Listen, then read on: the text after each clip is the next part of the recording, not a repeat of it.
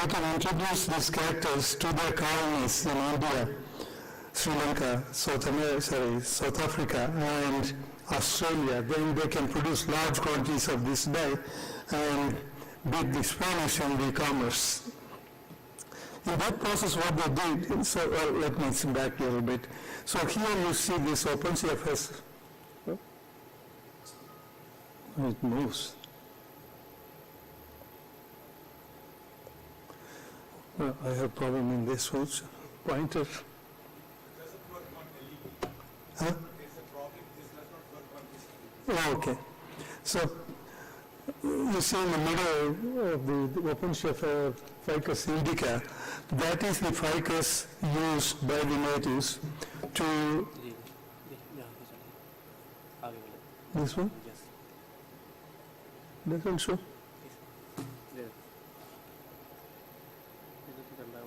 Never mind. So this is the ficus, OpenCFS ficus indica is the cactus used for producing the dye. And the insect used was Dactylopius cactus. But the British didn't know about it. They thought all the cactus are same, so they introduced this cactus. This cactus, Opuntia monacantha, to northern part of India, and then they tried to produce the dye. The cochineal insect they introduced to produce the dye didn't produce that good dye, and so they couldn't compete in the market with the Spanish. Then what happened, this cactus became invasive, so it covered most of the area from Punjab up to Assam. It became a thicket and very invasive. Then in the process of trying to introduce different scale insects, trying to get the cochineal dye, they introduced one called the Dactylopius silonicus, without realizing that this insect is also not going to produce good dye. But what this insect did, it wiped out that invasive thicket. So that is the first recorded biological control of a weed. In fact, biological control recorded incident happened in 1795 in India. Most of the Indian scientists or the European scientists don't cite this as the starting point of biological control. Always they talk about introduction of the Rhodolia beetle in California. Well, you can expect that kind of report coming out from the Americans and the Europeans, but at least the Indian scientists should recognize this and record this in their reports. Even a recent book that was written by Indian scientists, published by Cabby, they don't record that. They say it was accidentally introduced and all that kind of wrong information. Well, once this Opuntia monacantha got wiped out in northern India, then it was released to Sri Lanka, Australia, and South Africa to get rid of this Opuntia monacantha. This is the result of the introduction of the Dactylopius silonicus on the monacantha.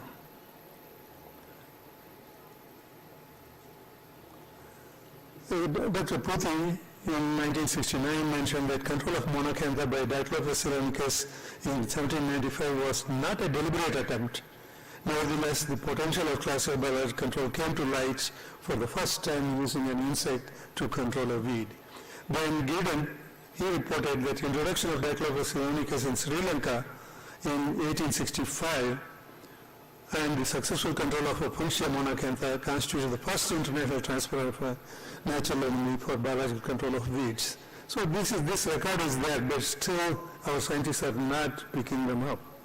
Well, this is another cactus which was introduced by the British to the southern part of India, thinking they can produce again the cochineal dye.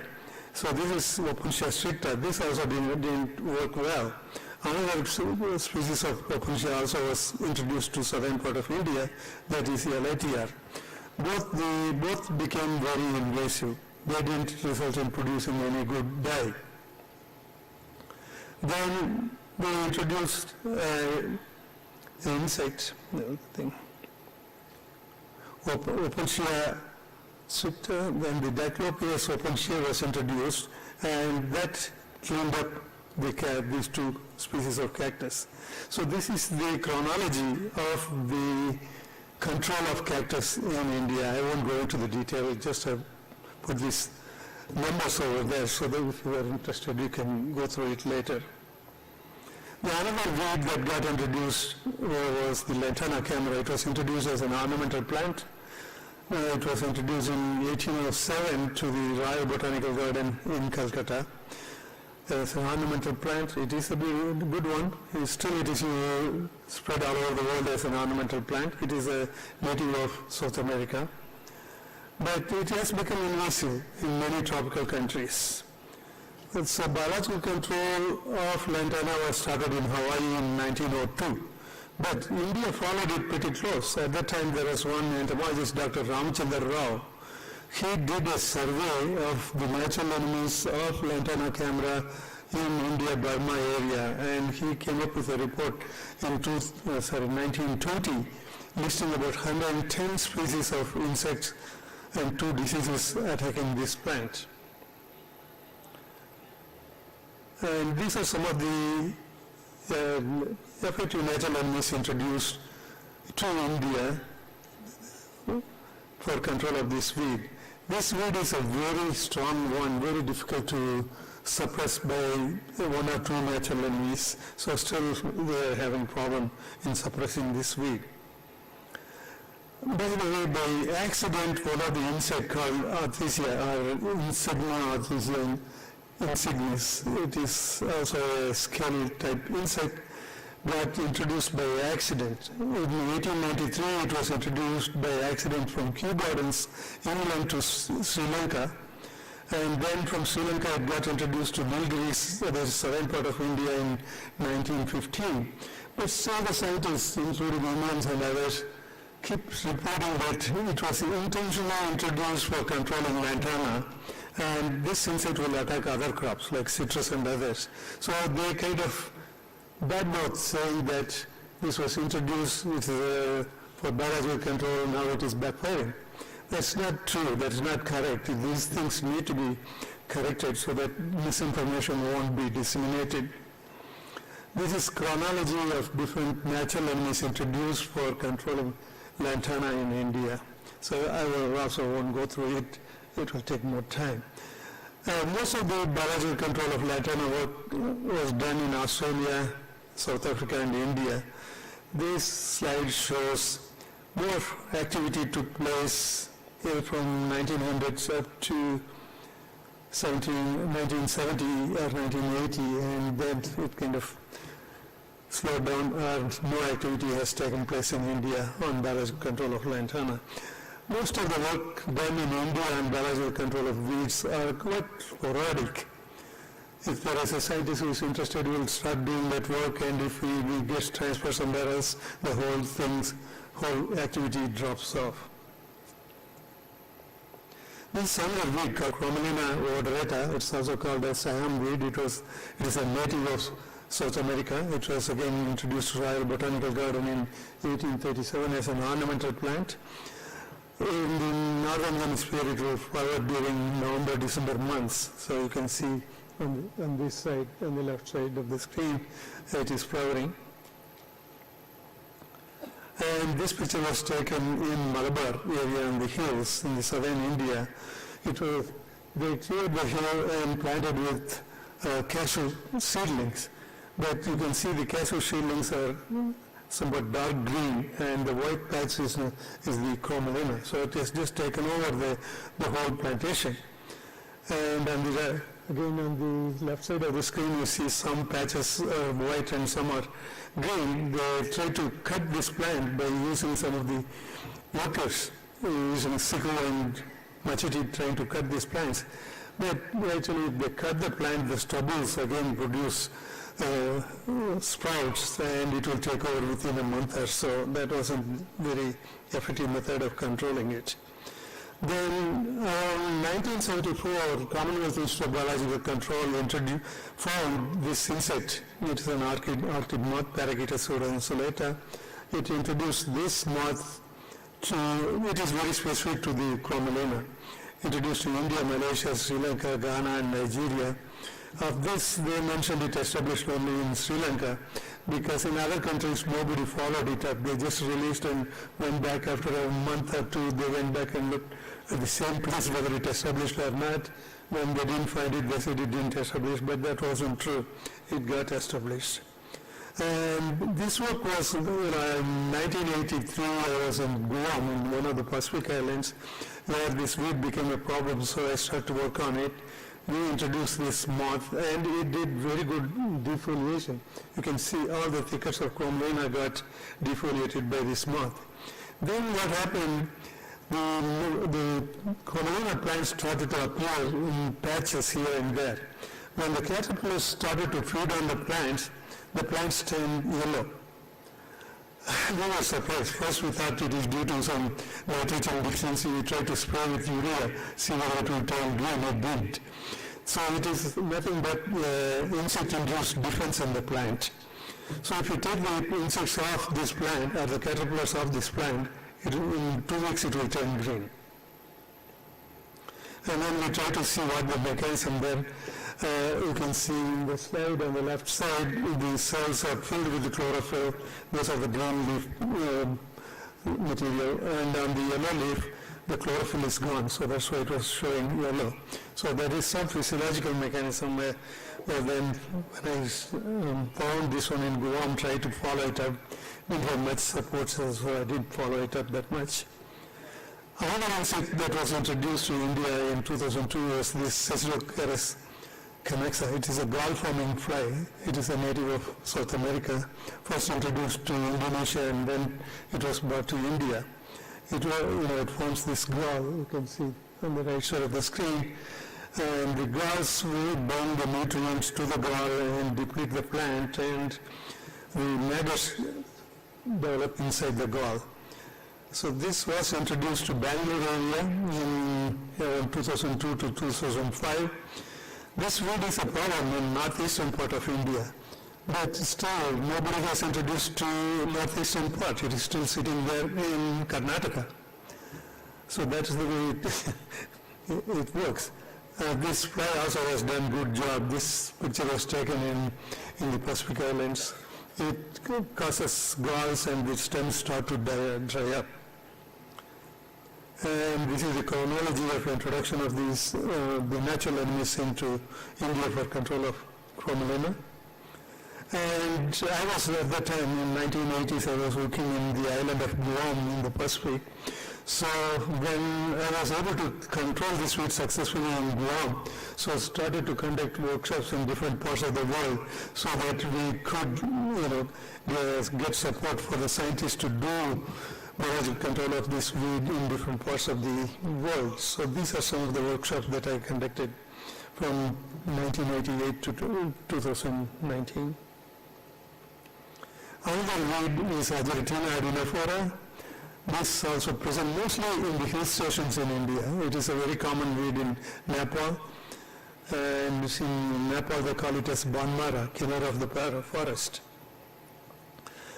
Around 1970, the Commonwealth Institute of Biological Control again introduced another gallfly to suppress this weed. It was introduced only in the hill stations of India, but it has also moved into Nepal, and it even passed the Himalayas and went on the other side of the Himalaya. The Chinese scientists from Yunnan province walked all the way to other side of Nepal and picked up this fly and introduced it into Yunnan and Hainan provinces. Now it is established in China. Well, the parasites attacking this gallfly is causing kind of reducing the efficacy of this fly. I won't go into the details. Well, another weed that is very common in India, especially in the lakes and water bodies. It is a native of South America. It is the water hyacinth, Iconia craspis, now they call Ponderosa craspis. It was introduced as an ornamental plant, and it takes over the lakes. So the Australians found two insects, two tiny beetles. They bore into the stem and kill them. That's the Neocatina Iconia and Neocatina bruci. So these two women did a good job. This picture was taken in Australia. You can see before introduction and after introduction what happened. In India was also introduced, India also these wheels were introduced, but I don't think there was very good follow-up done. Another weed is the Sardinia molesta. It is a fern. It was a big problem in water bodies, especially in Kerala. There they introduced this weeds, Cytophagous salviniae, and it gave very good control. There Dr. Joy followed it up, and he did an excellent job in introducing and suppressing this weed in India. But this picture was taken in Australia. Another weed is Pistia stratiitis. It's also commonly known as the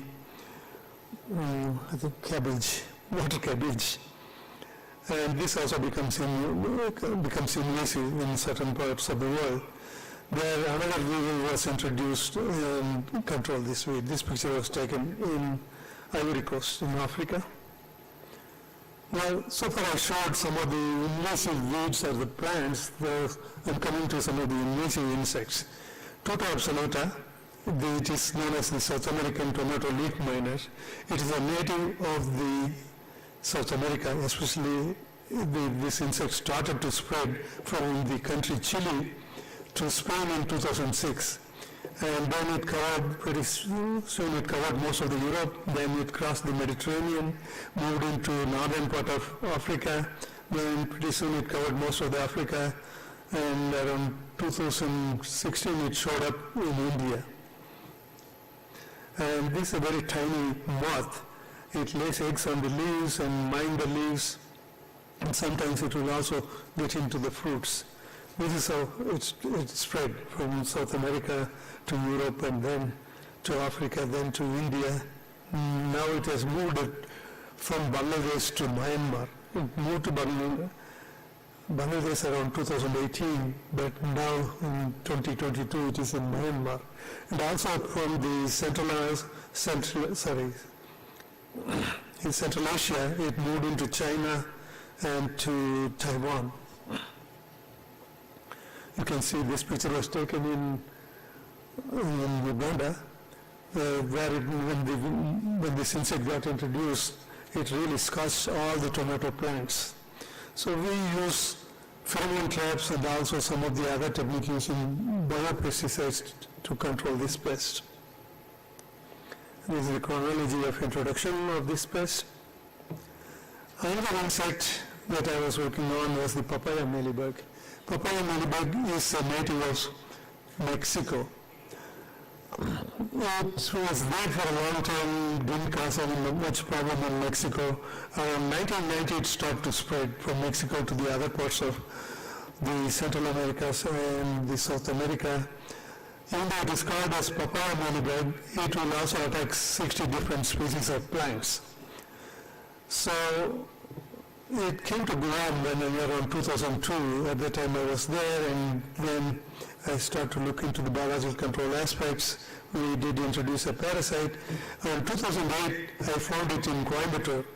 It got introduced. Then I took this up with the ICR administration, saying that it is a new introduction. They should follow up doing some biocontrol work. But in the beginning, they didn't pay much attention.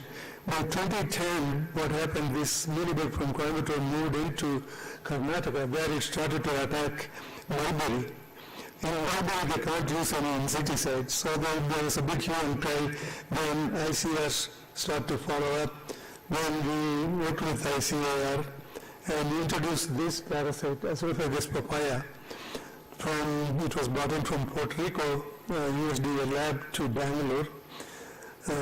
In the AAR, and then they screened, and then finally they released this parasite in the southern part of India. Our economists, this parasite within the introduction in 2010, but middle 2011, it completely suppressed the mealybug. Mealybug wasn't any problem at all. So our economist, Dr. George Norton, did an economic analysis, impact analysis, and he came up with a figure of anywhere from 500 billion to 1.34 billion in benefits to India alone. And the introduction of this parasite to India, what it did is it suppressed the pest in India, and also when the pest moved from India to other parts of Asia, Southeast Asia, the parasite also moved with it and suppressed it. So they didn't have to really do much work. So it was, right now what is happening, it is spreading in Africa. There they are introducing this parasite and trying to suppress the mealybug. Here is a video.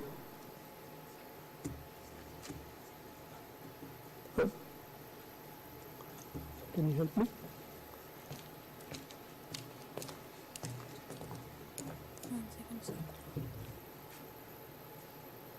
Yeah, there. So this is the tiny parasite crawling around when it is released. So it will move in the field. We don't need any extraction agent to spread it, and it spreads by itself. Once if it finds the mealybug, it is worm posting right now. If you see very closely, there will be a very tiny needle-like structure at the back end of the parasite. It will be poking into the mealybug and laying the egg inside the mealybug. It may be a little difficult to see it. It is a very tiny needle-like structure. So it laid the egg. Now it will move around and find additional mealybugs to lay eggs. So it is searching, cleaning its worm poster.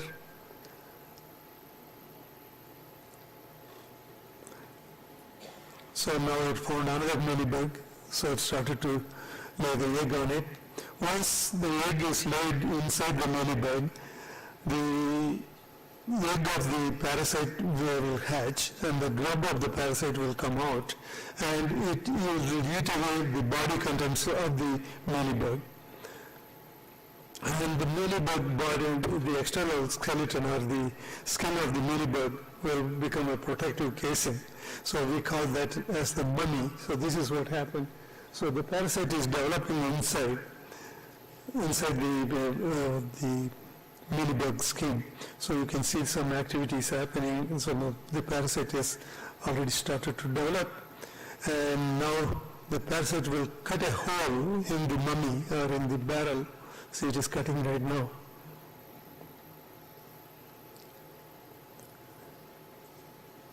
And pretty soon it will come out, and then it will move around, and they mate and then start laying eggs. So it continues like that.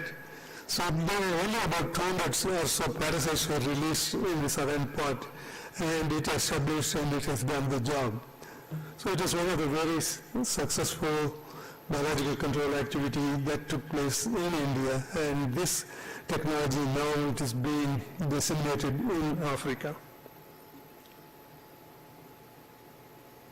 There it is, ready to go. Another weed that is very problematic is the Parthenium, especially from this southern part of India to the middle part, Delhi and area. It is a very serious one. It got introduced to India around 1960. It is again a South American plant. You can see it forming thickets, especially in vacant lots. And the green portion, that is the center of origin of this plant, and it got introduced into the red parts of this world, what is shown in the figure. In Australia, they introduced 11 natural enemies to suppress this weed. In India, only one insect was introduced, that is the beetle on the right side, Jagogama beetle. They introduced around 1985 or so. They introduced it at Bangalore area. Now the beetle has spread by itself. I think it is present in Jammu Kashmir area too. And from here it moved into Pakistan by itself. And also it moved into Nepal. It must be in Bangladesh, but so far nobody has reported it. This is the beetle. Our project did some work in Eastern Africa, and we did screening and all, and released this beetle in Ethiopia and Uganda. Well, coming to the another insect, it is the fall armyworm, that is native of the Americas, both North and South America. And you've heard quite a bit about it. It lays eggs in groups. Each moth can lay about 100 eggs in a patch, and also they can lay about 10 to 15 egg patches during their lifetime.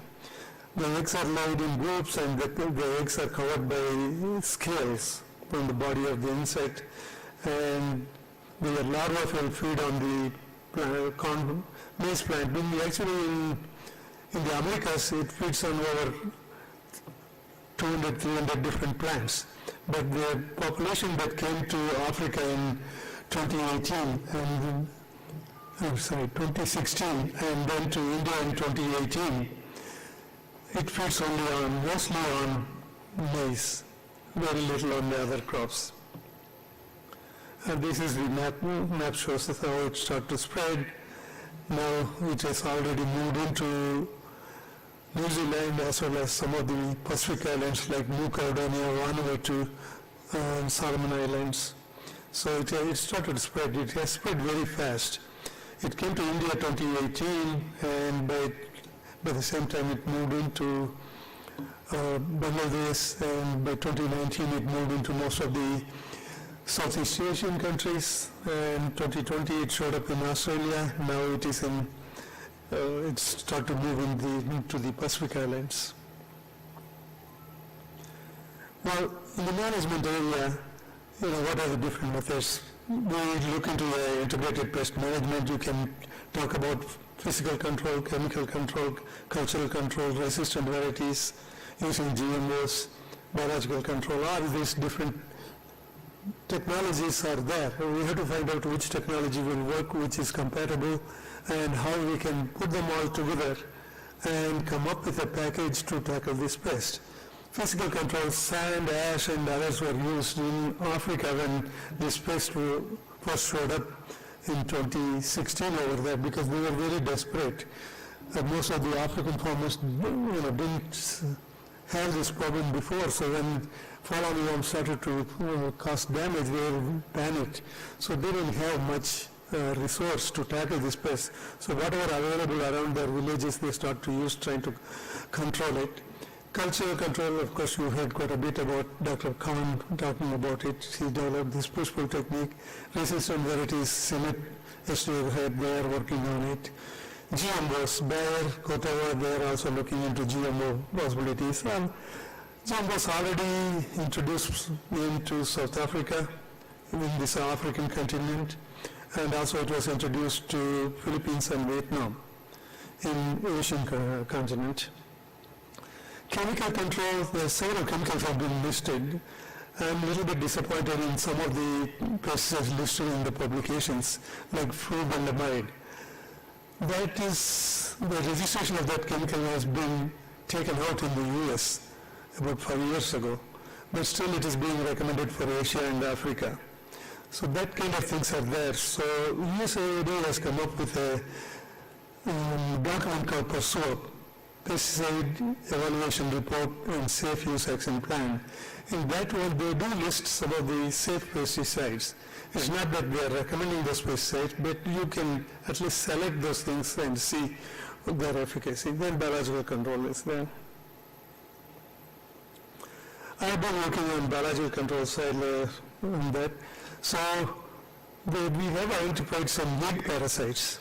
You see this Stellanus renus, I didn't want to go into the details of it. It is actually a parasite originally described in 1935 from Malaysia. Then Dr. Rao from Bangalore brought this parasite, he collected this parasite from Papua New Guinea, brought to India to control the castor semolooper. Then he found that one is attacking Spodoptera littera. Then he exported that to Israel to control Spodoptera littoralis. Then he exported that to the Caribbean islands and to South America for controlling the fall armyworm. Then it was introduced to Florida. Now scientists think that it's a parasite from the American continent. Actually, it is not. It is a parasite from Asian continent, but it is very effective. It gives anywhere from 80 to 90% parasitism of the fall armyworm eggs. And also there are trichogramma. There are several species of trichogramma. One of the trichogramma species known as Proteosum It has been recorded in India, and that also gives very good parasitism. So these parasites have been identified. Now we are working on how multiplication of these parasites in the laboratory and possibly releasing them for inundative biological control. And one of the advantages of this is you can produce this parasite within the country, and we can develop what we call the human and institutional capacity within the country. If we develop some of the scientists in this area, not only they will be able to control this particular pest, they can also use this technology to control several other pests of crops, especially the caterpillar pests.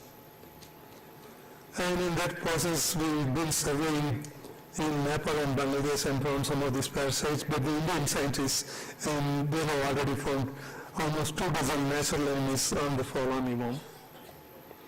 And we have been also conducting some of the international workshops for the scientists from different countries on the production of the parasites. We also conduct within the country workshops so that more people will learn how to produce these parasites and release them. This is a workshop conducted in Nepal. Well, the theory that we are using is like a nuclear center in a country to be able to produce these parasites in large numbers and provide trainings for the satellite centers or the laboratories around the country or different parts of the country. So whether it may be a university or a private institution or a government organization, they can produce these parasites and help release them in the field, see whether they can suppress this pest. Right now, there is a fungus, beneficial fungus, trichoderma, is very effectively used in India. And that technology we transferred to other Southeast Asian countries and also some of the African countries. So similar thing could be done with these parasites. So that is what we are looking into right now. Well, coming back to the fall armyworm, for me it looks like it is not the whole biology and ecology is not that well understood. It is very simple. The fall armyworm gets attracted, it is a strong flyer. It can fly about 100 miles a night. In fact, it has been recorded flying from all the way from Mississippi, Texas area in the America, US, all the way up to Canada. So that's about 1,000 miles. So here it looks like even it crossed the Arabian Sea from Africa and has come to India. It's a strong flyer. It doesn't survive if the temperature is below 10 degrees. So there is, say in the Jammu area during winter time, if the temperature comes below 10, it won't survive. So most of the population will be coming from southern part of India to the northern part of India. And if we treat the seed with, there is a systemic insecticide, it has already found Syngenta, so treat the seed with this systemic insecticide and plant the seeds. It gives protection to the plants up to 3 weeks. The systemic insecticide goes into the soil, very little is used, and also gives 3 weeks time for the time of protection. By that time, if we set up a trap and see the moth is coming to the trap, usually it will come when the plant is about 6 inches height. And if we start releasing these parasites, the parasite will have time to multiply in the field. Because the systemic insecticide, what it will do, unique caterpillars that come out of the egg nest made on these plants, the caterpillars, when they start feeding on the plant, will die. But the systemic insecticide won't have any effect on the eggs. So the parasites keep multiplying. After 3 weeks, when the effect of the chemical is gone, the parasites will take over. That is still in the theoretical stage, so we are going to test and see how there is quite a bit of work need to be done. And another important factor is, even though there are 100 eggs are laid in an egg nest, the small caterpillars, first, second, insect caterpillars, will feed right next to the egg nest on the leaf, causing window type damage. It won't be able to feed on the whole leaf area. It will just feed on the surface and leave window-like patches. That is not a significant damage. By the time the caterpillars become 3rd instar or go up to about an inch in length, they become cannibalistic. So whatever caterpillars are on the plant, they will start eating each other. Finally, one caterpillar will remain in the plant. That caterpillar goes into the wall and causes all the damage. So whatever major damage we see in the plant is caused by one caterpillar. So if my thinking is there's no need to spray the whole crop with an insecticide or whatever material, biopesticide or whatever you want to use. Just giving us dropping few drops in the wall will work.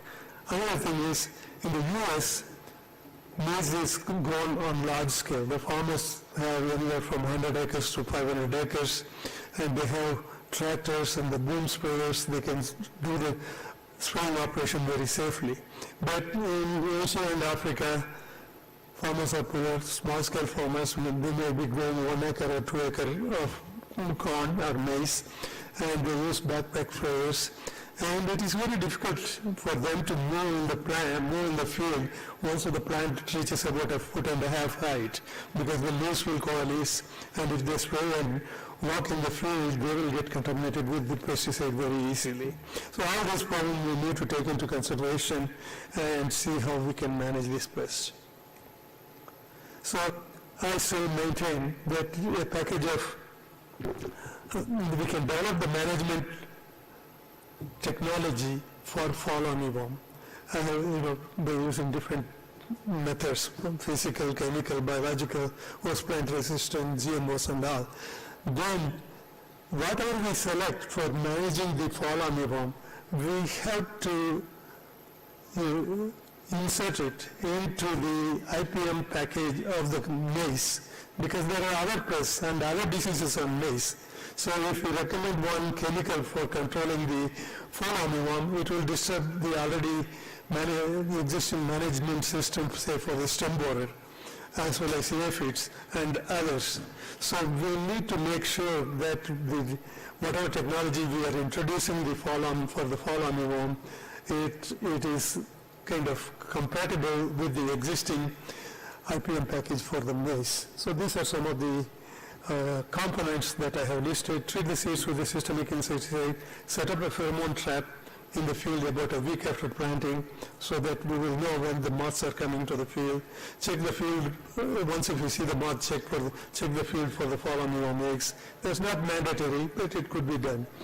Release some of these 8 parasites, Proteosome, Trichomonas remus, that will work. And also there is another parasite, Hebrobacon hebitar, Bubicanis, that will attack later instar of the fall armyworm. So that could also be used in the system. And treating just the affected walls is good enough. There is no need to spray the whole field. And especially in the small scale farming system, and this is the most easy and adaptable, safe method to use it. So we need to integrate the fall armyworm management with the IPM package. That is the important message that I want to convey. In conclusion, invasive alien species are serious threat to human health, environment and agriculture, and it is important for sustainable development goals and for food security. Well, I already mentioned it causes heavy damage to the world economics. And the climate change is accelerating the spread of invasive species.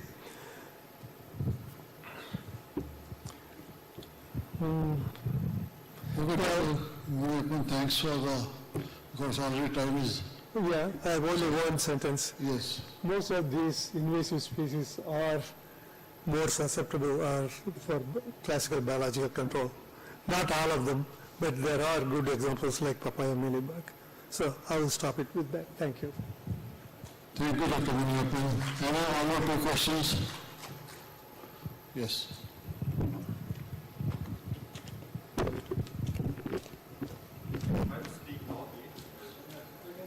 Yep. I'm very impressed by this, and certainly outside of my own area of expertise as an agricultural economist, but I wonder that you're only talking about the benefits of addressing or fighting an alien species with another alien species.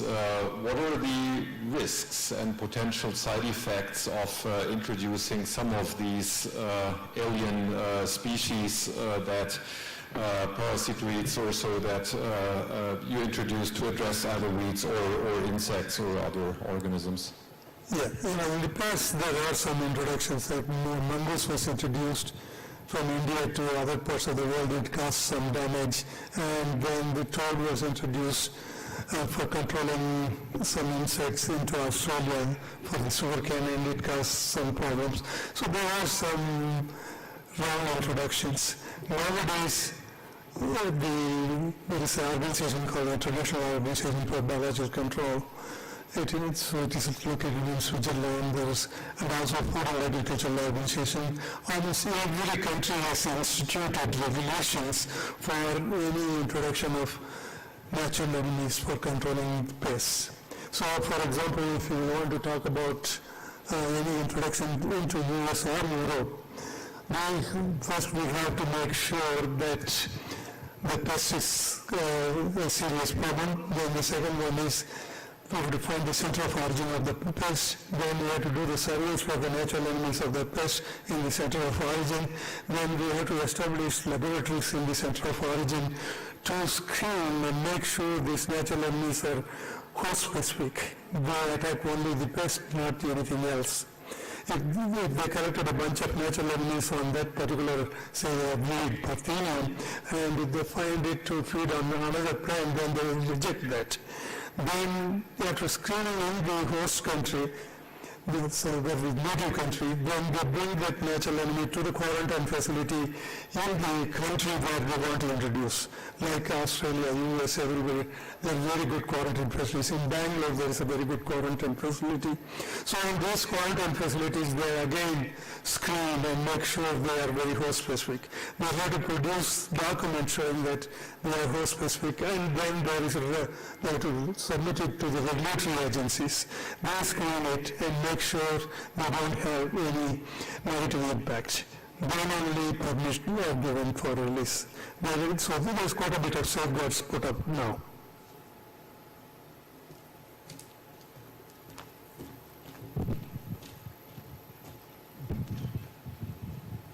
Thank you, Dr. Vinayappan. Very nice talk about our invasion species. You mentioned 330 species are in the India. So as highlighted packaging practices for various invasion species. Thank you for this presentation.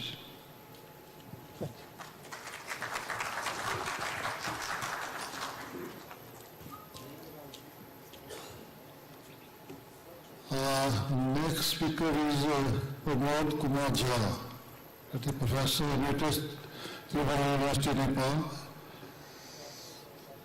And his topic is distribution of origin ways using satellite imaging.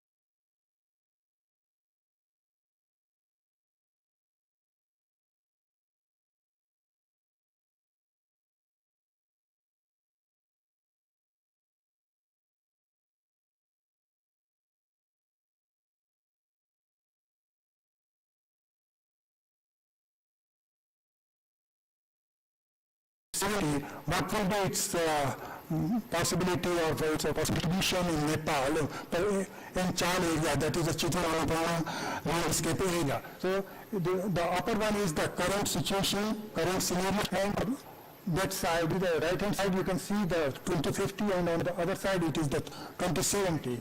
So the red one is the loss, yellow is the, it will be the stable, there will be no change in the distribution of parthenon in that area, and the green one is, you see the red is down and green is loss. Okay, so you can see the different color gives, you see you can capture the information from this one that how much area will be covered later on by Parthenon Histrophoras. On that side, the data are given for currently the 90.88% of the soil is suitable for Parthenon Histrophoras, but in near future that may go up to the 30.24%.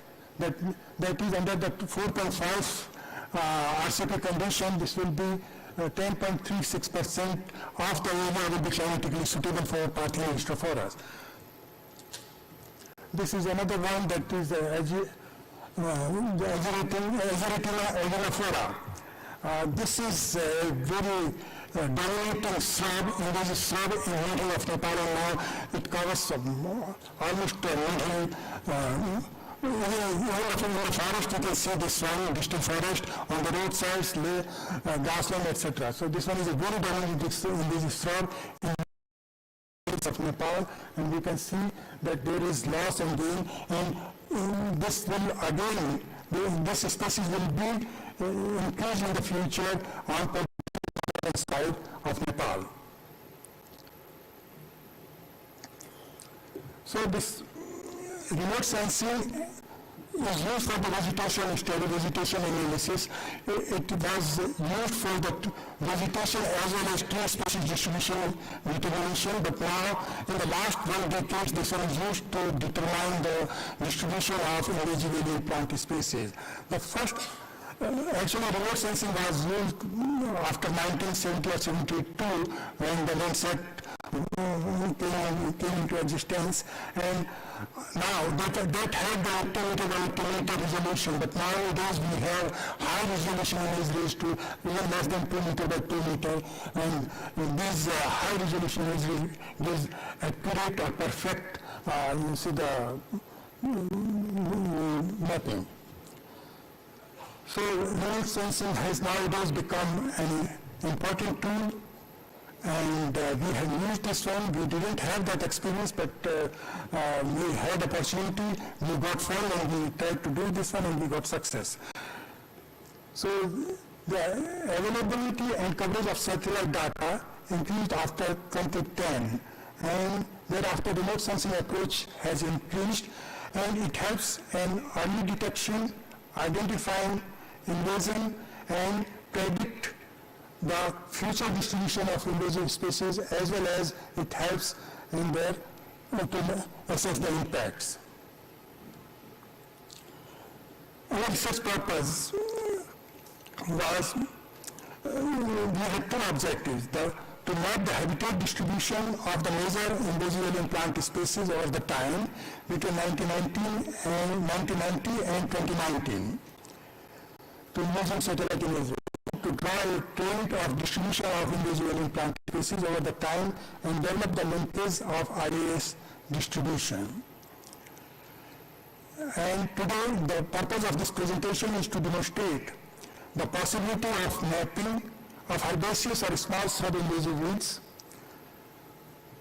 how much accurate this remote sensing mapping is, and the third purpose is to consideration what should be the consideration in determining the distribution mapping of invasive plant species.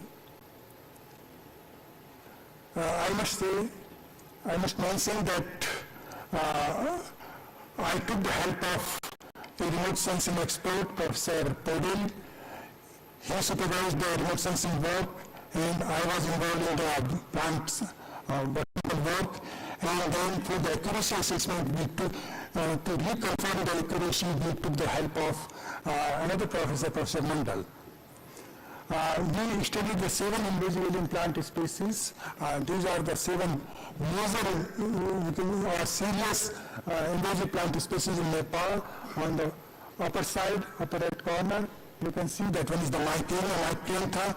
This one has created a serious problem in National Park, Chitwan National Park, and it has destroyed the habitat of rhinoceros. In the center, it is Parthenium. On the left upper corner, it is Azeritina. Central, Montana camera. On the right low, that one is Chlorolina odorata, Iponia carnea, subspecies Fistulosa, and the water hyacinth, Icornia crassipus. Nowadays, this one is known as Pontidaria crassipus. So these 7 species we took for our study and determined the distribution. Just in a nutshell, I am sharing here the process that we followed. First, the data sources, the field data as well as the secondary data. In the field data, basically it was the presence and absence point of the birds using the satellite coordinates, using the GPS coordinates. The secondary data, topographical, climate and language data collected from different authorized sources. Then the software that we used were ArcGIS 10.3 and AirDAS ImageGen. Data collection and compilation, Landsat images were downloaded from the archives freely, and WebView high-resolution images were purchased. Initially, we purchased this images in Nepal, but it was very expensive, $31 per square kilometer, and we had to order at least for 25 square kilometer minimum. So it was very expensive. Then I requested Dr. Mooney, and they managed it from USA, and it was $17.5 per square kilometer. That was so very cheap for us. So for developing country, it is really very expensive tool. Nowadays, the Sentinels perhaps is available free of cost, but other high-resolution images are not available freely. Then image processing, we have some subset small passes, so these subsets were arranged, then it was rectified and filtered. This was done by the remote sensing expert, and the images were further classified. There were 2 classifications, supervised classification and unsupervised classification, and then after doing this classification, the knowledge-based classification was used, or knowledges were fed in the supervised system. And then after getting the images, after getting the results, we determined the accuracy, the overall accuracy, kappa coefficient, and then we did the field validation, whether whatever is seen in the map, the part exists in the field or not. So that was, field validation was also done. I would like to summarize it here. The data collection, primary data collection and secondary data collection, we had this GPS coordinates, slope, aspect, land use, associated species, magnitude of cover, etc. Then secondary Landsat and worldwide details are here, as well as the climatical data. Then the image processing was done, the unsupervised classification resulted into the digital, it gave the digital number, and supervised classification, it gave the land use map, and then the knowledge-based classification, that is the characteristics of the invasive plant species, its habitat as well as its phenology, etc. all were. So same criteria were used for one species, for other it was 8, for some 9. So elevation to, you see the rainfall, maximum temperature, NDVI, etc., etc. So after getting all these, we got the distribution map of invasive species.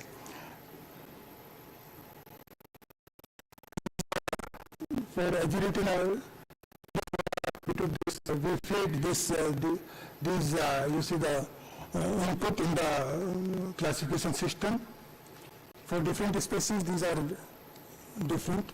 This is the study area, Chow, and these are the meteorological station. The green dot are the meteorological station, climatic data we got from here.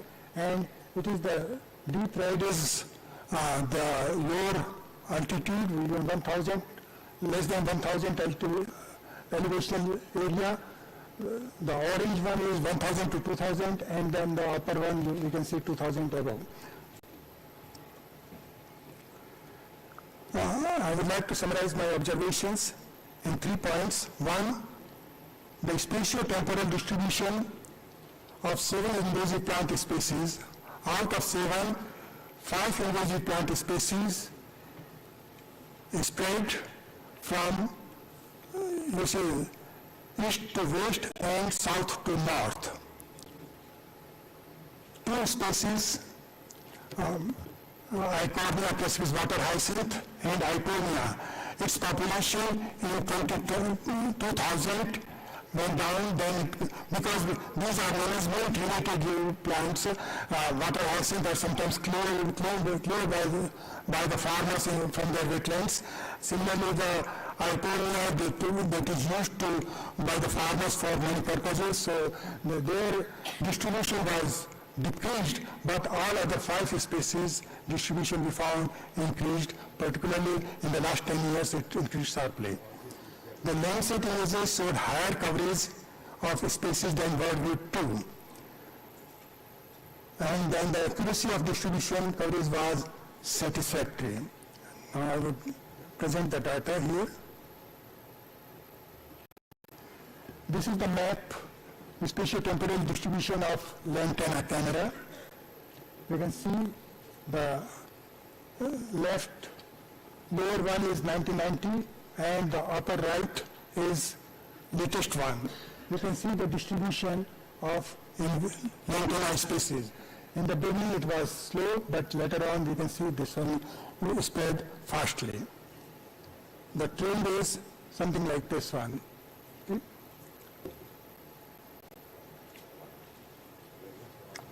This is the spatio-temporal distribution of Tromolina odorata. This one is usually in the tropical region, 1,000 meter, but nowadays we can see this one at the 1,400, 1,500 meter elevation. Now on that corner it is the old one, 1990, and here this one is the 2018. And in 1990, the area covered by Tromolina was 144 square kilometer, whereas in recently 2018 it increased up to 337 square kilometer. That one 0.46% to 1.07%. This is the trend of increase in coverage of Tromolina odorata in the last 30 years. May I get the water, please?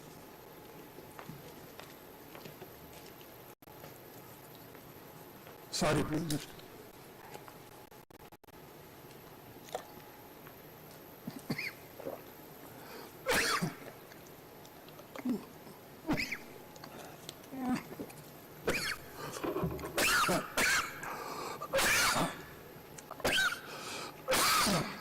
Sorry. This one is the map, distribution map of Hydrorhitina iodinophora. It was 1% in 1990. Now it is 5% coverage in totality. This is trend line of distribution of Hydrorhitina iodinophora in the last 30 years. Parthenium Strophoros. I first saw this species in Kathmandu University campus in 2000. At that time there were few plants. Now if you go to my campus you will see all the areas, all the open areas are covered by this species Parthenium Strophoros. And on the roadside we can find it. This one is actually the tropical plant, but it has reached now up to the 2000 meter elevation.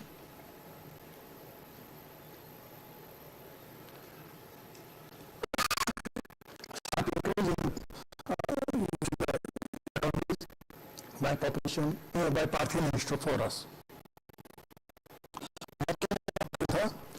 This is another serious problem in Nepal, and its coverage was 1990 was 28.18 kilometer, that the 0.09% of the Char area, but in last 2-3 years back it was 0.77% of the area. And this one is moving towards western Nepal as well as climbing high. We can see it up to the 1,000 meter. So these all were of, and we thought that this will give the better. It was satisfactory, but we wanted to confine to the high resolution. We procured the high resolution images, the World View 2, and high resolution images, the wide, and we procured this one.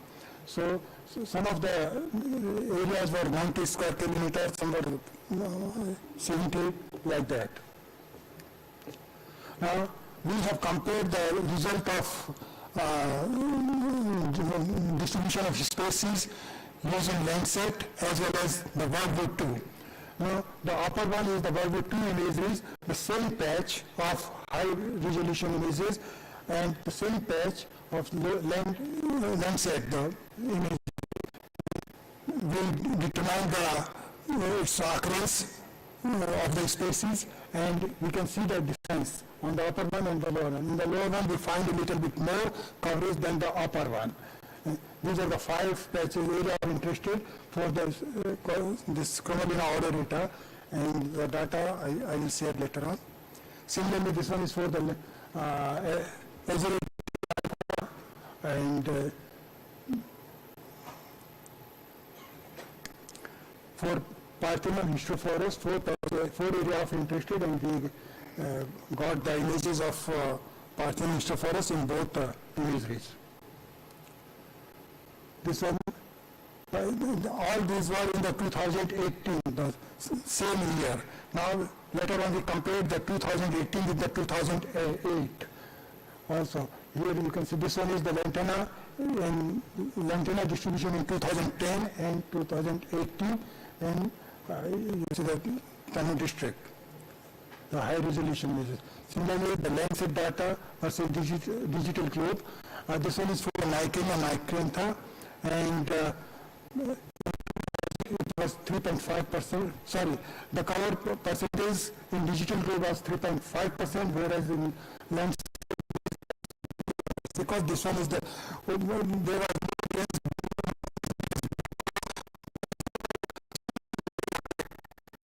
the whole images was of the Nicania. That's why we found the close observation of digital globe as well, the Nicania in both the images.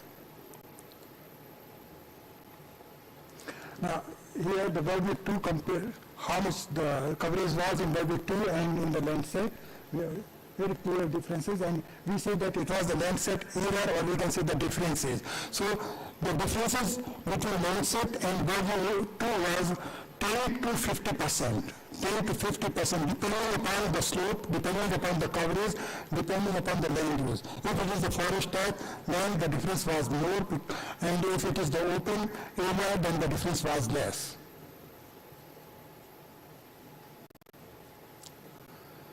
Then the accuracy was mostly more than 70%, and if it is more than 70%, and if it is more than 80%, this one is considered as excellent. So here the accuracy was mostly about 70%, 72% in case of this Parthenon.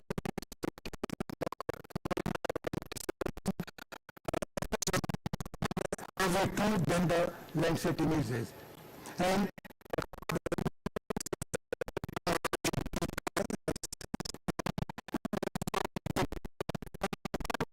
this one is moderate, and more than 0.6 this one is considered best, and less than 0.4 fair. So mostly we got the moderate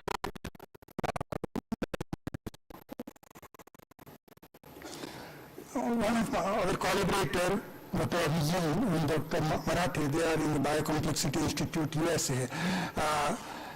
They are working with the artificial intelligence.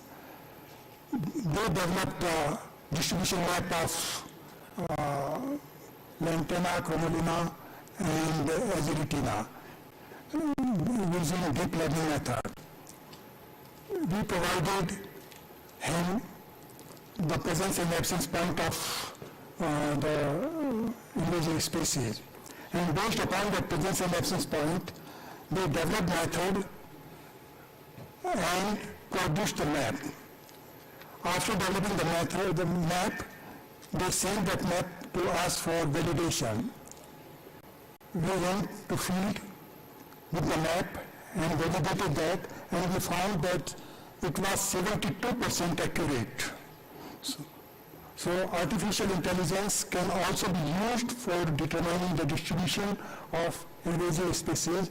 It was 72% accuracy, so that was that we should consider very acceptable. Now there are a few considerations when we use the remote sensing tool for assessment of invasive species. The biologist as well as remote sensing experts both should work together. Only a remote sensing expert cannot do this work, and the plant scientist cannot get good results without the help of remote sensors. Phenological changes might create confusion on recording reflectance or spectral signature of digital number. So one must, in mountains, if we take the observation in the lower elevation, it is flowering on the upper elevation, this will not be flowering. The color of leaves are different.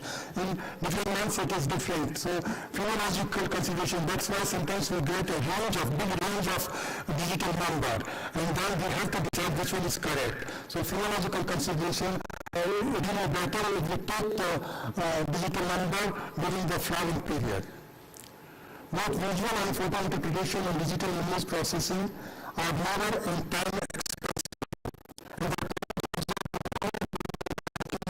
and experience of the interpreters. High resolution images are required for invasive plant species, but expensive to acquire. Still, the research is almost impossible without research support fund, but students can use the landscape images for this study. That will give 20 to 30% variation. Observation of small patches or stem may not give accurate results. That's why we should take a big patch of invasive species. Reflectance value or bone value of targeted species may have large range, and that time we must consider the field reality, and accordingly we should identify the bone value. The satellite images for mountain area are often with shadow, cloud, fog, haze, and sometimes it becomes very difficult to get the imagine of required date or required month, because in the monsoon period we do not get a good images. In general, the images were available either for the October, November, or for the January, February. So this was one of the limitations for during our study. Satellite images for desired dates or season will not be available. So these are just a few considerations when we use the remote sensing as a tool. So I would like to conclude my presentation with the statement that use of satellite images for long-term monitoring of invasive alien plant species is feasible and recommendable.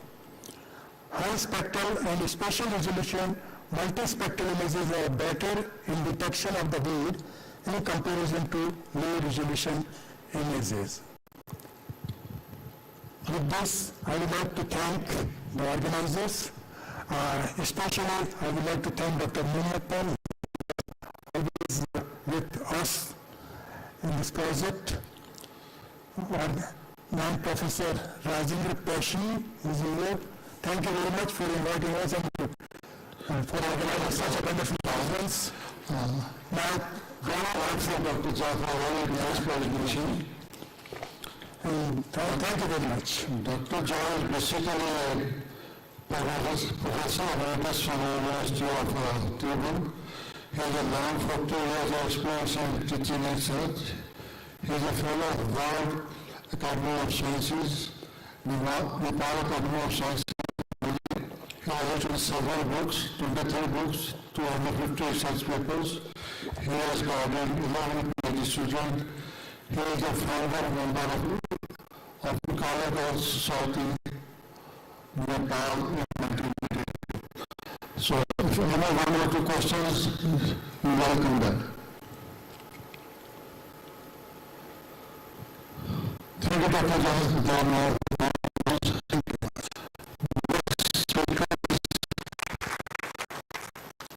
Mr. Smart Kumar Gupta.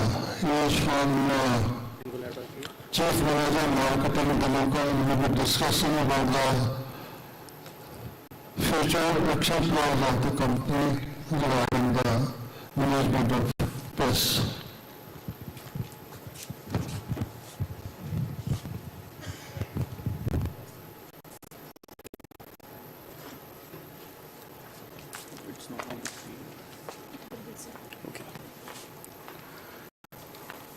Good evening, everyone, and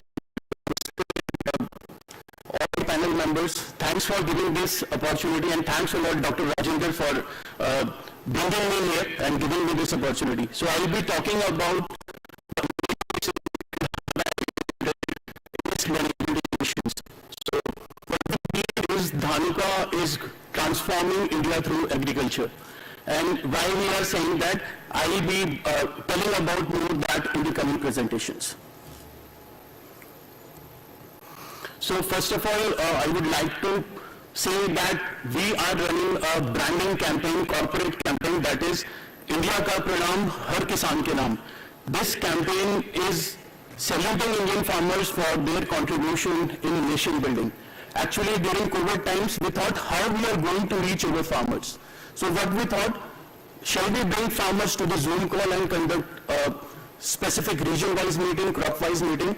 This idea we thought, and in 2019, immediately after that, we got successful in bringing sugarcane farmers of UP Western part, and then we replicated that across India. And you won't believe farmers were very comfortable on Zoom call. They were listening because they were getting the solution for their problem.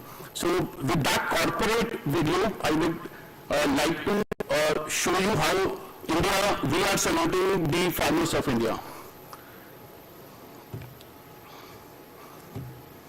Can we get this sound? It's not. Can you help me playing this?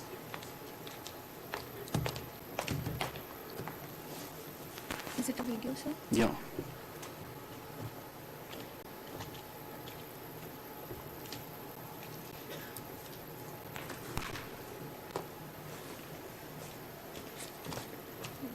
Play video over now.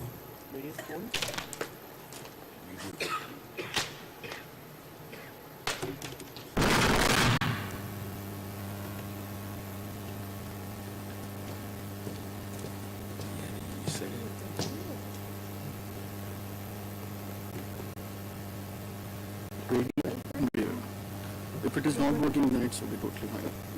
आपके वो certificate file है साथ?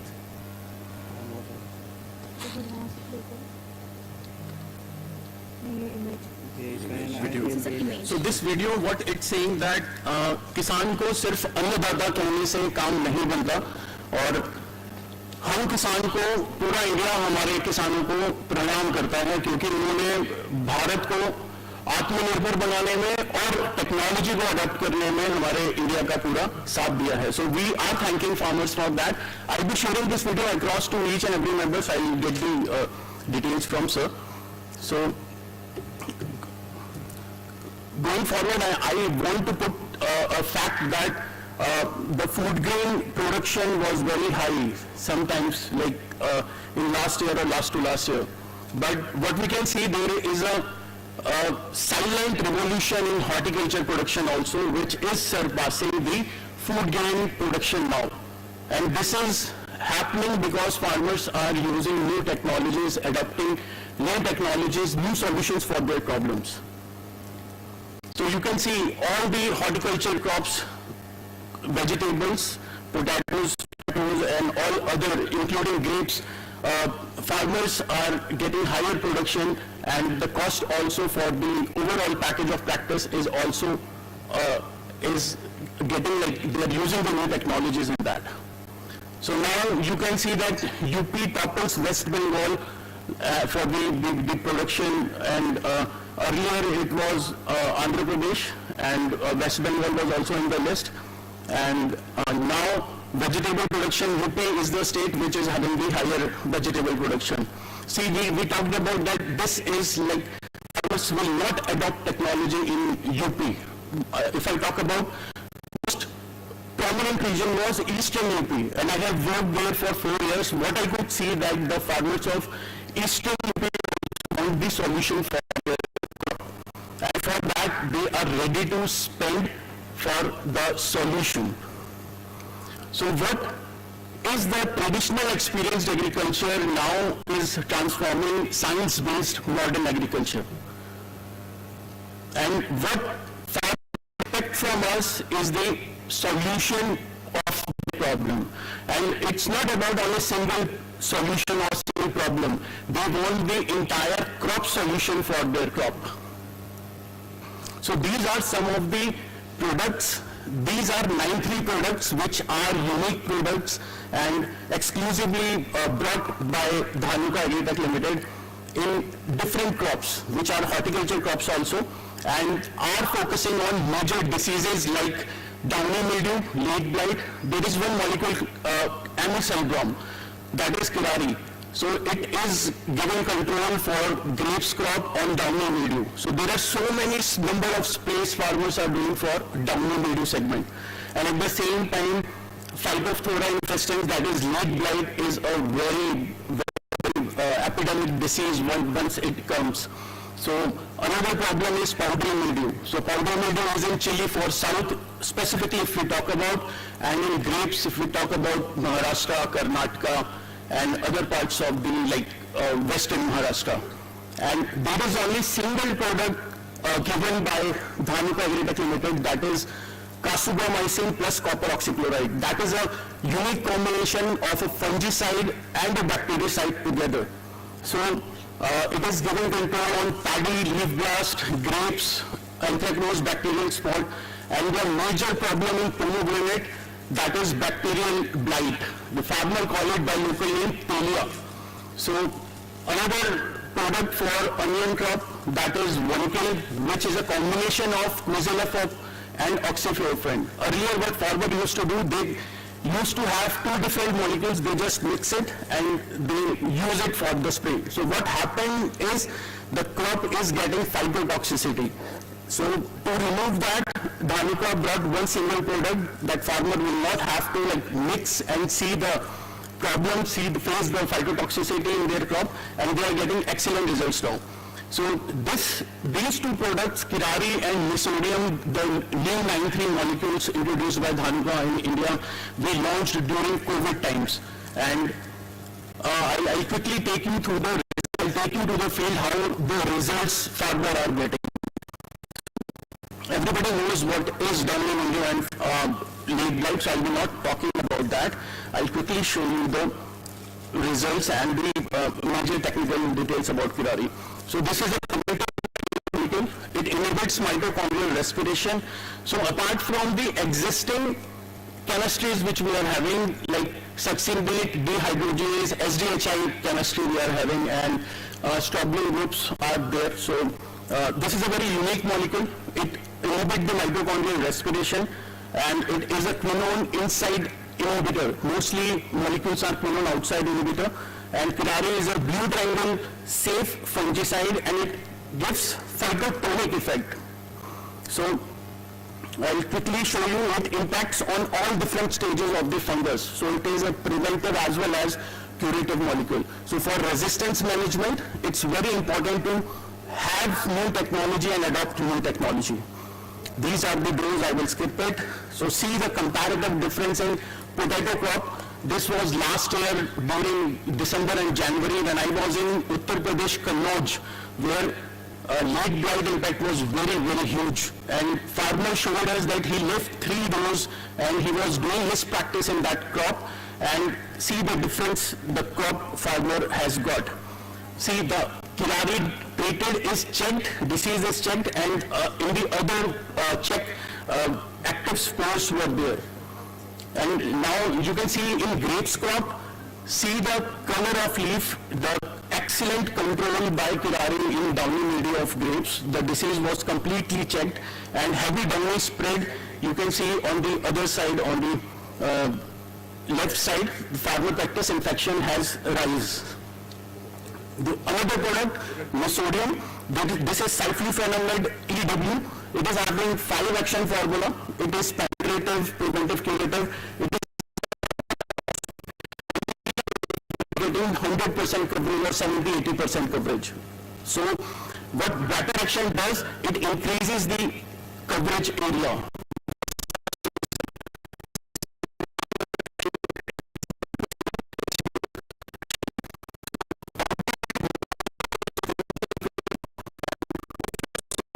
This I have captured in Bellary market of South.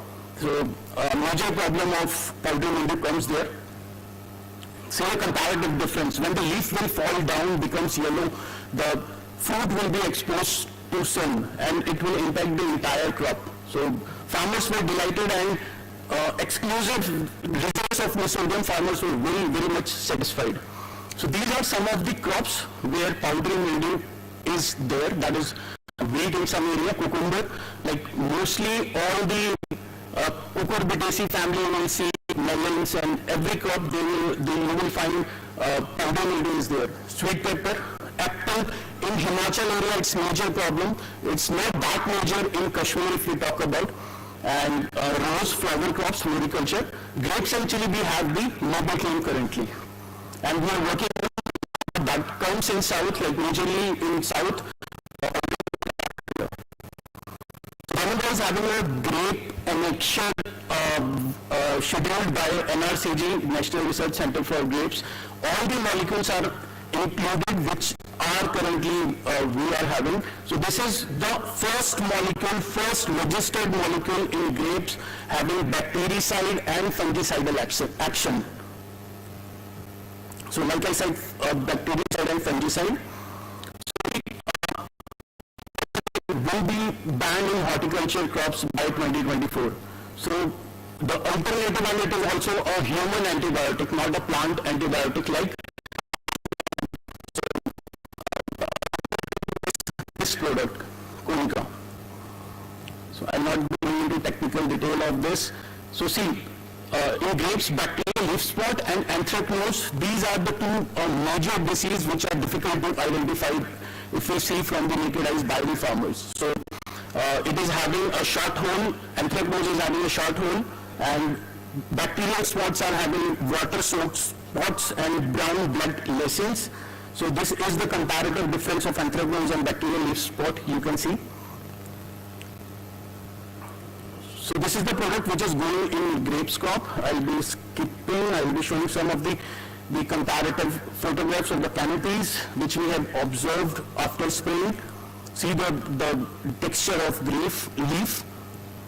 And a pomegranate majorly grown in Maharashtra, in Bijapur, Karnataka, Rajasthan, and it is spreading across now. I heard during my last week visit in Himachal that there are some farmers who started cultivating pomegranate also in Himachal. So major problem is bacterial blight. So this is the only product registered for bacterial blight in pomegranate crop. And I talk about Onkin, which controls narrow leaf and broadleaf together. There is only one product in market which controls both narrow leaf and broadleaf together if we talk about the onion crop specifically. So it is having systemic action and translocation activity which gives excellent control. This is the dose, and the right stage for farmer which is important is 2-3 leaf weed stage, and ensure sufficient moisture while spraying. So this is the comparative result which I have captured during my Coimbatore visit, South Tamil Nadu visit. So fiber practice, this was direct seeded onion crop, and the left one is in Maharashtra. So you can see the comparative difference. So in this picture you can see I am holding the horticulture crops majorly and across India, from Kashmir to entire south I am traveling, and we are getting excellent feedback from the farmers. And the most important challenge in agri-input industry which I want to put here for the panel and everybody here, that is the spurious products in our industry. So these spurious products are spoiling the industry and are deteriorating the conditions of our farmers. And the process development of formulation of new chemicals, bringing new technical is not easy in our country. It takes so many years, so we need the improvement, and we don't have basic R&D. The mostly molecules which are taking, they are taken from Japanese companies, American partners, and mostly dependent on China. And the most important, another important thing is the negative publicity कि आपकी थाली में जहर है. Like that you see when media is propagating about the agri-input industry, but it is totally not at the right time, at the right dose. So then there will not be any poison, and the consumption per hectare is very, very less if we compare with China, even Pakistan. So India is doing consumption very less. India is doing the consumption very less.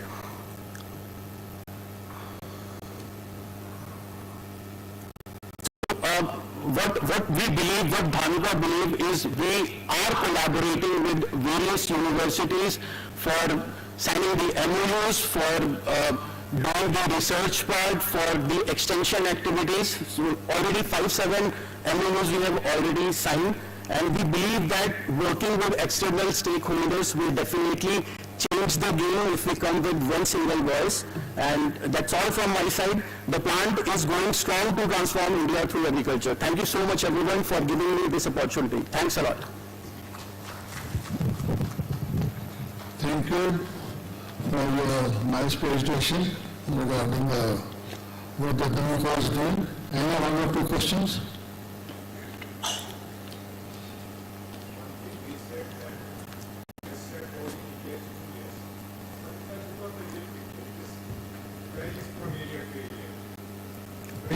From area to area. Take the case of apple. It is around 25 kgs of active ingredient, and most of those are fungicides, and most of those are probable or possible carcinogen. Take the case of vegetables.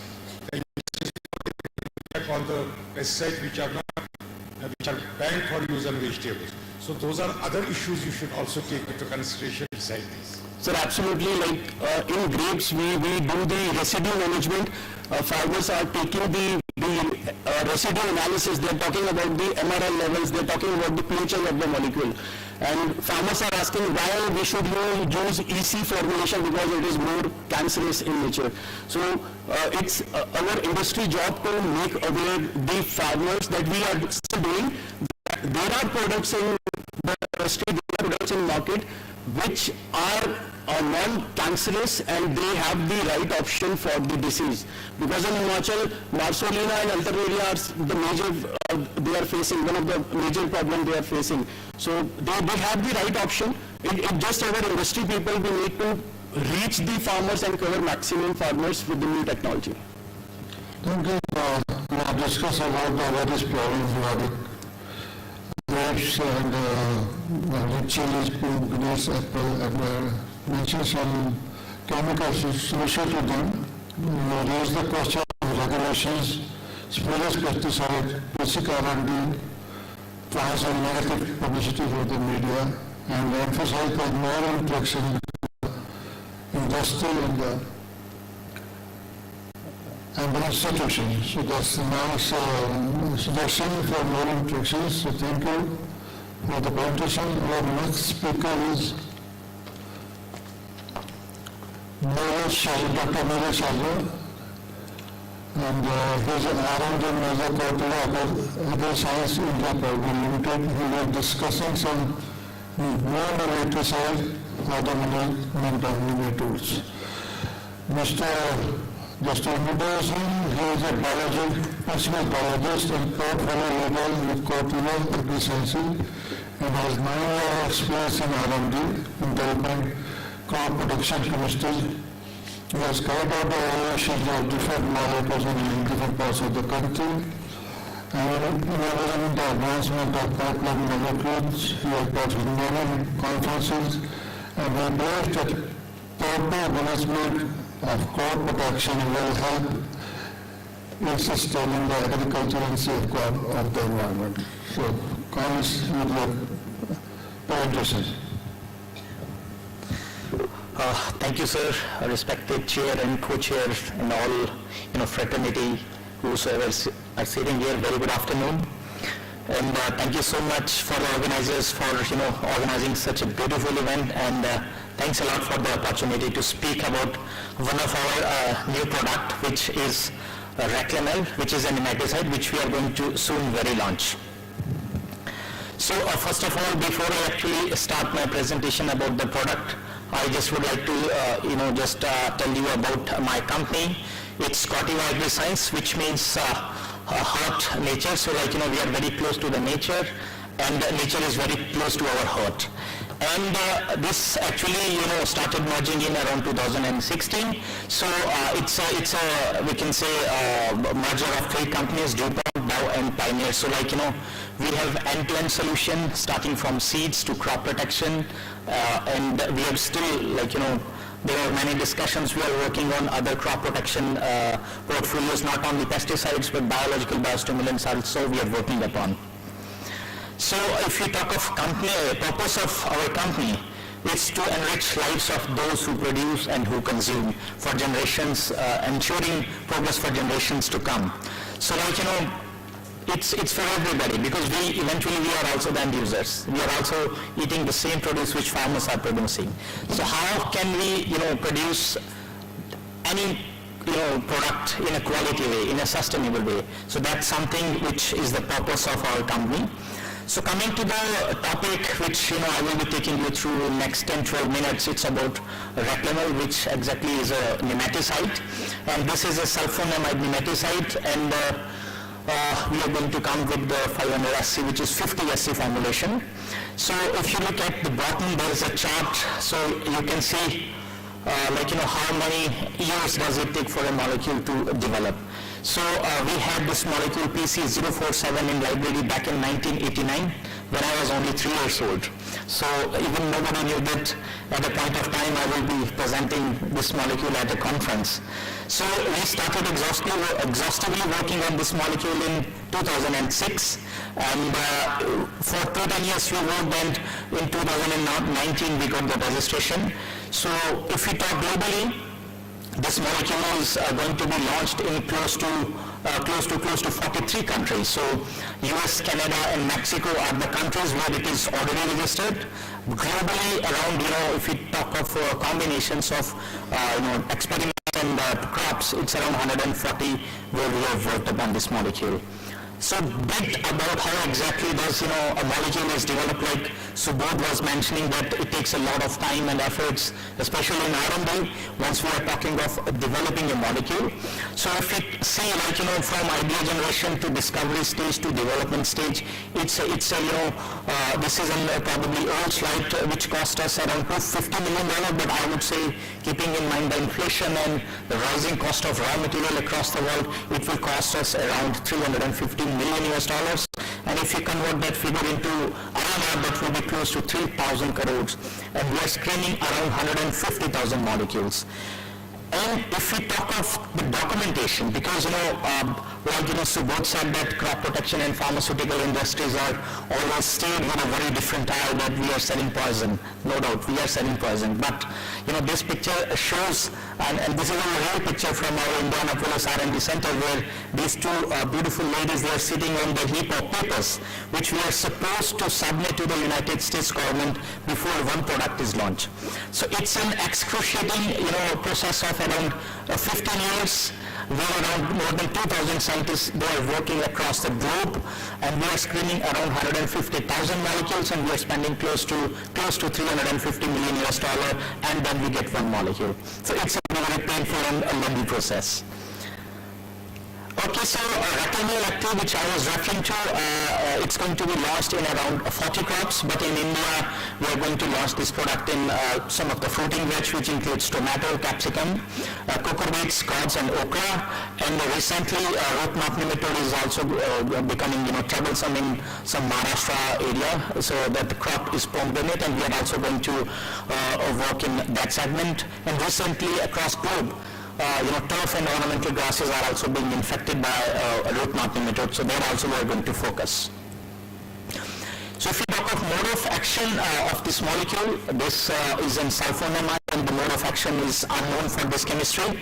So you can see the table at the bottom, the mode of action is unknown, and it is pretty similar to sulfonamide, fluorosulfone, which is one of the nematicides from Adama. And on the right hand side, I'm trying to show the gene expression study with the root knot nematodes, which clearly depicts, if we look at the heat map which is being generated, because the kind of expression, gene expression, it is altogether different from the existing chemistries. So it is a different mode of action, and it does not have any fungicidal or insecticidal property. So how does the symptoms looks like when we are applying Reclamil and it is controlling the root knot nematode? So this is a sequence which you can correlate, hope I can get a pointer, or it's okay. That's it. So, the first one is the normal movement of the root knot nematode. Second one is the affected coiling. So you can see it started coiling. Then it converts into Z shape or J shape. And eventually the last one is the flat one, which indicates that the nematode is dead. So these are some of the symptoms. And once it is dead, it's an irreversible, event. And that's how this nematicide works. So this slide is showing the impact of root knot nematode of this Reclamil, which is something which we are talking about. So in this graph, you can focus on A and B picture, which exactly is the J2 stage of the root knot nematode, which is coming closer to the roots, and you can see lots of nematodes infecting the root. And C and D are the pictures showing the Reclamil activity at 5 ppm, which is getting killed, and you can see that's clean. There are no nematodes closer to the root zone. So now a very important slide, because Reclamil is a contact nematicide, so we will be applying before planting into the soil. So how does activity of this nematicide happens in the soil? So this is the chart depicting that. So soil concentrations following applications, and you can see it's active pore water concentration depends on the application rate, application method, and time of application, soil type. And if you see this, the bottom chart, 0, 5, and 10 centimeters away from the, we can say, main roots, plant stem, and if you look towards the bottom, that's 10, 20, and 30 centimeters in depth inside the soil. So, activity is only into this region, and if you look at the activity of this nematicide at different intervals, 3 days, 30 days, 60 days, and up to 90 days, we can see it has got some activity till the moment the farmers will be getting the results. And that's truly amazing, because these hidden pathogens are, we can say, truly malicious. They are devastating. Last year, I was traveling somewhere in Abohar, Rajasthan, and I met a farmer, and he said, "Sir, when are you going to launch this product?" Because his entire gourd crop field was completely damaged 40 days before the actual maturity of the crop because of root knot nematode. So this is about soil residuality, persistence, and efficacy. So if we look at this chart, this is depicting the efficacy of this product during the different intervals after applications. And if we see at 14, 28, 43, 56, and 70 days. So this red color bar is the infestation or infection of root knot nematode, and you can see we generally rate it from 0 to 10 rating. You can see like at 56 days it's close to 9 or 10 rating in untreated, but in our Salibro, which is the trade name for this product, it's less than 4, and that's truly amazing at 60 days, because for any crop it's important to prevent or boost up the growth during the vegetative stage, and if we are able to protect the crop during initial 60 days, that's going to yield better, that's going to yield more, and that's the purpose of our company. And if you look at some of the qualities of this product, like this is stable to hydrolysis, this is moderately mobile in the soil, and soil half-life is close to 10.4 to 97.6 days. Okay, and probably this conference is more or less oriented towards the sustainability, and I'm sure this will be the word which must have been used most of the time by most of the speakers. So this is an effort towards sustainability, because you can see a predatory nematode is eating a spiral nematode after application of Fractamel. So this is absolutely safe to the predatory nematodes, and I will be just presenting the data about some of the beneficiary nematodes, how it is safe to that. And in this chart on left hand side you can see this is a nematode eating, insect eating nematode, fungus eating nematode, and you can see picture A, B, C and F are the nematodes which are not applied with Raclamel, but picture D is showing that once a Salibro or this Raclamel is applied, it's very safe to the fungus-eating nematode. And right hand side, these are the photographs showing that this Raclamel is very safe to the entomoparasitic nematodes. So these are the nematodes which will actually feed on some of the insects. So this is safe to those insects as well, and it is equally safe to some of the beneficial microbes, like important beneficial fungi like Trichoderma and the Beauveria raceana, Glomus, and many of the other we can say found safe to some of the other fungi as well as some bacteria.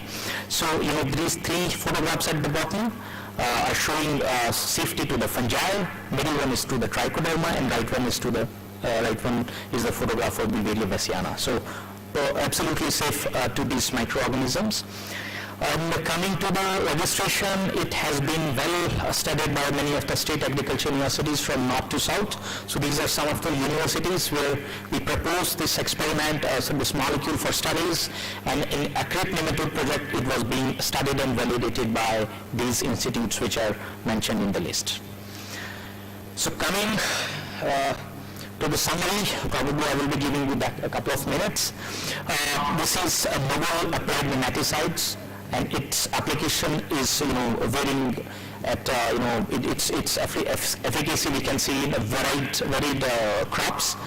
We are expecting registration in around 43 countries across the globe. Australia, Canada, Mexico already launched. India we are going to launch in 2024 and 23-24, and sooner or later it's going to be launched in different parts of the world. It has unknown mode of action. We are not able to figure it out the exact mode of action for this nematicide. Significantly higher soil residuality, because we are getting very good results even up to 60 days or 75 days in the field. Moves into the root zone at concentrations that will be biologically active, so that's why there will be activity against this nematode. It shows a high selectivity between nematode species, that's especially root knot nematode, and as compared to some of the beneficial nematodes, and it is absolutely safe to the beneficial microorganisms. So that's it. Thank you so much. This is the picture which I have taken from one of my experiments, and for this molecule I have done close to 75 experiments in the past 5 years. So this is one of the pictures from Chhattisgarh. You can see on right hand I am carrying the nematode root knot infected roots of okra crop, and on the left is the Raclamel treated plant. So we were getting around 53% more yield as compared to the untreated. So this is the kind of results which you will be expecting from this product. Thank you so much. Thank you, Dr. Meera Sharma. Good presentations. Good awards for Dr. Meera Sharma. Any questions from the audience? no questions. Mr. Sharon had discussed about the mineral compound that is nematicide. He mentioned that this is recommended in 43 crops around the world. And the only nematode is very serious, particularly in vegetable crops, and the registration has been done in some places. Recommendation has been done in some places. He has discussed the process of R&D, laboratory packages, and one of the best quality that is minority in the soil is very low. Residue we have discussed. And only one question, what is the impact on soil microflora? Yeah, that's found safe to the soil microflora as well, because some of the fungi which I was showing in the pictures, so it's found safe to that, and moreover it is granted safe from EPA, which is Environmental Protection Agency in US. So that's something which is kind of we consider a very, very safe profile. From that perspective, it's very, very safe. Okay, thank you. Thank you, Sharma. Thank you, sir. Thank you so Our much. last speaker of the day is Dr. Baldev Chand Yadav. He is technological lead from the South European India. I will request Dr. Yadav to introduce yourself to the audience. Sir, you can keep it Do you have a pen back? No. Your presentation, sir? Presentation already is sent. We haven't received. Yeah, not received. Morning time I have already sent.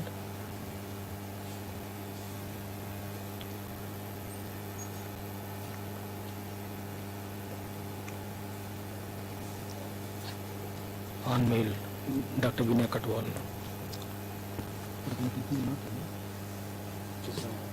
इनको mail किया था मैंने, IESC जो site है ना, उस पर mail किया था। पेन ड्राइव में नहीं है, सर? नहीं पेन ड्राइव में नहीं, मेल किया था, क्योंकि रिस्ट्रिक्शन है ना हमारे उसमें, पेन ड्राइव से ले नहीं सकते। Just give us a minute, sir.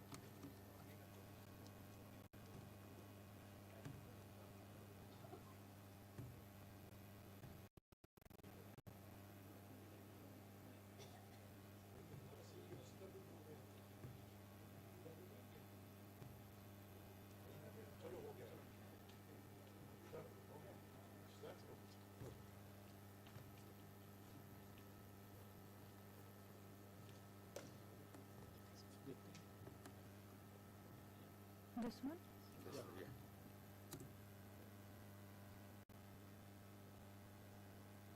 Sorry for appendices.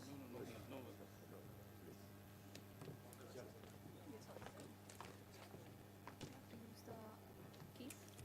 Yes. Good evening, all of you. Myself is Dr. Darshan Yadav. I am technology manager in UPL, in family site category.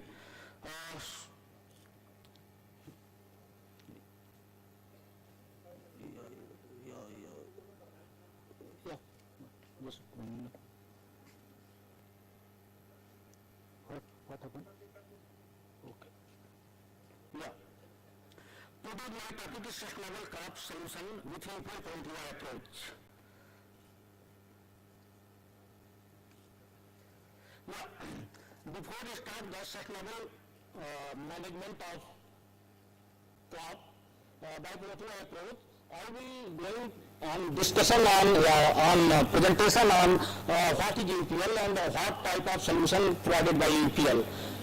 UPL is a complete solution program from seeds to crop protection, biosolution, post-harvest, soil and water technology and aquatics.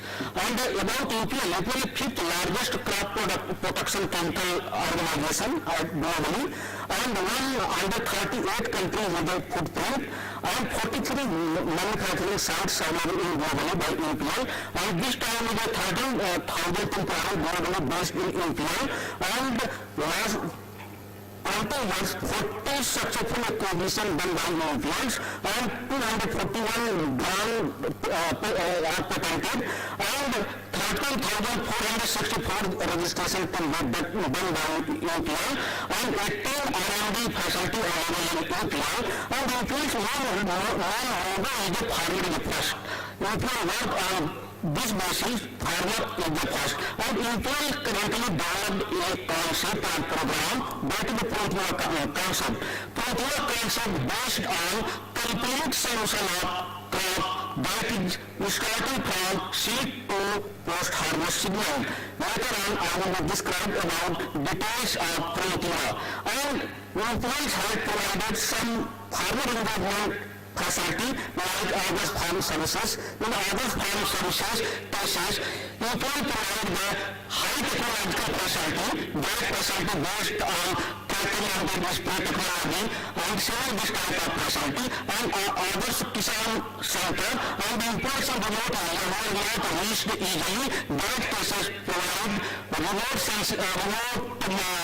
technological facility for that area to control the farmers. And interest in several markets started one concept that is not provide the testing, soil testing, farmers training like facility.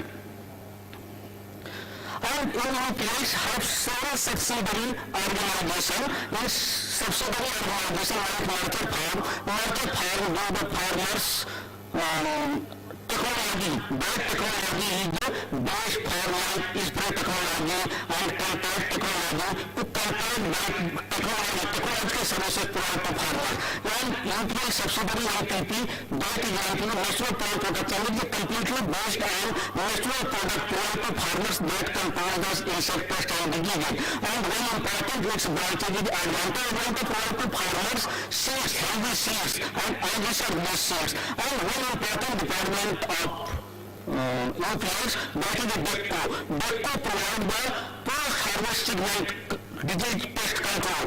This time in post-harvest segment, several losses caused by diseases insect. To that case, it is very important segment in this time in our country. To that case, UPL already established one subsidiary organization that is the DECCO already worked on this segment.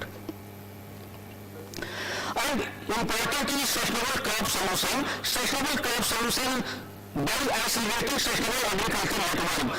And UPL is the provider of integrated agriculture solution by Protea approach. This is and physical and digital services through the food value chain. What is the Protea? Protea description in Protea is very important.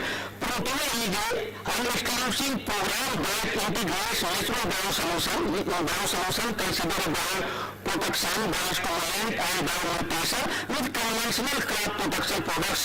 This meets the expectation of farmers and minimum investment and national profit based this practice. And next is sustainable crop protection with biosolution. What is biosolution? Biosolution, agricultural solution used for crop production that is derived from the human organism naturally occurring substance are called biosolution. And benefits, what is the benefits of biosolution is important. This technology is most important concern to Indian farmers. To that cases, the biosegments not applied in malaria type of issue, export crop highly suffered this time of malaria issue. And in case of biosolution, biosegment is a very comparable for preventive package. And in case of resistance, biological most of the management of resistance, biological knowledge of chemicals, biosolar methods, biological knowledge of chemicals, if one say now the biosegment after that is after that line time is the chemical supply.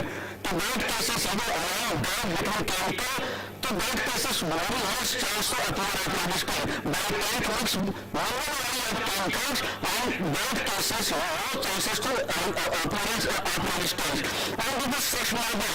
It is a very sustainable to contribute to environmentally responsible production system, harmful to human beings as well as beneficial microorganisms. And sustainable crop solution is the several important products just like one of the thick solar. Thick solar is biosolution. It is very good biosolution used for control of nematode. It is a anti-pathogenic nematode. It is a control nematode and this target pest is the several cucurbits, crop, tomato, potato, wheat. It is control very good control nematode and this target pest is that is and also control this biosolution, Tuxola. And application timing, it is the first application done after 3 days after transplanting. Some of the application 15 to 20 days after first application. It's a good rate is 2 kg per hectare good rate. And after that is the stimulant, one important stimulant to be the long forest crop health. It is the light OPO, combined biofertilizer, which is 100% natural biostimulant. And it's based on subsidizing bacteria, beneficial soil fungi, organic carbon, seaweed starch, and organic compost. This method of application is completely it is a soil application methods based and it is compatible with biofertilizer and it is used for all crops. And its good range is 3 to 6 kg per acre. And one important product is that is very important this time that is for soil health, that is the GABA. GABA it is a patented product by it is a super absorbent and enhancement of soil management designed to keep a constant supply of moisture and able to develop the seed and selling plant throughout the growing season. And this contain the water 400 times our birds contain the water and slowly release the water. That causes more plants survive and not appears any plant killing like really good at plants. In case of GABA, soil formation in GABA, that is the ground formation, generally agriculture crops use the ground formation. And there is several number of plants in soil part of India. In agroforestry area, and that area perform 98% survival plant plants if you use the GABA. If not use the GABA, that cases only 60% survival of plants plant. And if you already developed GABA tablets, that tablets contain urea and also contain DAP. To that cases, plant culture it is very useful. If one time 3 tablets used in plant, so that cases plants survive long time, 24 days plants survive or appears dead like symptoms before 24 days. And to Copofix is important. It is a compact product. It is a copper sulfate molecule, and it is a very good product for control of several diseases in several crops. And after that is very important, due to shortage of time, very important product is that imagine and chemical to pre-pyramid. Pre-pyramid is a novel insecticide which is only biological properties and visual control. Pre-pyramid protect the rice crop from pest control, pH damage, and boost the crop health, further supporting farmers' economic resilience and productivity. Pre-pyramid also effectively pest population by existing insecticide. And this mode of action is belong to neonicotinoids group, and its two formation is available in India. Two formation, one formation is a big giant formation, and second formation is the massive formation. Massive formation is very good for control of BPH, and giant formation is very good for control of skin. And one of our products product is available for continuous growth program, that is a program, because this time is a very important concern to farmers, that is a periods of resistance is systemic, in case of systemic fungicide or systemic products quickly appear the resistance. So that cases contact-based, multi-site contact-based product is very good for this segment to develop the mixture as well as no appearance of resistance pathogens and insect. That cassifoligram is a very important product. It is a multi-site contact fungicide, and it is a very good for control of ill-acetic several disease as well as very excellent efficacy observed in several alternative branch and apple. And secondly, lambda is sulfur.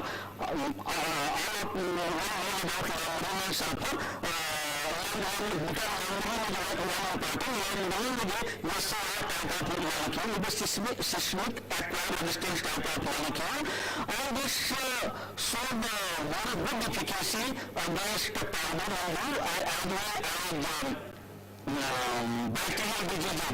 Several trials conducted in India, it showed very good efficacy as well as showed bactericide efficacy as control of powder mildew disease. After that, Tibicius and sulfur, it is a very good molecule. It both have a compound-based product, Tibicius, Tibicius copper sulfate and sulfur, and so it is a selective highly active multi-site fungicide for ill-acetic, aspergillus, and several crops. Excellent for resistance management in fruits and vegetable diseases like downy and powder mildew. Its brand name is Downy. It provides similar control than other competitors' products with a 20% less active ingredients.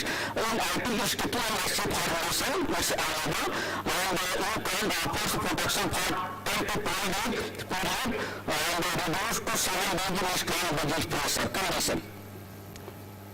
And in case of protein, in apple cases, apple protein level developed, program developed, like solid cases, these products are herbicide, insecticide, fungicide, and vegetative stage, and pink flower stage, and flowering layout stage, and fruit development stage, are ready protein approved already developed and established. In apple, in fruit development stage, these are herbicide, insecticide, and fungicide, and fruit development and 20 to 25 days after the post harvest segment is a Copofix and it is it is established segment. And in case of rice and plantain approach already developed and other cases done in several part of India by several institute, and it is several products in several times recommended, and in like products for plant health and generation, Copio for Copio data and Copio for 400 times more water holding capacity and for maintenance, and it is good for wood management, and several activated sulfurizer for plant health and chemical plant health and skin water, and sulfur for spot management, and after that direction and winter for seed white leaf for the plant health, after Copofix and management for bacterial blight and beetle, after that direction sanction wash and brain shining, and in enhancement and quality and after that harvesting, which is already established procedure in southern part of India printing plants program. Okay. Thank you. Thank you, Mr. Yadav. Any one or two questions anybody want to ask?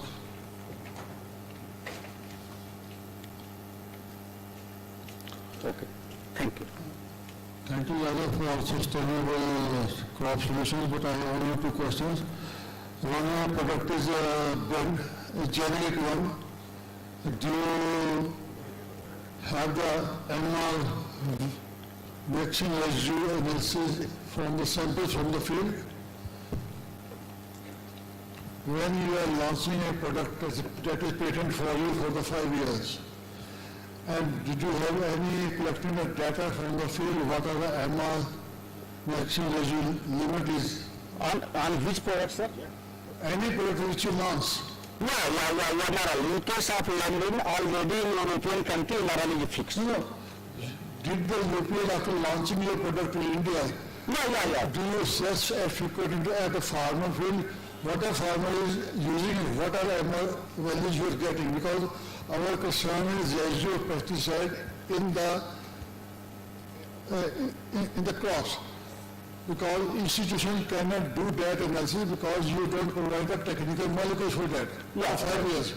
So do you have any data? If you have any data, it's better to present data that is what are the where MR value are exceeding in the field and what corrections can be taken up. Generally, some case of fruit and vegetables, and soup, that cases in fruit and vegetables, and हमारे PSI data already proved by, जैसे in case of grapes, proved by NRCG, already data is proved by NRCG. After that, I will like to listening to the farmers. For the condition, like about MRI, that's okay, fine. After launch, do you assess how much residue is growing in the crops? That's our issues. You have recommended that you are selling the product, but you are not looking into the residue which is growing in the produce and that is coming to the people who are using us. That's our major concern is that only company can do it because we don't have your technical molecule with us. If you are not, can you look into the issues? This is the biggest company, they do it. So second part, you can tell me, it's actually a resistance lab at your own level. Monitor resistance for your own chemicals. Thank you. Thank you. I think the witness will conduct this. Thank you.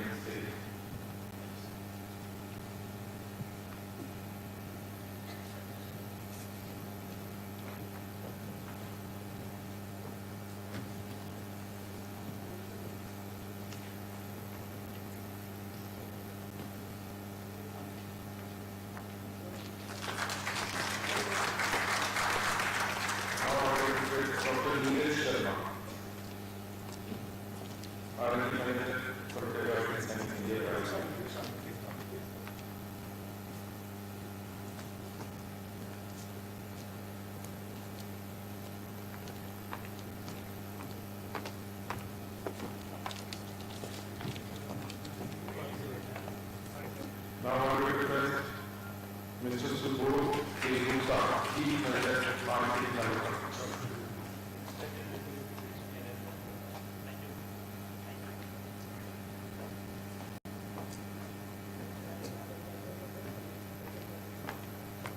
Now I also request Dr. Balajan Yadav, Technology Lead from inside NKnlab.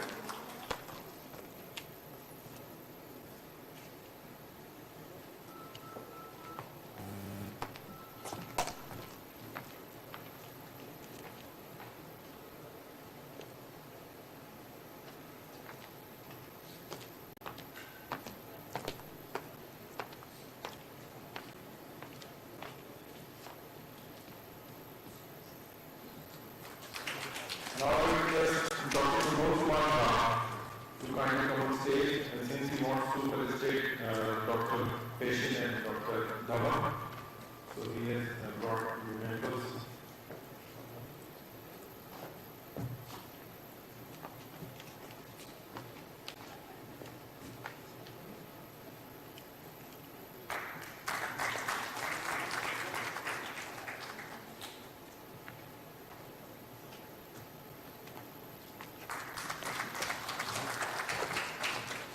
Thank you, sir. Thank you so much.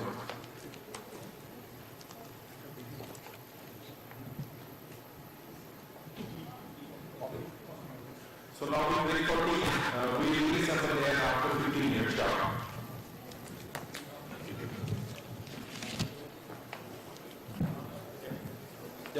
Okay. So we will release us there after 10 minutes sharp for the release session. Thank you.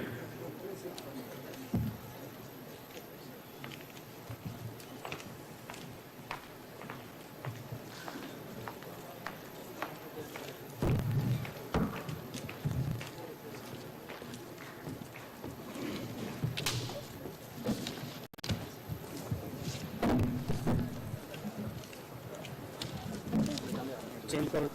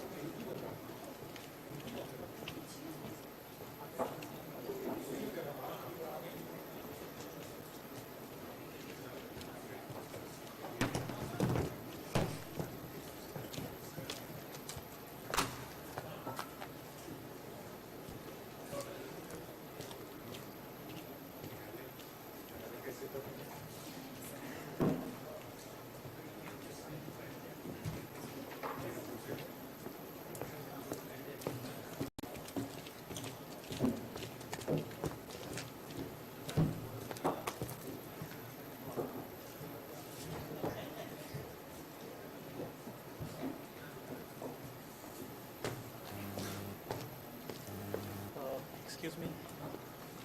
Do you mind? वो जो मेरा presentation था, can you delete that? Delete कर दो कोई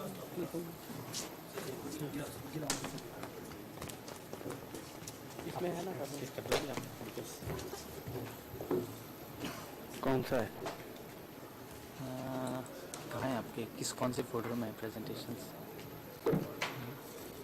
15 ये नीरज हाँ delete कर दें परमानेंटली डिलीट कर दो। ये पेन ड्राइव में था ना ये जस्ट नहीं रहता स्टाफ है ठीक है सर। आपकी प्लीज़ अगर कोई क्वेश्चन है तो you can reach me at any point of time. नहीं आज तो हाँ आज है तो जॉइन कीजिएगा हमारे साथ। अभी तो है बात उनकी फ्लाइट थी इसलिए मैंने जल्दी आई कैन अंडरस्टैंड सुबोध की हाँ इसलिए आई हरीड। ठीक है ये नाम चाहिए उनको एकदम सा उसके नाम लाए इसकी वो कर रही है ये तो वाला था मुझे टोटल का देना कि कितने लोग क्या थे वो क्या थे टोटल 290 प्रेजेंटर धवन साहब तो वर्चुअल मोड पे इतना दिया धवन साहब अदन से बोलूं हाँ दूसरा कार्ड यार क्या है सबके लिए कॉफी भिजवा सर के लिए उसको दयाल को कहना कप में कॉफी लाएगा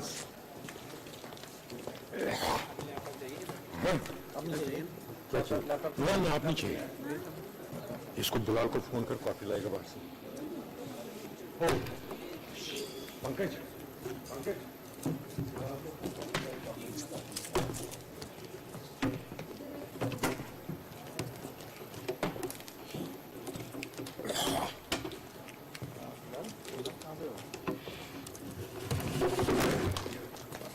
मैं तो नहीं चाहिए हम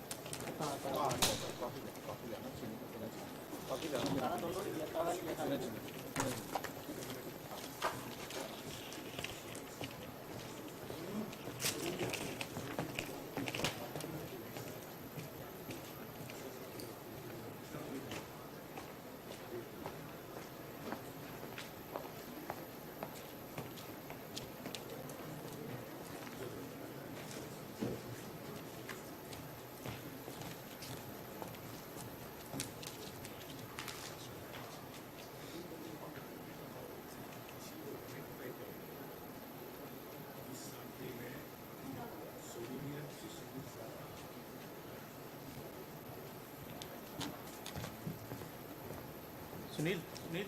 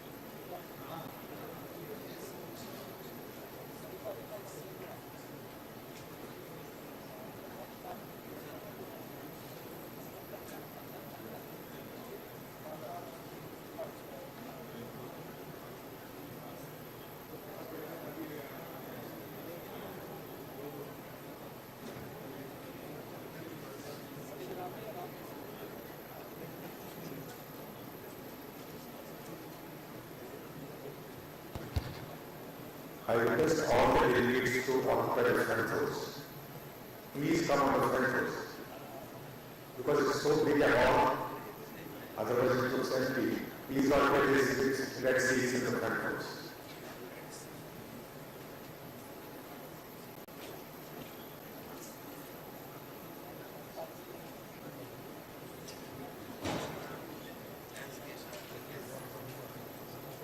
ये वाला सेक्शन पर देखिए, this is yeah, thank you.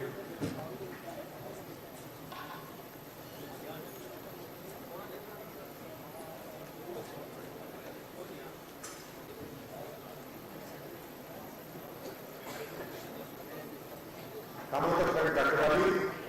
Yes. On these seats, please. Dr. Vicky, Dr. Manoj, please occupy the front seats. Dr. Sultan, please.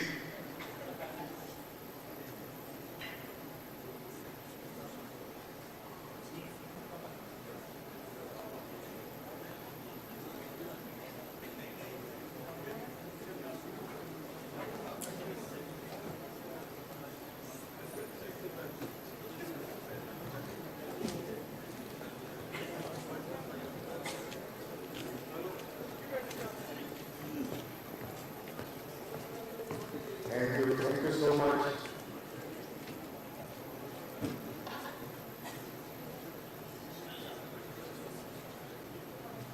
Dr. T.K. Singh, please come on the front rows. You complete the manner.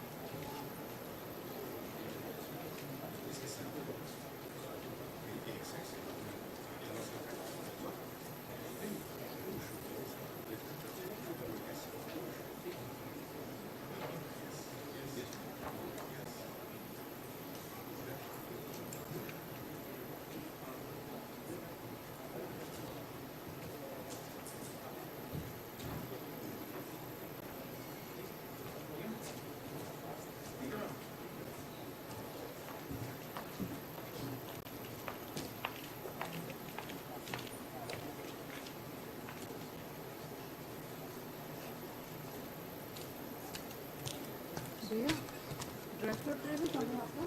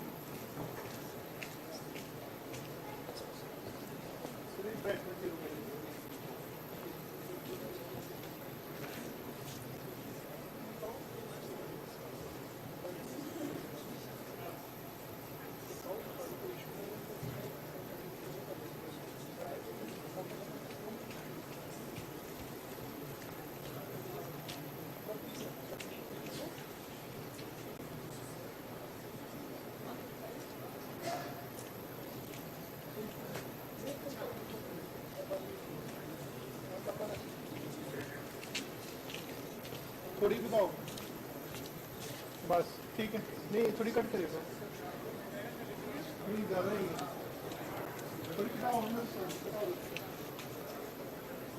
एक sample बस ठीक है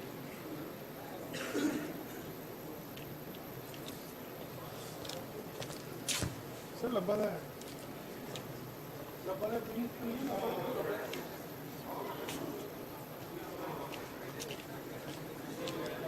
ये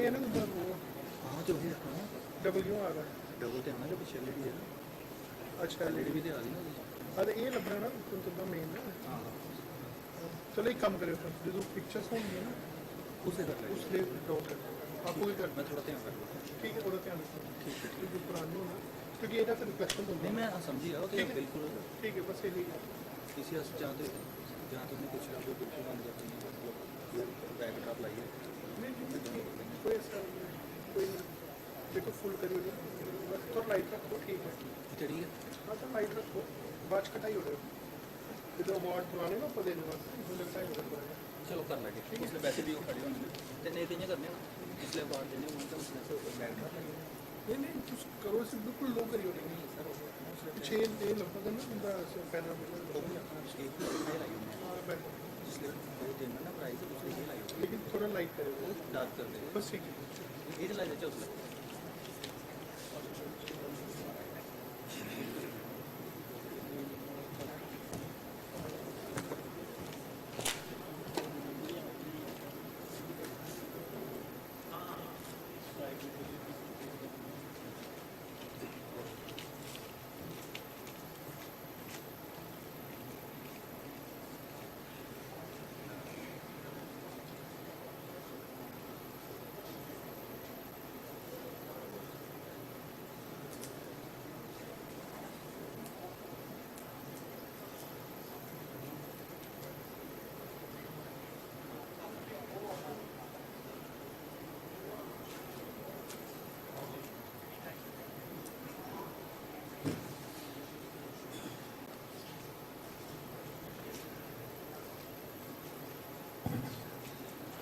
Good evening, everyone.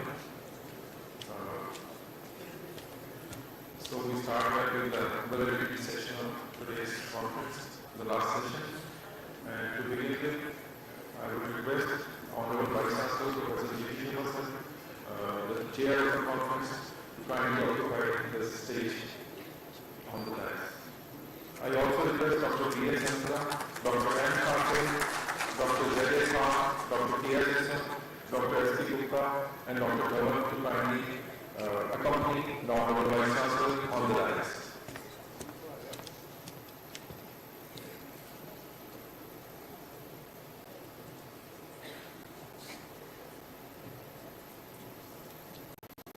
A big round of applause for all demonstration on the planet.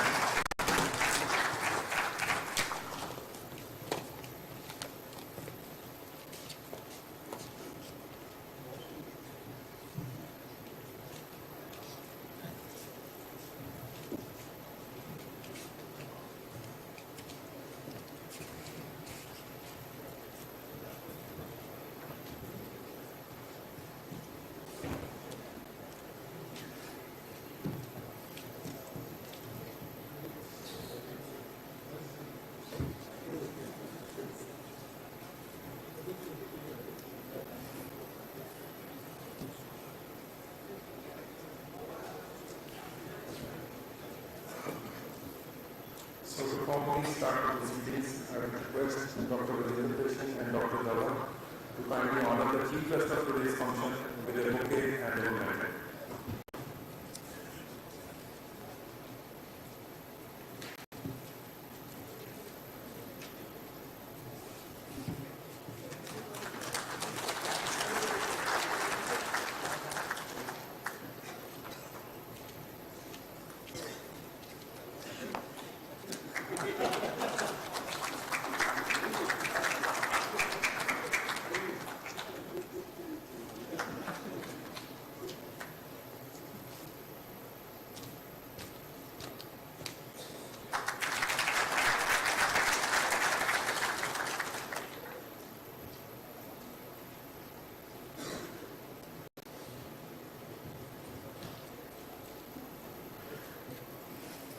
Now I request Dr. Patient to kindly facilitate our other guests with a bouquet.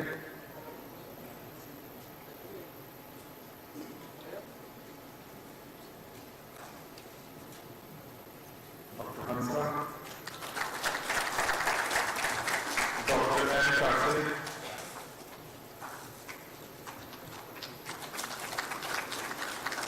Dr. Zalday Khan,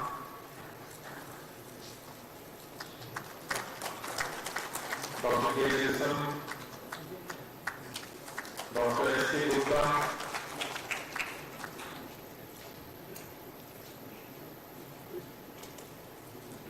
and Dr. Dhawan.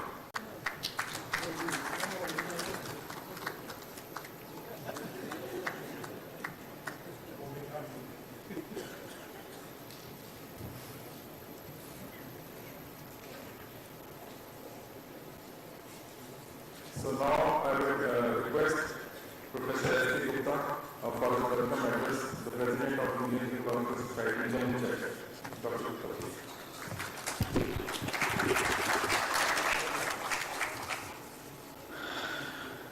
Good evening to all.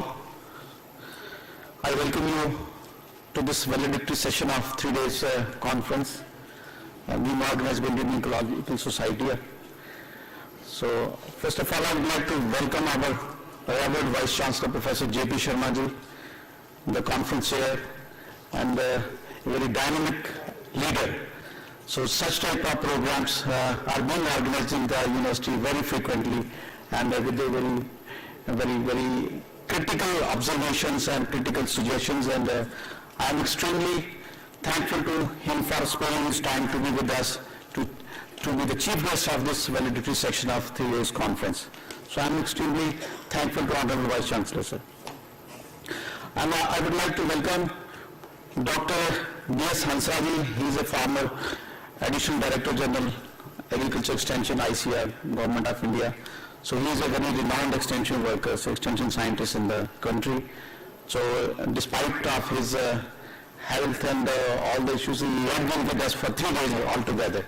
So I would like to welcome him to this valedictory session. I would like to welcome Professor K.S. Rissan, the former Vice Chancellor of SCOAS Jammu, Director of Extension also. So he is also the co-chair of this conference. I am extremely delighted to welcome Dr. Zahir R. Khan, who is the leader push and implementation and impact of sustainable agricultural practices at farm level program, International Center for Insect Physiology and Ecology, Nairobi, Kenya.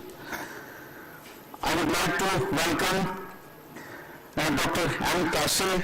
He is head of the Social Sciences and Impact Assessment Unit at the International Center of Insect Physiology and Ecology, Nairobi. I am also welcoming Dr. A.K. Dhawan. He is the president of the society, and my colleague, Dr. Rajendra Peshan, who is the organizing secretary of this conference.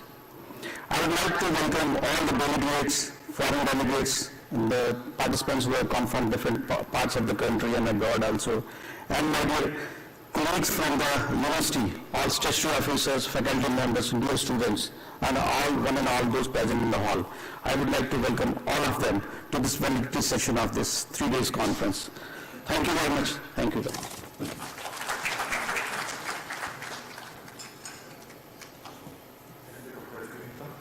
Now I would invite Professor A.K. Dhawan, President of the Nknlab Society and co-chair of IESIC 2022 for the overview of the IESIC 2022. Honorable Dr. J.P. Sharma, Vice Chancellor, and big force behind the success of this conference, Dr. Rishan. He was associated with us in the earlier conference also, and we acknowledge his support during this conference also. Then Dr. Hansa, ADG, well-known external scientist, Dr. Minale, Dr. Khan, our State Vice President, Dr. J.P. Sharma, Russian, and delegates from India, from Road, faculty members of the SCOST. In this conference, it was a very successful conference because we had a lot of good presentations. And from the abroad, we have a number of keynote speakers. We have added knowledge from the addresses. So we have 258 delegates who were registered for the conference. There were 7 sessions and there were 25 speakers from different countries. 3 were virtuals and 22 were they presented it. There were 7 people from the parts of the industry. During the conference, our Honorable Minister Dr. Jitendra Singh Sharma in the address, he has mentioned the very important points that he mentioned about the pink revolution, particularly in Jammu, and setting up of startup in agriculture. He has made the emphasis in his remarks. He has mentioned that we should not mention the farmer, we should mention then the technical words should be used now in future lesson to give respect to the farmers.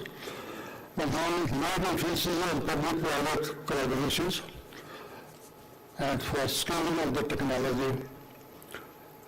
After the session, we are not able to come up with the proceedings of every session. After the session, this conference is over, we are coming with the proceedings of all the session, what are the recommendations, and we will distribute to all of you. We are already doing all the publications that we are available on the net. I think it will, from today, available on the net. It is a DAO number. You can download with a DAO number from any place. Just one of the important point. We have received 37 full papers which are selected with publications. And one reason that issue just now during this validity session. Then we have done the session, we have 2 important lectures. Dr. Yasmin lecture series where there were 7 lectures. Then Dr. Painter lectures which were we have addressed the contribution of Dr. Painter to the plant productions, and a brief was given by the session.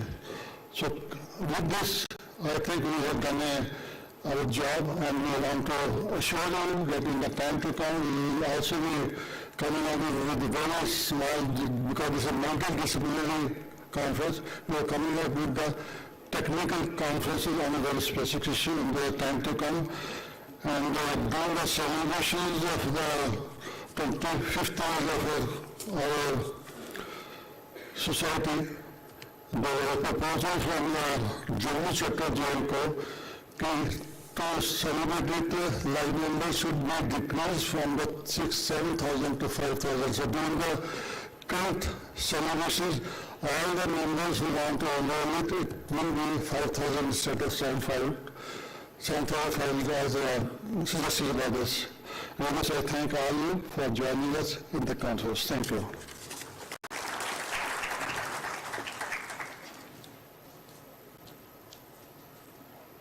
Thank you, sir.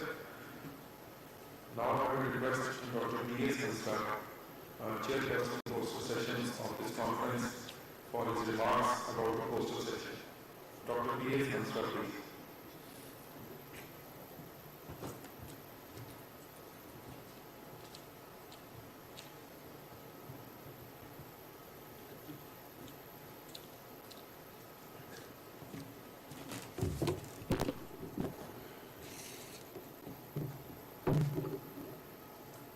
I'm very thankful to the organizers that they made sure that the chief guest is safe. They had put 2 supervisories on both sides.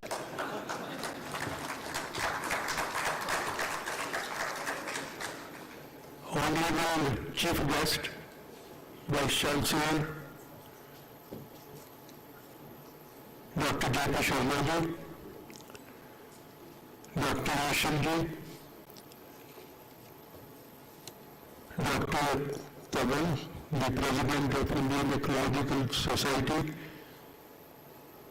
Dr. S.K. Gupta, the Registrar, and the President of the local chapter of Indian Ecological Society of Jammu. My very dear colleague, Dr. Pashan, and all the dignitaries on the dais, and the foreign delegates and the other delegates, media and press. I'm very happy that Dr. J.P. Sharma, the Vice Chancellor, invited me to participate in this 3 days international conference. I was talking with Dr. Gupta that this is the first time that I have spent 3 days in the conference. I think the credit for that was to Pashan, because we both now said on the last day, on the next day of the last day session. So I think it may be bad and good, but I'm here. Today I put for the poster session, the results and so on. Dr. Taban has mentioned about the number of participants and also the number of posters which were presented.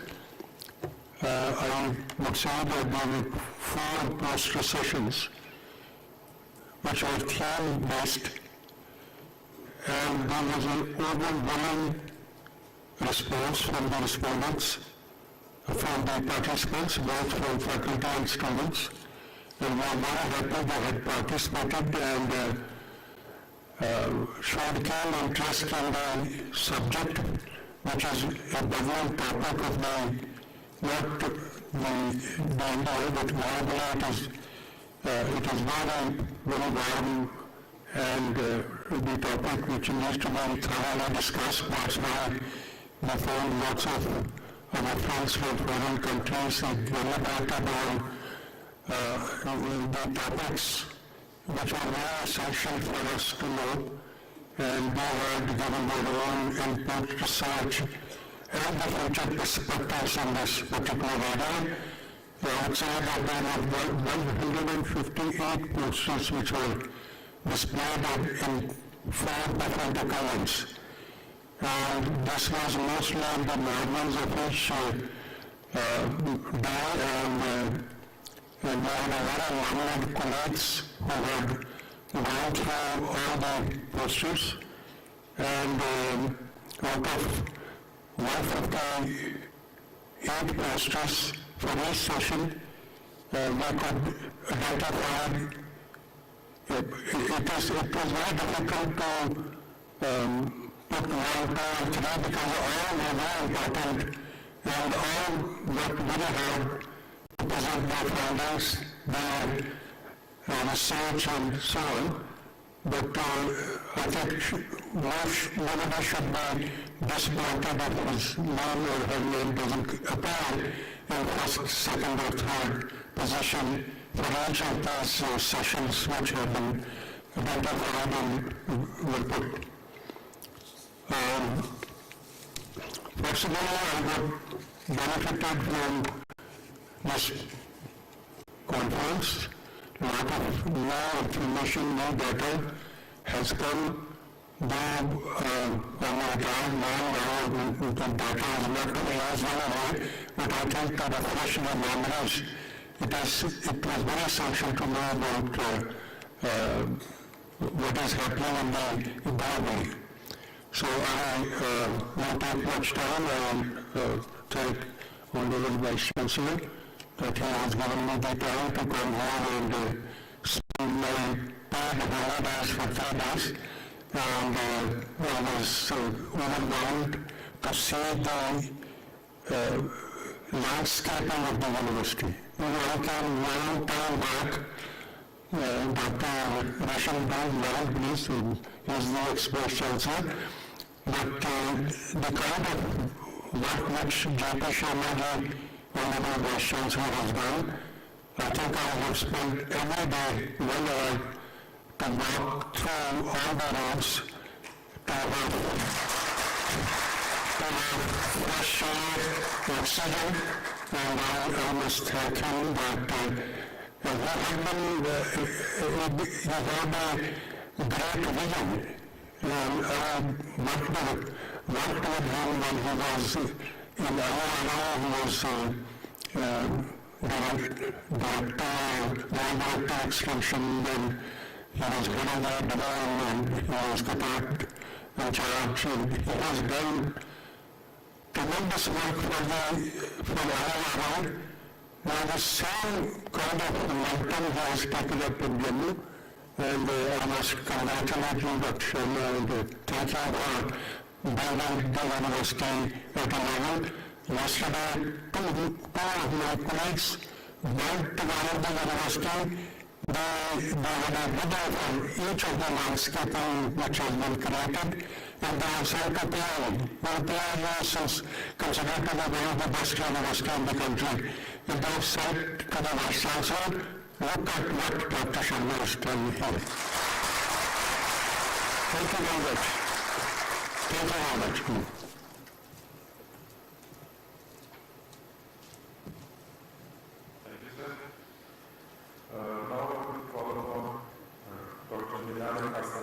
Head of Social Sciences and Impact Investment Unit at the International Center of Insect Physiology and Ecology, Nairobi, Kenya, for an overview about the conference. Dr. M. Hassan.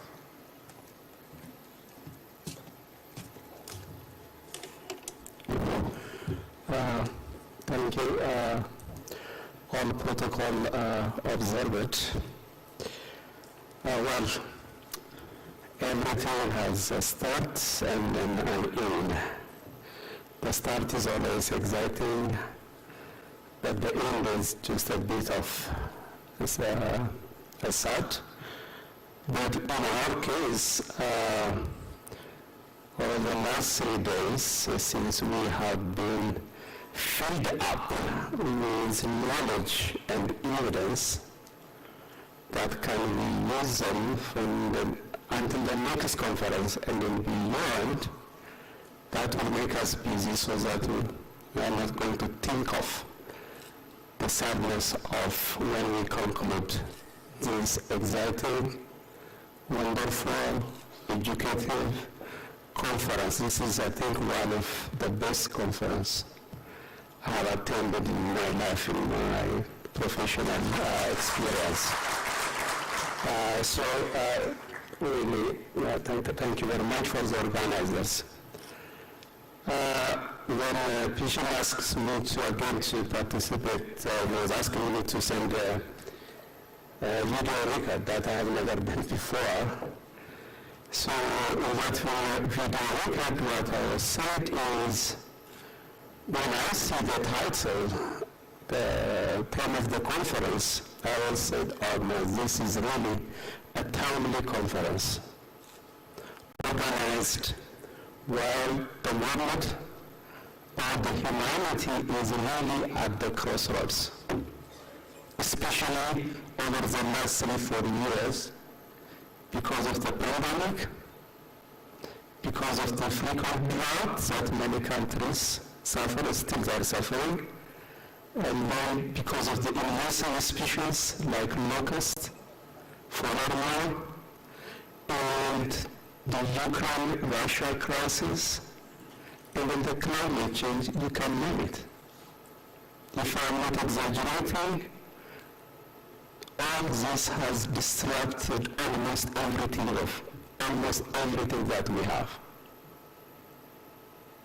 To mention some, for instance, the fertilizer prices is more than doubled, in some countries quadrupled, the cost of living, it reaches to the point killing some people in some countries. And then the malnutrition is unbelievably has increased. For me, I see this a kind of a wake-up call, and then a golden opportunity.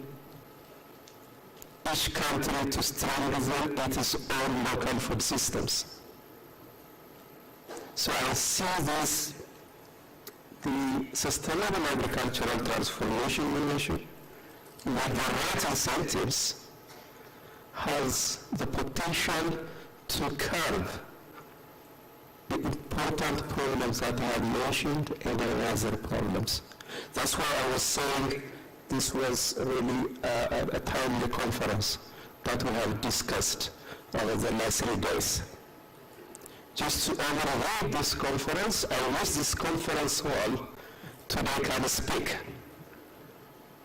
and summarize the wonderful achievements that we had over the last 3 days.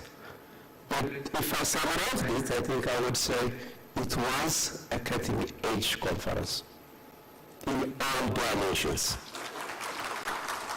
And I would say it has achieved its objectives again in all dimensions. Just to mention a few, it brings together distinguished speakers across the globe with different backgrounds. You have seen the kind of high-level presentations, including the posters. I was a committee to evaluate the posters, so I have got a chance to go through. I don't have any posters, but I can see I'm proud of we have a next generation who is going to replace us, the old generation. So that really gives me sometimes a hope for the global south countries when I see a brilliant generations really working hard, doing the hard science. Really, it's a golden opportunity for us. And the second, a broad range of research for development activities. Topics were presented and discussed, including, for instance, climate change, agroforestry, genetic innovations, biodiversity conservation and management, pest management innovations, public health, food safety and security, energy service and agricultural production, invasive species, and evidence also on innovations were really thoroughly discussed. And I believe the knowledge and the evidence created and shared during the conference, I see that they can serve as an important ingredient to strengthen the agri-food system transformation in the global south countries. I think what we discussed here, I hope the organizers will synthesize some of them, and then we will share them to the rest of the world as well, especially in Africa. I think it is this way, when we have such kind of knowledge transfer, I think we can grow together. The problem of one country is the problem of the other country. And third, I think I would say it was inclusive, young generations were participated. We have some also women speakers who presented their result, especially the young generation turnout was really fairly big. And when the number of participants, as has been mentioned, of the chair of the society is quite a number, since 300. More than 700 participants, especially right after this COVID thing is incredible. One of the things I think that I observed or I noticed, all the speakers had one voice. That is, they belong now from our awareness. We need to have a system thinking, a holistic approach, integration and collaboration across the board, and we need a science-based solution for dynamic and resilient agri-food systems. But what is important here is we need to move words to action, I think, starting from today. We have discussed wonderful ideas, so how can we materialize them is, I think, the most important. It's good the Vice Chancellor is here as well. I think those kind of issues can be easily at least materialized or realized here at Jammu. And then I think I'm really impressed that the organization, the facility, the facilitation, the hospitality, especially the young people, before and during the conference was really wonderful. Really, it leaves a nice memory. And then, which remember, again, just I was telling the other day, I went to buy some construction materials here, and I was telling Mona, come back again to come in the end and eat the lovely food. So congratulations to the team. Maybe as maybe some key points maybe we need to do in the future, it's good if we can synthesize all the presentations so that I think even we can convert it to a kind of paper so that it can serve as a positioning paper for the Global South agri-food system transformation. So if we can work to that end, I think this conference will be completely productive. And then I suggest, of course, the minister has also said it, I think, to bring farmers, private sector, so that they come and hear us, because these are the guys who's going to take our technology at the end of the day. And then if we can have in the next conference, like more women and young speakers, I think we need to coach them. It's very important. We have to start coaching young speakers so that they can easily replace us. Maybe other disciplines like sociology, psychologists, they have a different perspective. I learned a lot. I took some ideas when I do my science. If we can, I'm sure they might be here, but it's good to have a speaker from this angle as well. My wish is the Kashmir Agricultural Science and Technology of Jammu, if it can be a center of excellence in demonstrating this, when we discuss the technological innovational bundles. Because now we say farmers are facing a multitude of problems. One technology cannot solve the problem or cannot achieve what we want to accomplish. So if we can experiment a bundle of innovations, then I think that will be a game changer. So maybe as this university can be a champion on this. Finally, from my side, thank you for organizing again such a fantastic and useful conference, especially for me, the positive cultural shock that I face for the last 3 days. Again, thank you very much. See you next time.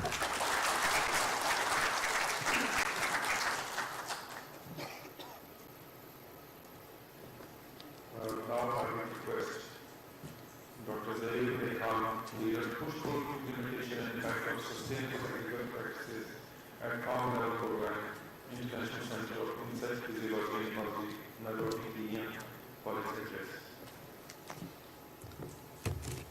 Honorable Vice Chancellor, Professor J.P. Sharma, Professor K.S. Risam, Professor Hansra, Professor S.K. Gupta, Professor Peshin, Professor Dhawan, Dr. Manale, and all the dignitaries, keynote speakers, staff members and students of this university and other universities who are attending this conference.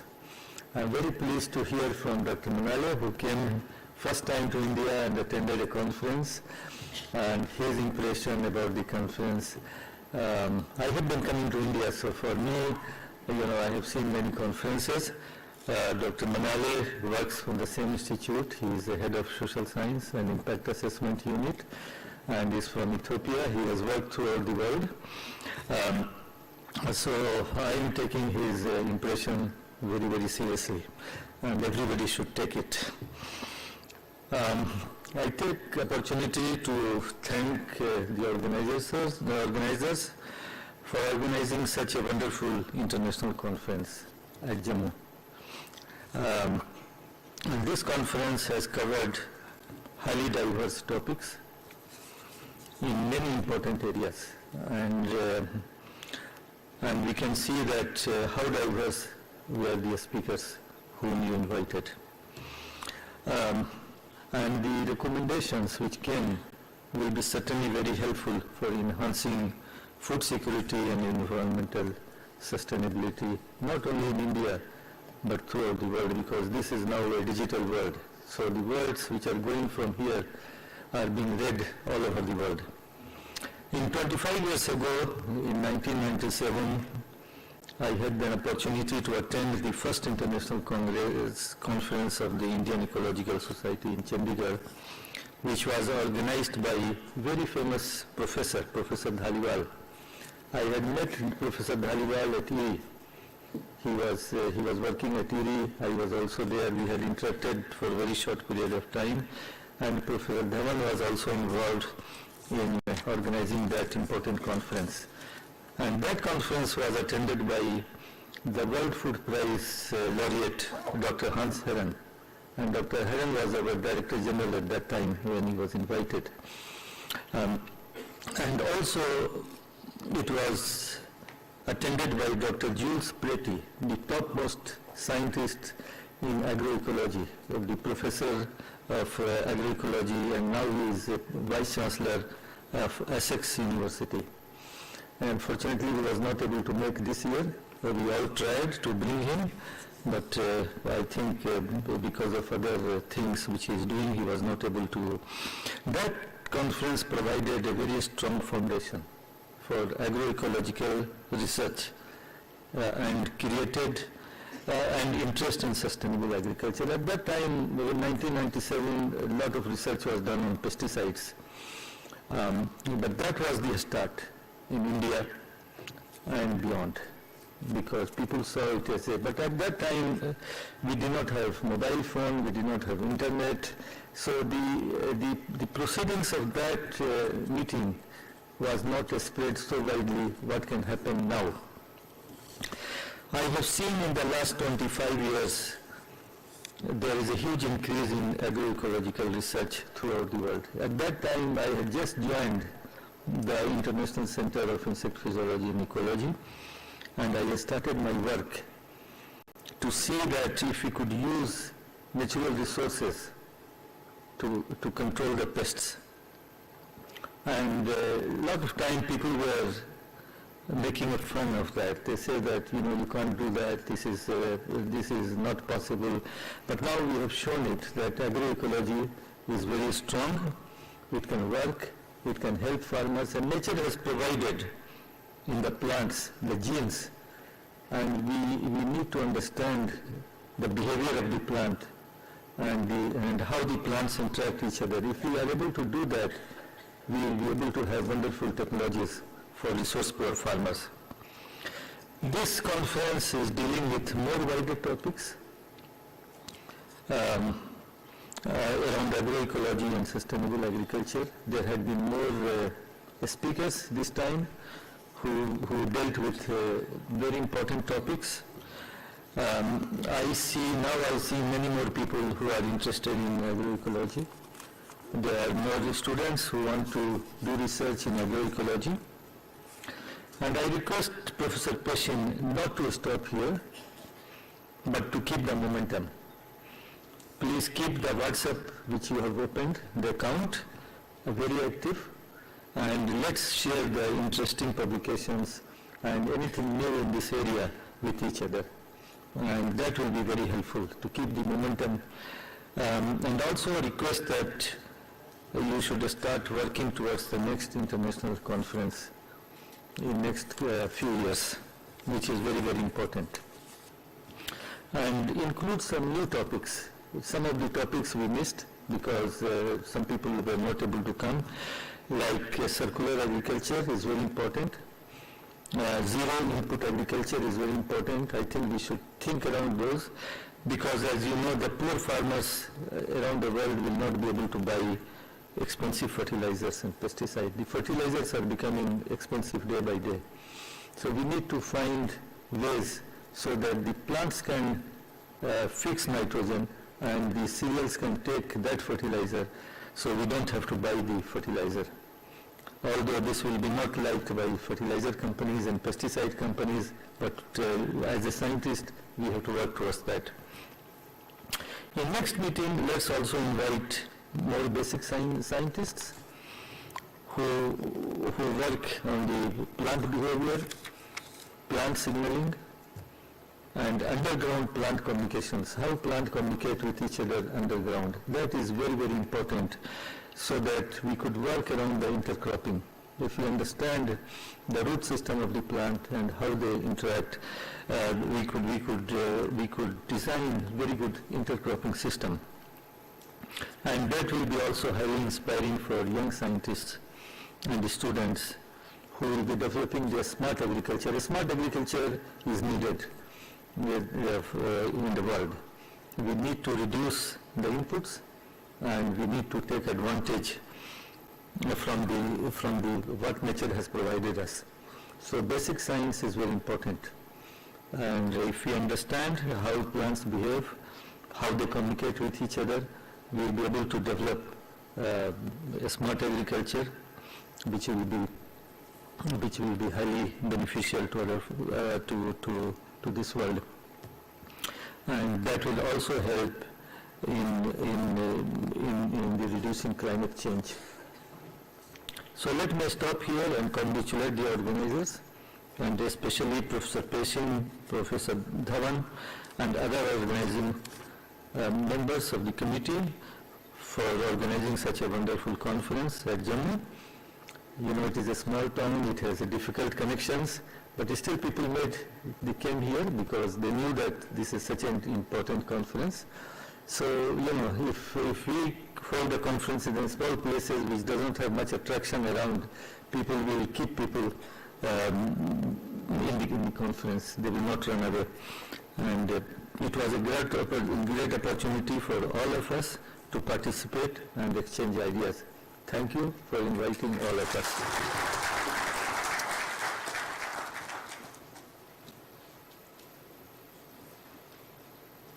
Now I will request Dr. K.S. Farmer Vice Chancellor Scott Jammu for his address.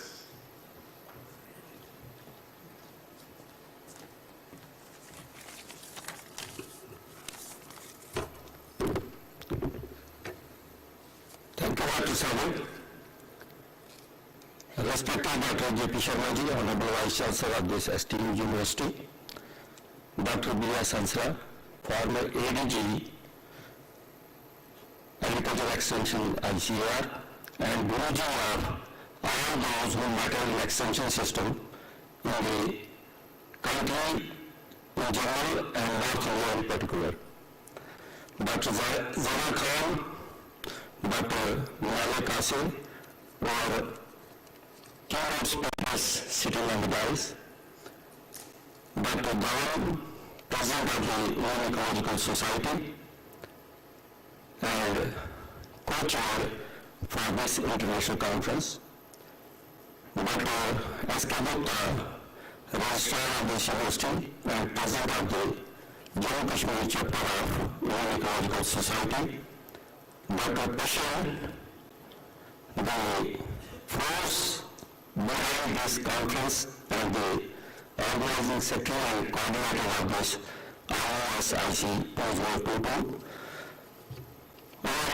other esteemed keynote speakers sitting at the dais, Dr. Murali, Dr. P.K. Jha, Dr. Amatia, Dr. P.V.K. Singh, officers of the university,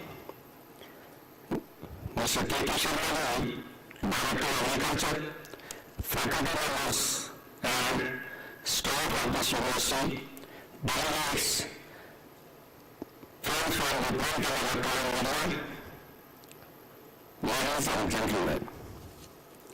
Today, we are sitting in the Boundary session of this 3-day international conference, which started 2 days earlier with the inauguration by no means but the most loyal parliament member and the only minister in the country, who is self-sought and a loyal and internationally known arbitrologist. As far as the theme of the conference is concerned, right from the beginning has been emphasizing that the topic is quite relevant and the time is also appropriate. The period in which this conference has been organized is very well suited for holding such events in June. You know the climatic conditions and the days which are having a lot of holidays and everybody can make it possible to come to this place. As far as the event of this conference is concerned, I have seen that Dr. Pashar made all the efforts to bring innovations in the management of the conferences which are being held very routinely and often in this university. We will also have the international conference in February 2016, and Dr. Pashar at that time had record participation of the delegates, which were more than 650, and that was a record which was made in regular and permanent period. This time also, he has made another record, that he has invited the keynote speakers from all around the world and very rare speakers. The quality of this speakers chosen by him was very high, and it is usually not possible to make it possible to arrange all such participants at one platform. I hope with the participation of such a friends, all universities have been benefited to a great extent. Those who cannot make it to participate physically in the sessions, in the deliberations, can go through the proceedings and still learn the things and about the research conducted elsewhere in our place as well. He has also held the lectures virtually, who could not make it possible to come physically to this place due to some weather problems or other impediments. They are bringing the lectures virtually, and we could connect the people from USA, France, and other places. Almost all parts of the world, in addition to all countries, have made it possible to be part of this deliberations in one way or the other. The other deliberations which you have made are used to run the event by our own staff and people. This time, he has arranged a plan for this, and the neighborhood is quite important. The colors which are around are having the barcode. That is also an innovation he has made in the management of the conference. And everyone to have the pattern for local cafes. This time he has imported the pattern from Punjab and definitely improve the food quality which has been provided to the participants. I have been getting the feedback from the participants very often. Last time I was meeting outside the salon, I was asking about the airlines stay for extra. And I learned about the very positive response, all the response has been given by the two international participants at this dance as well.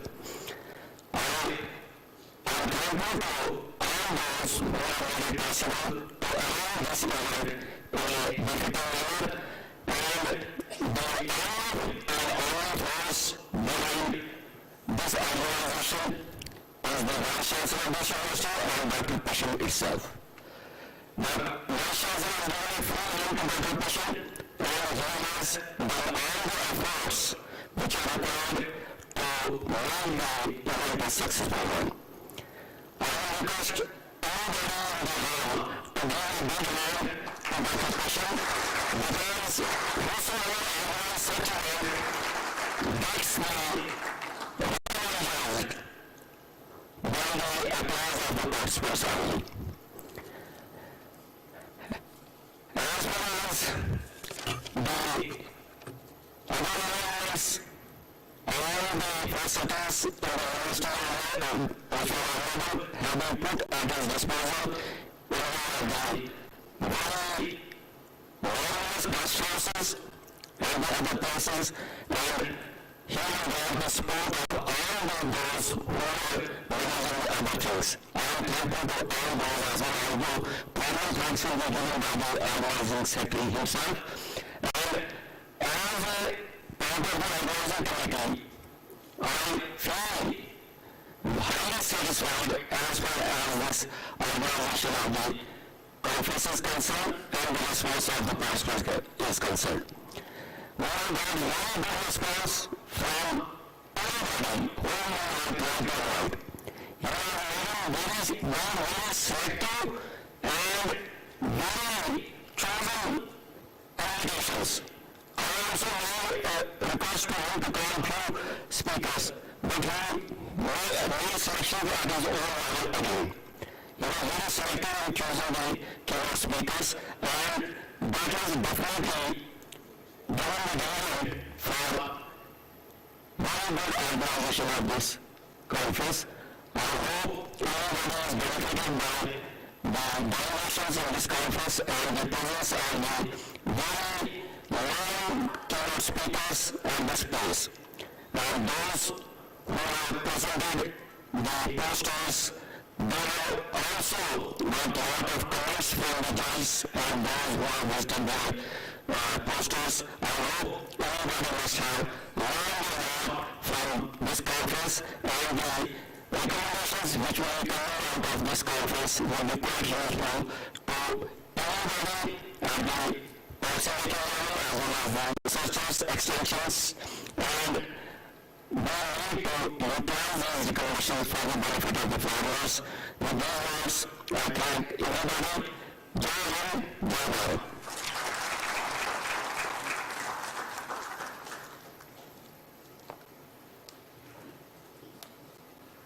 As the preparations for the conference were going on, contributions were invited for a special issue of the Indian Journal of Ecology. This is now with us in the print form, and I request all the dignitaries on the dais to release a special issue of the Indian Journal of Ecology.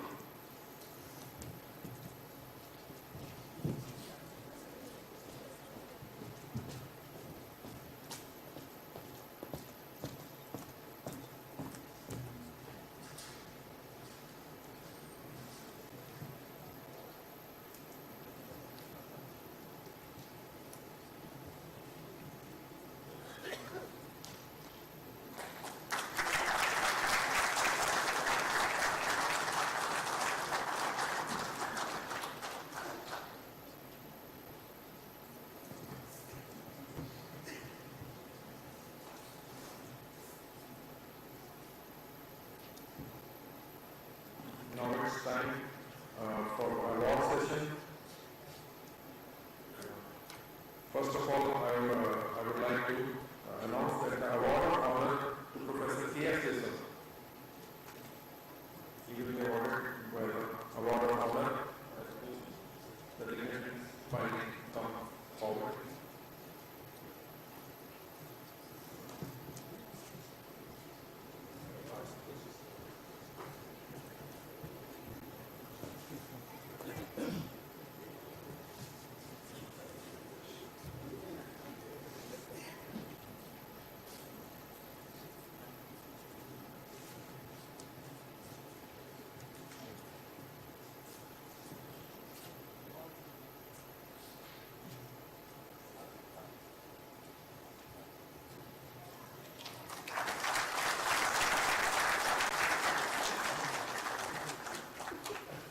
The second award of honor goes to Dr. D.S. Hansla, Chairperson, Post Association.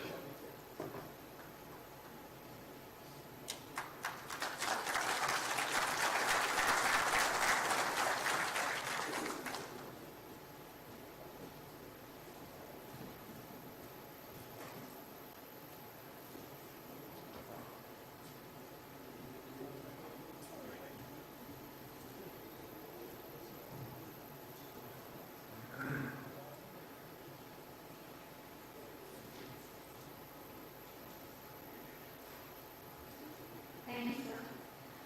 Now I invite award of appreciation. I would like to call on the stage Mr. Atulya Giri.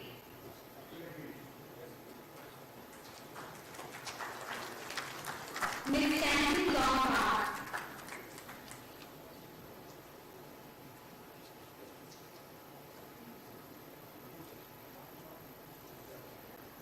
Mr. Obed Gardner.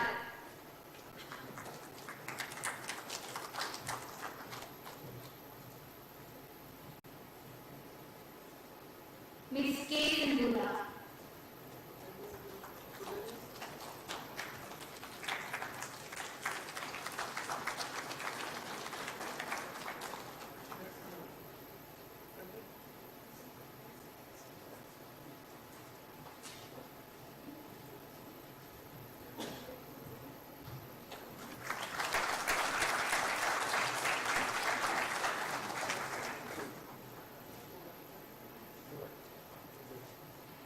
Mr. Sonal Kumar Bharat.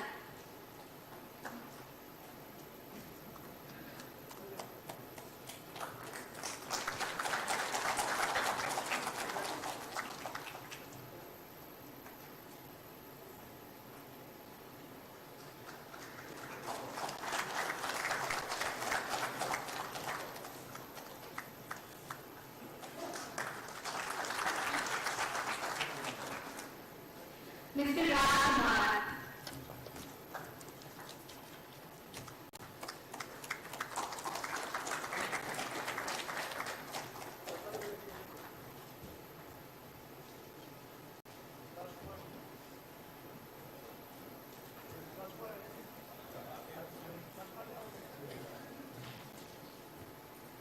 Mr. Amrit.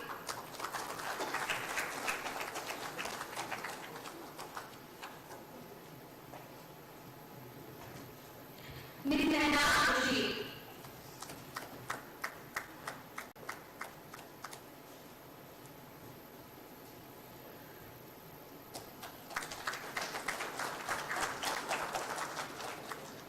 Mr. Atul Jawad.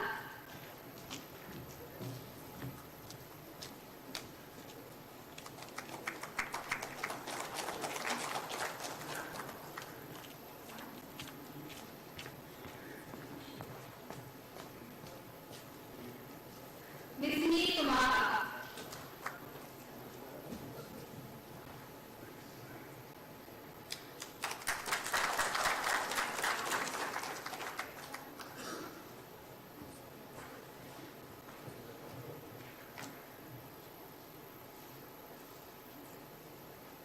Ms. Yusra Mukhtar.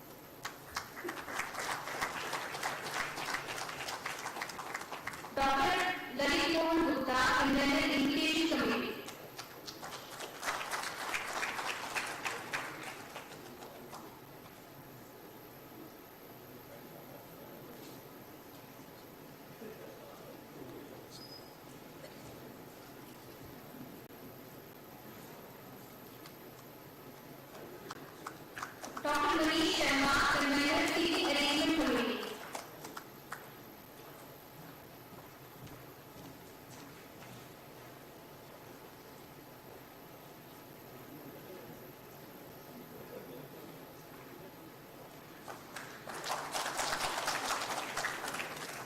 Dr. P.A. Talatia, Convener Registration Committee.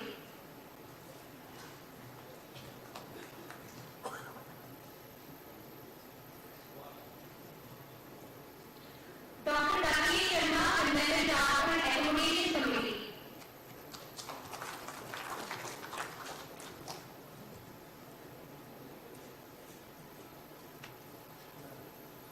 Dr. Rakesh Sharma, Convener Transport and Accommodation Committee.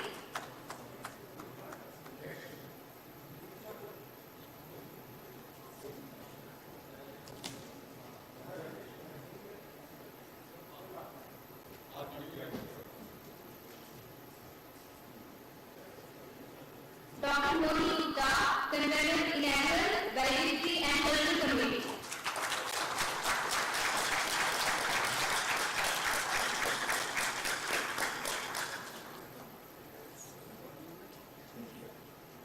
Dr. Amish Dad, Convener Light and Media and Publicity Committee.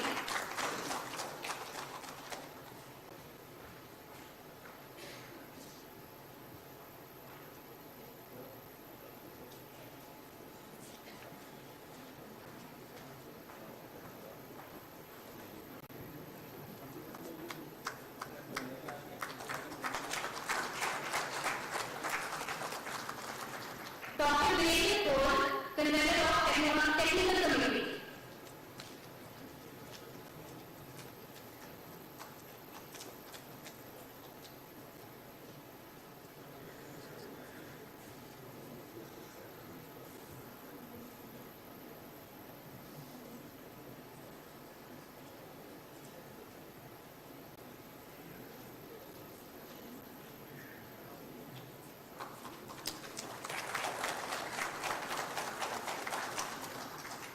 Dr. Sushil Kumar Gupta, Convener Protocol Committee for keynote speakers and utilities.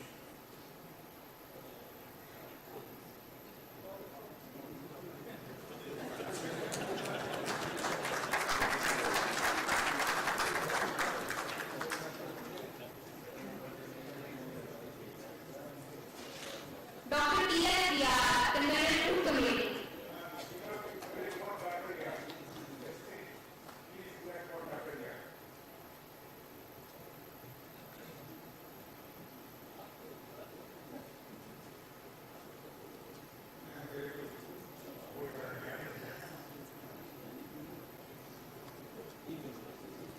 Dr. R.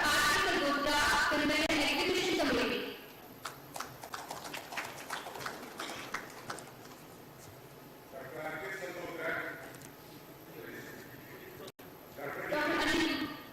Dr. Anil Gupta, Medical Officer.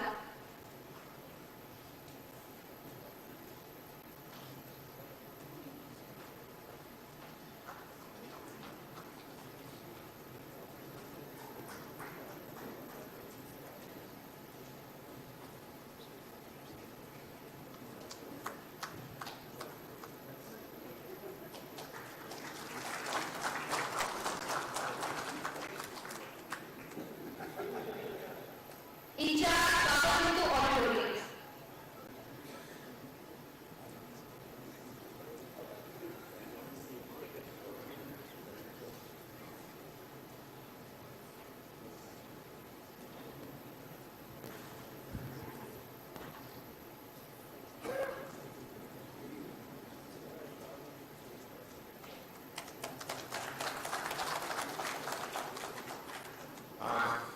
To continue what she left, we had 4 technical poster sessions, and the awards for the poster sessions were judged by the team of experts for each session. I will start with the poster session first. The third award goes to Neha Kumari Gupta, Pranav Parul, Himanshu Barma, and Gautam Aditya. Protection on the link, expansion and assessment of the University Club, University of Calcutta.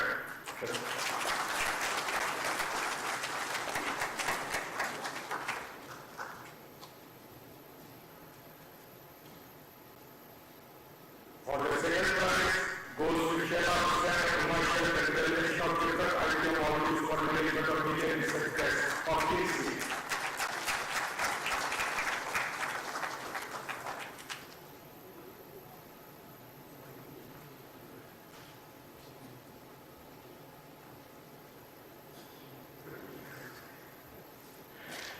And the first prize goes to Sudeshna Thakur and Vikas Miller, characterization of CHP from the research activity.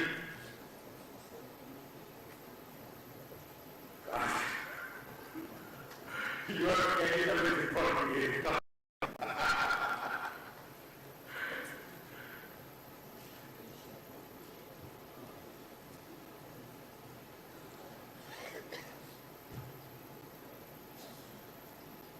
Dr. Suresh Thakur and Vikas Miller. Now, courses section 2, third prize goes to Kamal Bhatta and Tejas Sindhu, Desk Senior of West Indian Punjab. Oh.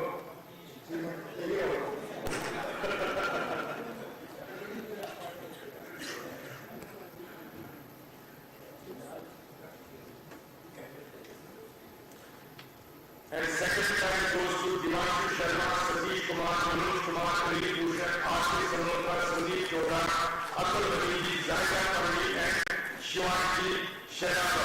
Strategic Butler Project Team Management Profitable Cultivation of President Basket.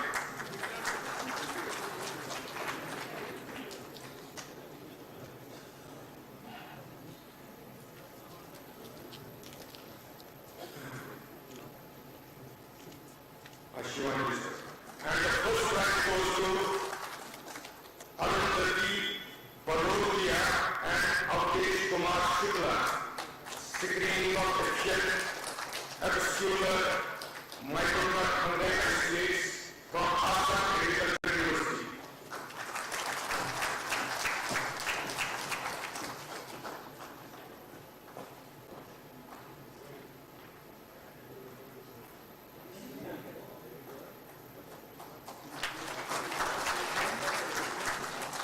Now the results of course session 3, there are direct crucial prizes for 2 persons.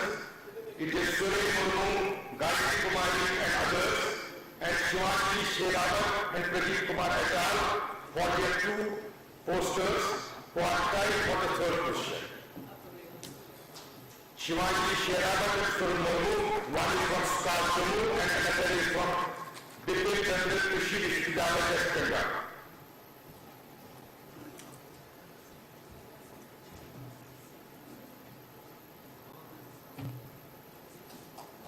Both sides.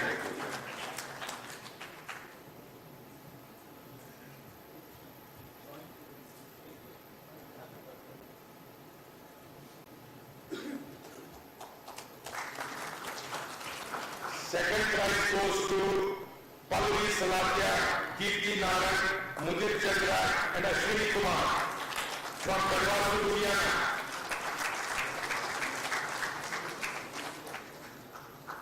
Govind Angardev, Veterinary University, Ludhiana.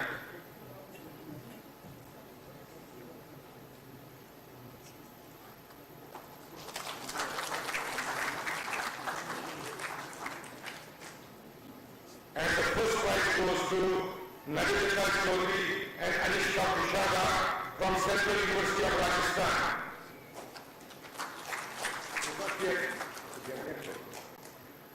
Now the last poster session 4, there are also 2 types. Third position because of the numbers, they have scored equal numbers. First is Mamta Sharma, Manmohan Sharma, Satish Kumar, Javed Ahmad Mohan and R.K. Sampotra, Sukasa Jammu.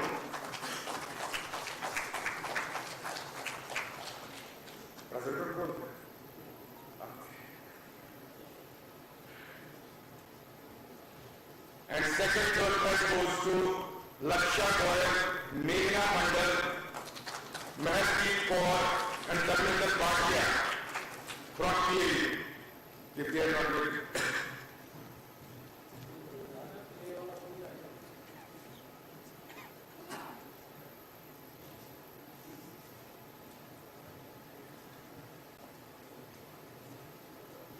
And the second prize goes to HAV Research, and the authors of the poster, presenters of the poster were Anil Kumar Bhatta, Bhagat Singh, Praj Mehta and Satish Kumar, Anil Kumar Bhatta.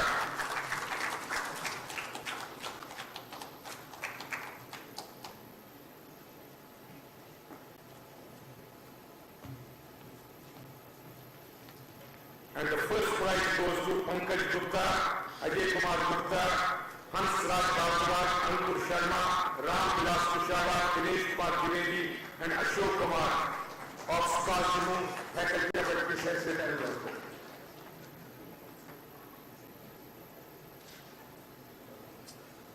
With this, I thank you all, sir, for awarding the award and facilitating the event.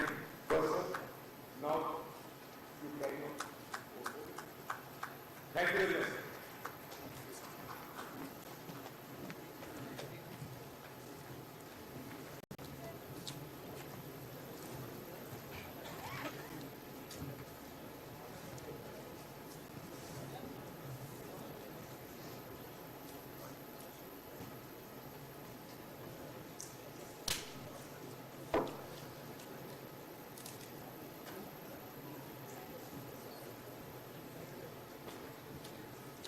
So now it is the time to listen to the chief guest of today's function, Honorable Vice Chancellor, Professor J.D. Sharma sir. I would request the Honorable Vice Chancellor for his presidential address for this August gathering to is the inspirational force behind all the success which we have achieved in these years. Professor J.D. Sharma.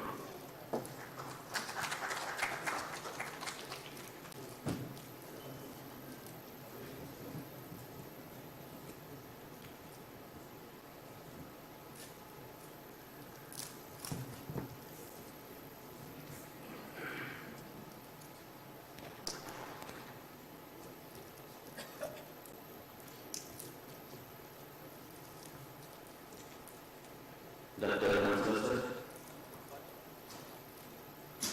Dr. P.S. Sundar, Dr. Khan,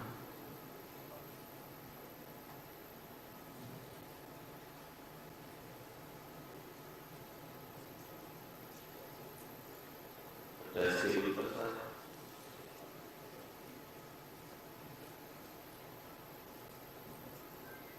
and other dignitaries such as Mr. Dr. Dhawan Sahab, President of the Society, Krishnan Sahab. First of all, I want to state the organizers, especially Dr. Dhawan, President of the Society, Dr. Krishnan, and all the scientists from the university involved in the organization of this important event. And that I call it truly international event. We have a galaxy of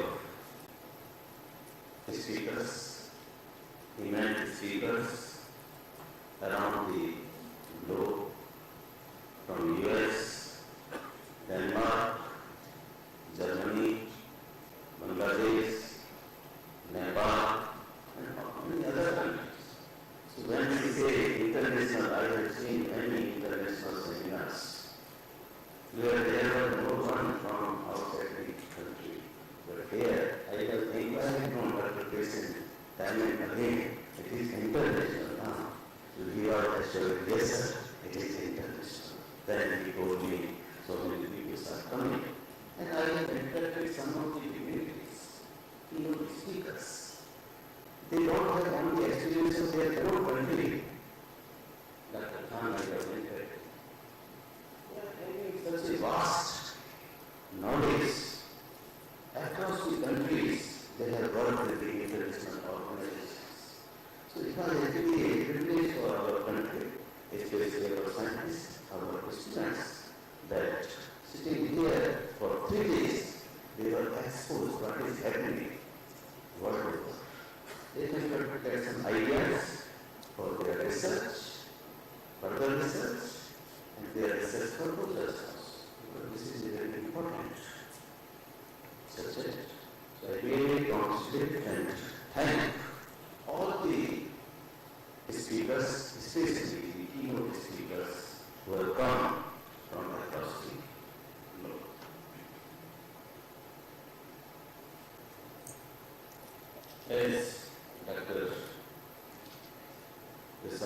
telling that first of all I want to tender my apologies.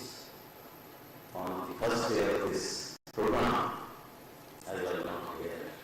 I wanted to be with you, but because of very, very important meeting with the Honorable Lieutenant Governor and Srinagar, I had to be there. And it was in the interest of the university, and I was there at the kind of progress we had made during the meeting with the Honorable LG for the benefit of the university.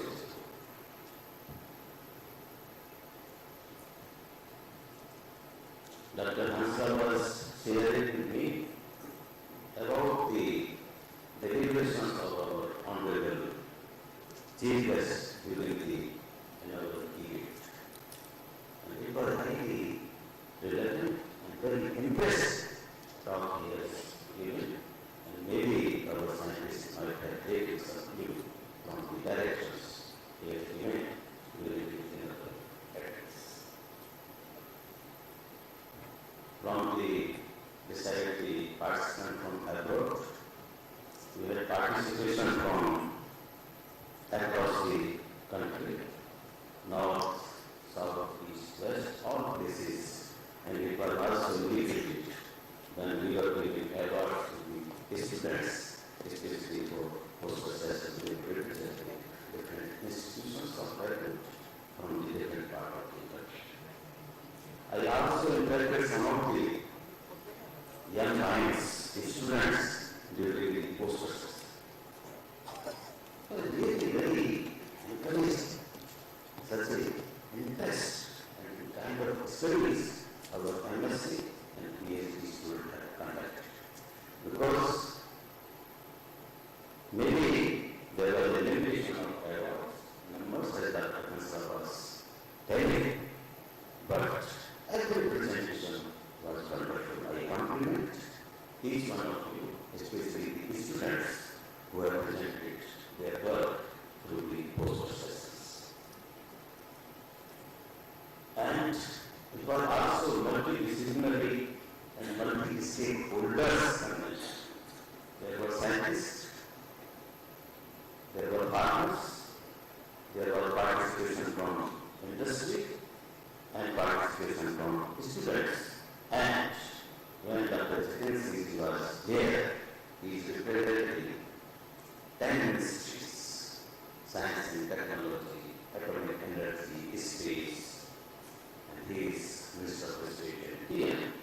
So whatever things which have been discussed here, he will take note of it, and our recommendations will find a place, maybe in the policy perspectives, which will be implemented in times to come. Now I will request that the recommendations, some of the keynote addresses I had opportunity to hear, to listen them, and the virtual kind of arrangement which we have made, it was so live that we will be thinking that the person is addressing from his platform. I compliment for that quality also. Lot of talk, appreciation has been made given to Dr. Case.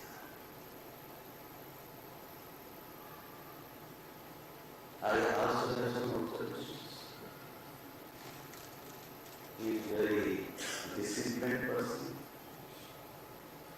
very time conscious also. One or two participants from outside, out of the city, contacted me, sir, I have submitted a paper and it has been rejected. And she sent the rejection letter also. Sir, can you help me that it is accepted? Then I thought, it is Dr. Case. Whether I should go for request or not, so I decided not to request. And that is the quality consciousness.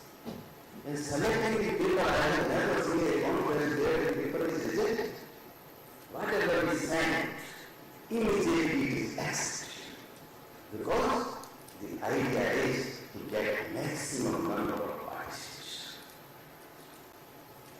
And I was also, many things happened first time in my life. There were maybe 500 or more than 500 papers. But I was searching my name also. I don't write, but somebody gives my name. Sometimes 10 times, sometimes 5 times. Here, the topper in the list was Dr. Samudra, who was contributed 10 papers. 10 papers. So, also I realize that maybe he's working hard, but say that one doesn't do that much of science. We have to realize not restrict the science up to certain level. And I have also seen this today's schedule, this very latest schedule. It says dinner from 6:55 to 7:30. Generally we get 6:30 to 7:30, 7:30 to 8:30. But he is counting minutes also given in data. Day before yesterday he asked me, sir, you have breakfast with me. And he said, I said, come in the time. Sir, it will start by 8, you can come, let us say 8:30. 8:30. Sir, I said, no sir, I will not be able to come. Because I know that when we say 8:30, he will be there waiting for 8:30. So that kind of time consciousness. And I have also noticed the energy level. Why I am talking so much? We have to learn many things from the performance. Level of energy, there were many people busy here and there. And whatever left was there, get was there. He himself was learning from pillar to post. और कभी-कभी इतना थोड़ा हिंदी में आगे बोल सभी को कभी-कभी इतना कॉन्शियस हो जाते थे आज बहुत साल खड़े थे 4.2 वोट के विश्व साहब को फोटोग्राफ दिया जाता और उन्होंने कहा कि किसी साल को भी बुला लो तो थोड़ा सा दर्शन कर लीजिए ये आगे हमारा हाथ पकड़ लेंगे वो ये तो पूछे जाए कि किसी साल के साथ में क्या होगा मैंने कहा भाई हाथ पकड़ो मैं हाथ So sometimes he becomes so much of energetic that he doesn't know what he's doing. So thoda sa energy level become. एक बार एक वाइस चांसलर हंसराज साहब सर एक बार एक वाइस चांसलर पिकनिक के लिए लोगों को ले गए और वहां जब पहुंचे तो पिकनिक स्पॉट पर वहां एक पॉन्ड था और उस पॉइंट में वाइस चांसलर ने पत्थर फेंका पत्थर डूबे था वीपी से था और वाइस चांसलर ने पूछा इस हिसाब से कि इस हिसाब से पत्थर क्यों डूबा उन्होंने कहा सर इस पत्थर की डेंसिटी ज्यादा थी वाटर रिप्लेसमेंट कम था ये था पूरी साइंस उसमें लगा था फिर यही क्वेश्चन वेस्टर साहब बैठे हैं यही क्वेश्चन वेस्टर साहब से पूछा वाइस चांसलर ने भाई को पत्थर कैसे गिर गया ये बोले साहब मुझे तो एक ही बात पता है जिसका साथ आपने छोड़ दिया वो डूबेगा ही जब प्रमोशन होगा इंटरव्यू होगा तो साइंस वाले क्या होगा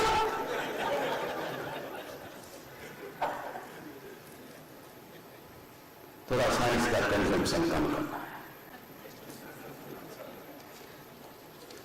पब्लिकेशन की quality you see it is my way of explaining only talking इनका इतना मैसेज जो था 22 मार्च को जो है डीजी का मैसेज आ गया so much of planning it is in October और उन्होंने जो मैसेज जो कलेक्ट किए थे these messages were collected in the month of March such a meticulous planning I have my own appreciations, many things I was just sharing in humor, but I have my own appreciation for this wonderful organization of this international event. And I request Dr. Pearson, can we have kind of agreement with the scientists, their institution, with our university? It will be a good for associations and times to come. And I think such a knowledgeable person who can write a book on each scientist. Dr. Khan is sitting here, other scientists are sitting here. When I was talking, they are working Greek, they are working US, they are working up to 68 years, 70 years, they are working. They have a treasure of knowledge. Besides this presentation, can we have a detailed work history, kind of innovations they have done in this area, so that we can share it with our faculty, with our students. Now, the journey of evolution in Indian agriculture. Now we are in the era of agriculture 4.0. This is we are in the midst of agriculture revolution 4.0. The first level of agriculture, when the nomadic hunters started settled agriculture. They settled and they started agriculture cultivation. The second revolution came with the mechanization, introduction of machinery, harvesters, tractors, and the third revolution, we are all aware about that revolution, was the Green Revolution, where we have developed high-yielding varieties, pesticides, fertilizers, and other technology. Now in this era of the fourth agriculture revolution, now we are talking about digital farming. We are talking about soilless farming. We are talking about vertical farming. We are talking about Internet of Things. We are talking about sensor-based irrigation. We are talking about artificial intelligence. We are talking about sensor-based irrigation systems and so on. And government is so sensitive, our policy makers are so sensitive. These things are not only in paper. Now they are taking this shape. Each KVK will provide drone so that they can help the farmers how to save the natural resources, how to generate the information, how to disseminate the information. So now we are working in this period. If I talk about the Indian agriculture, because most of the foreign delegates are also familiar with about Indian agriculture, and other participants are from agriculture. There are various challenges we are facing, and some of the challenges other countries are also facing.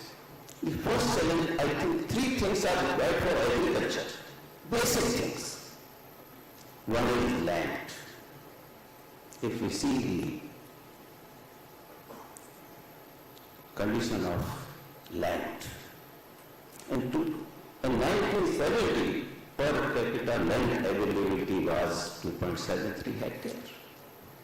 This declined to 1.5 hectares in 2001, and now we are having only 1.08, and this figure is also 2 years back. Maybe now it is less than 1 hectare.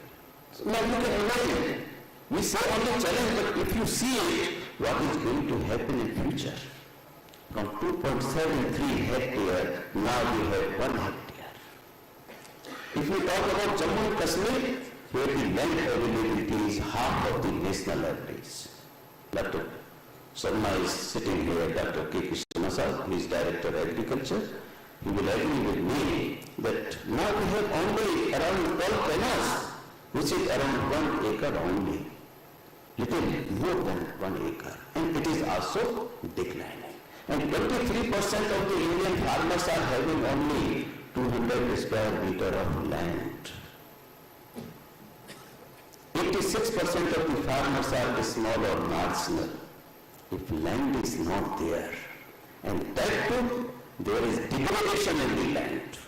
Carbon content is declining. Maybe at the national level it is 0.6. In our place, it is 0.5 something. And some of the areas like Kathua and Samba, rainfed areas, it is only 0.3. So day by day, carbon content in the soil is declining. Land is not available, and the fertility level, health of the soil is declining. This is the biggest challenge.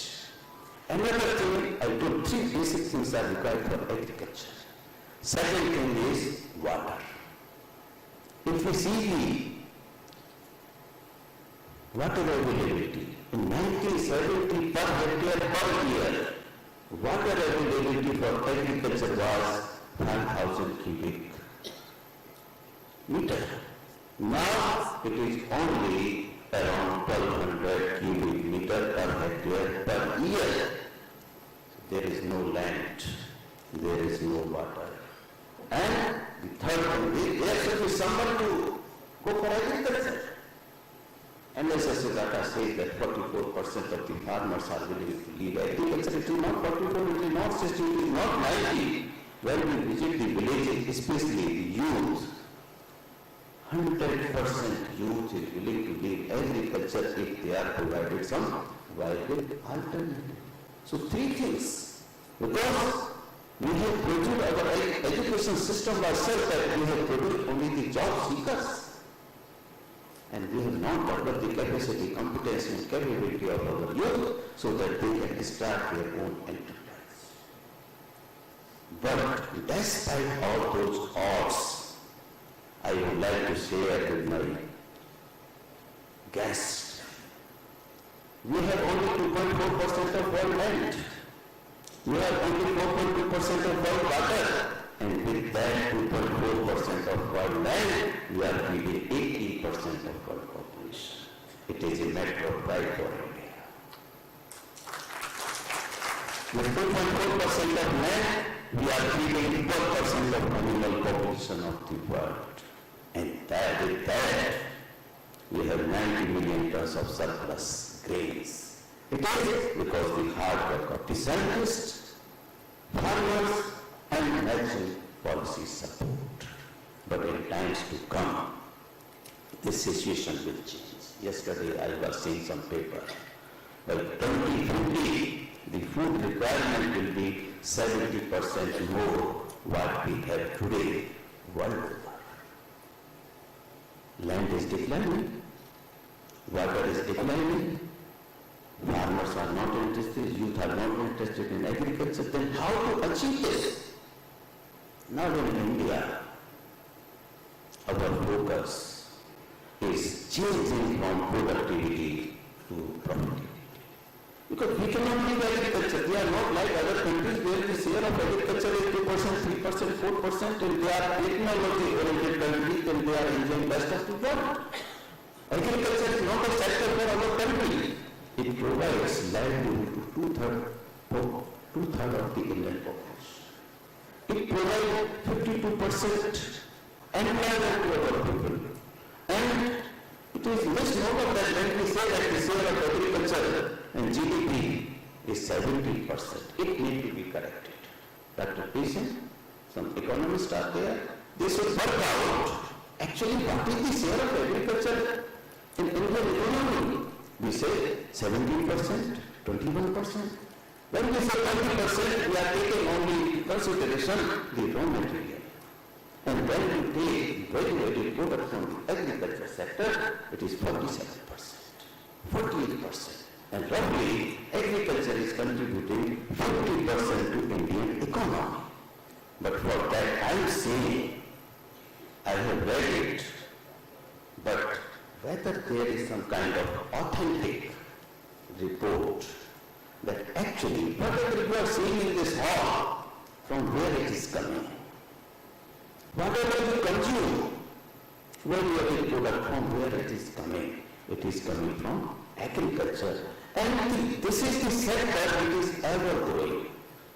And during that Corona period, there was a minus 23% growth in other sectors. Manufacturing, transport, construction, minus 23% growth. But agriculture sector maintained positive growth of 3.4%. It is going to increase. It is ever-growing sector. Then, now if we cannot leave agriculture, despite all odds, what kind of agriculture we have to practice? We cannot leave it. It is the question of livelihood, employment and economy. If we cannot leave it, then what kind of agriculture we have to subscribe? Now we are talking converting agriculture, culture to one life into a dynamic entity that is agribusiness. Now we are talking diversification and commercialization of agriculture. And for that purpose, the whole effort in our country is to develop the capacity, competency, capability of our youth so that they can take agriculture as a business. In that context, the role of extension is also changing. Till now, the role of extension was the only production. Last line of the package of practices of the any university was, if you subscribe to those packages, the yield will be 50 quintals per hectare. And this started from Jalvayu, seed to seed rate, plant to plant distance, road to road distance, fire irrigation in wheat. No, that is okay. We are doing agriculture from generations. Now, the role of extension is beyond production. Can we make the aspirations and needs of the young minds? Extensions can be needed. The whole country is working in that direction. You might have not heard earlier, Startup India, Skill India, Digital India, Ministry of Skill India and Entrepreneurship Development, Ministry of Small and Medium Enterprises. Earlier these things were not there. So when it was announced 7 years back, we were thinking, what is this Startup India? What is this Stand-up India? Now, you must be seeing daily.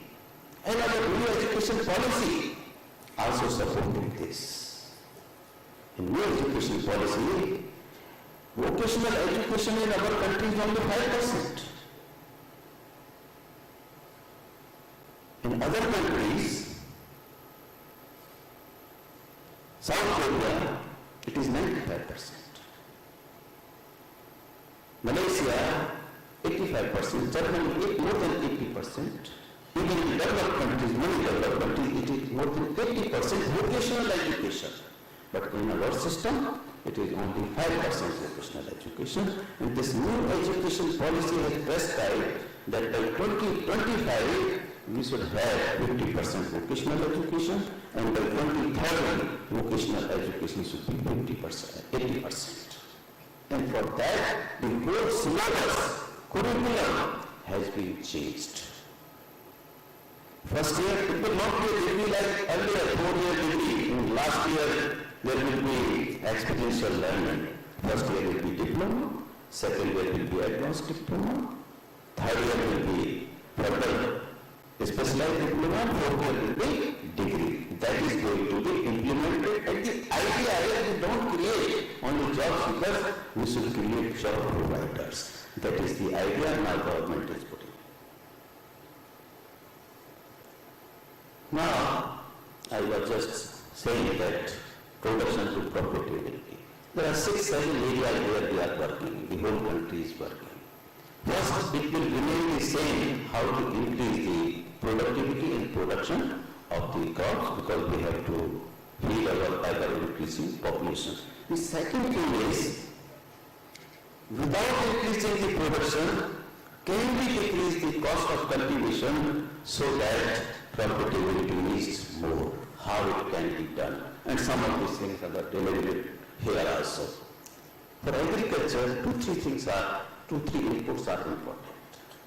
One is water. Water use efficiency in our country is around 25%. I was saying 30% earlier. Then later stage it is only 20 to 25%.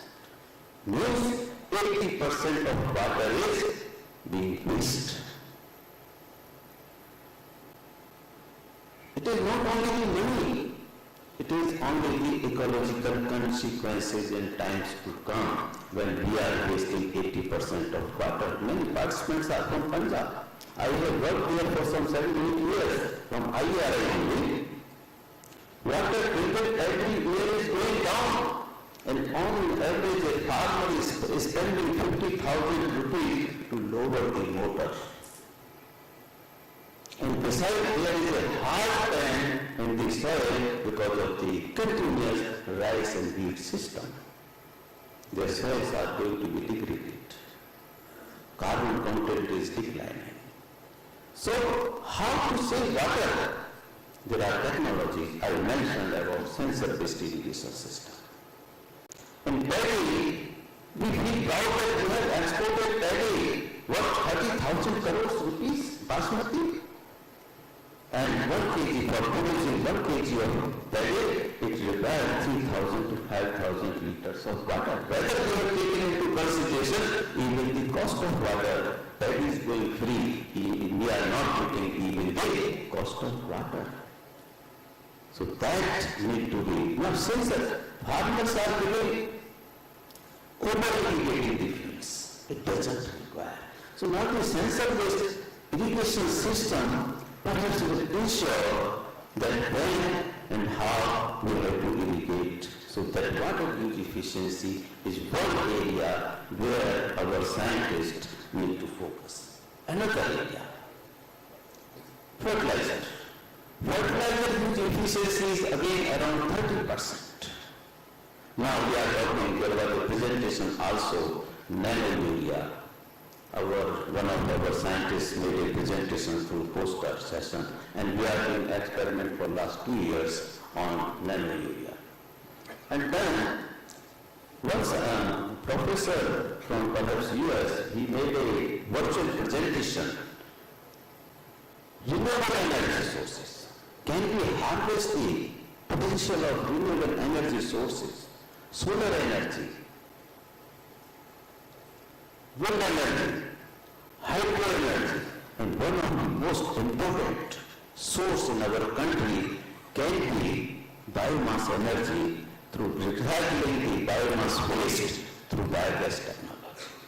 And the government has started a project, Govardhan project, where you can generate gas as well as a quality fertilizer by recycling the waste through biogas plants. So this needs to be, and our university had to, I talked to Chief Secretary and he suggested that university should work with the departments to promote this kind of interventions.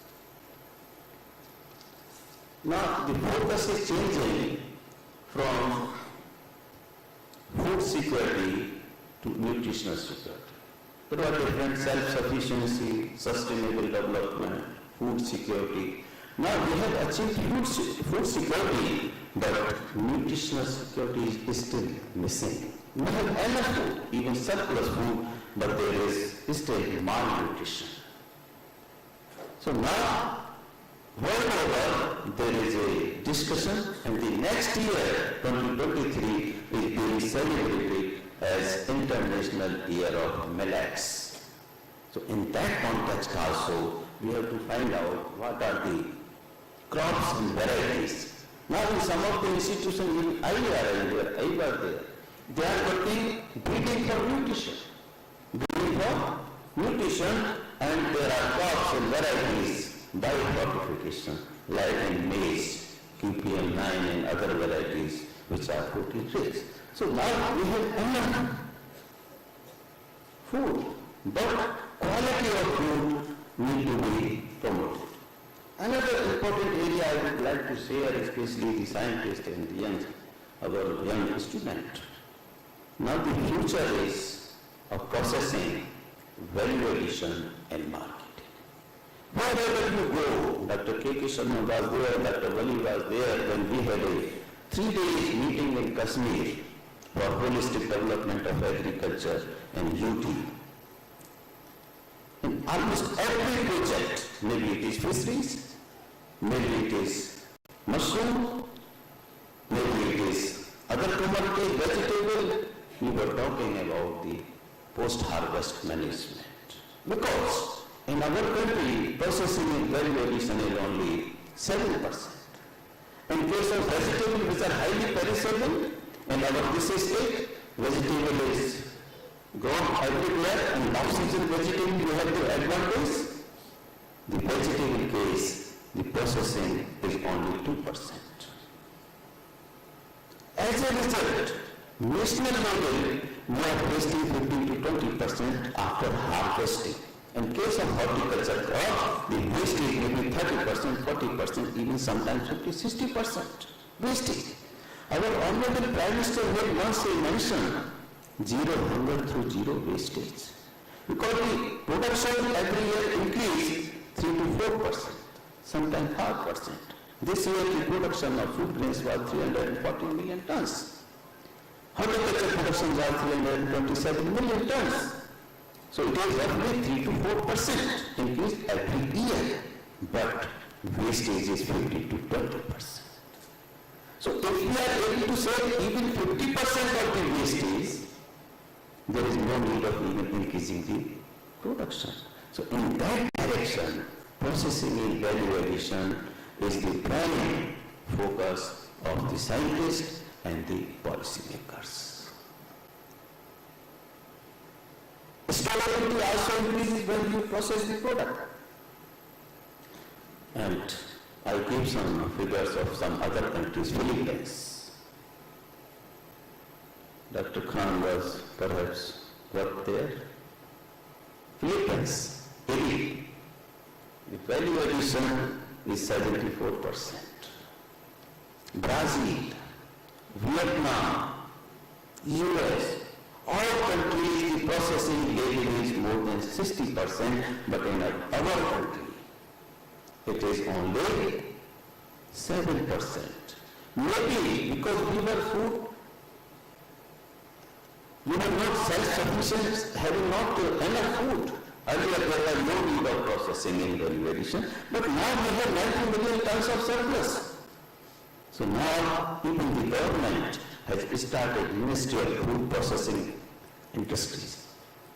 Earlier that ministry was part of the Department of Agriculture only. Now full-fledged Ministry of Food Processing. They have started. And this is the focus of the country. And when we talk of the enhancing the income of the farmer, it cannot be increased by the way of production, because when you increase the productivity, you also increase the cost of cultivation.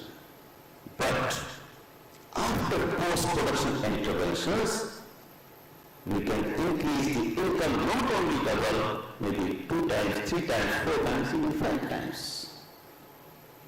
There are examples. There is a limitation of time, I will not go into details. But then I was saying the role of extension in times to come.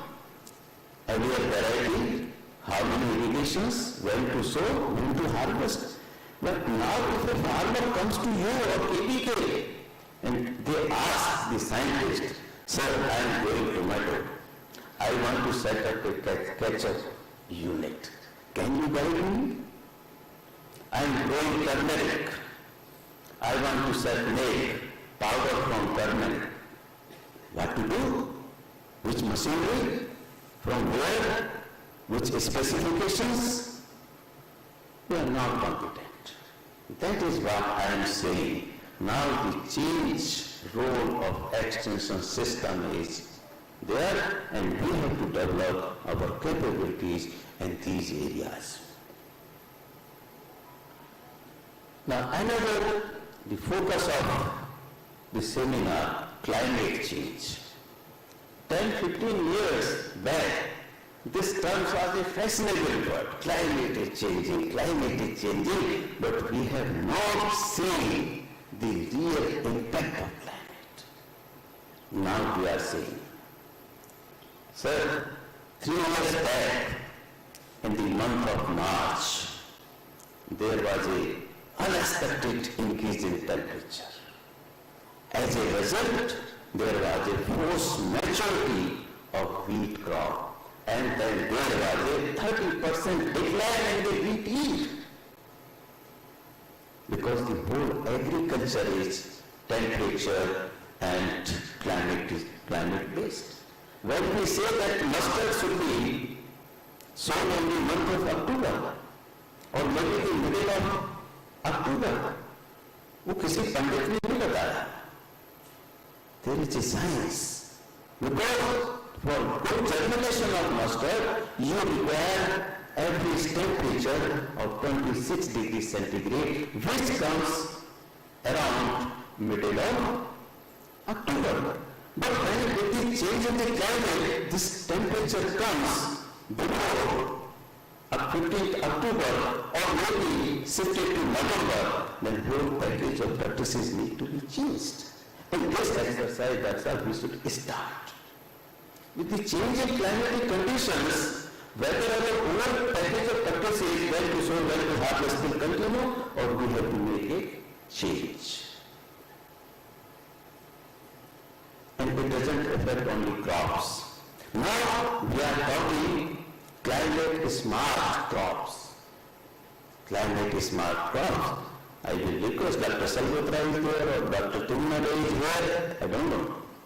If they are there, they should start working in that direction.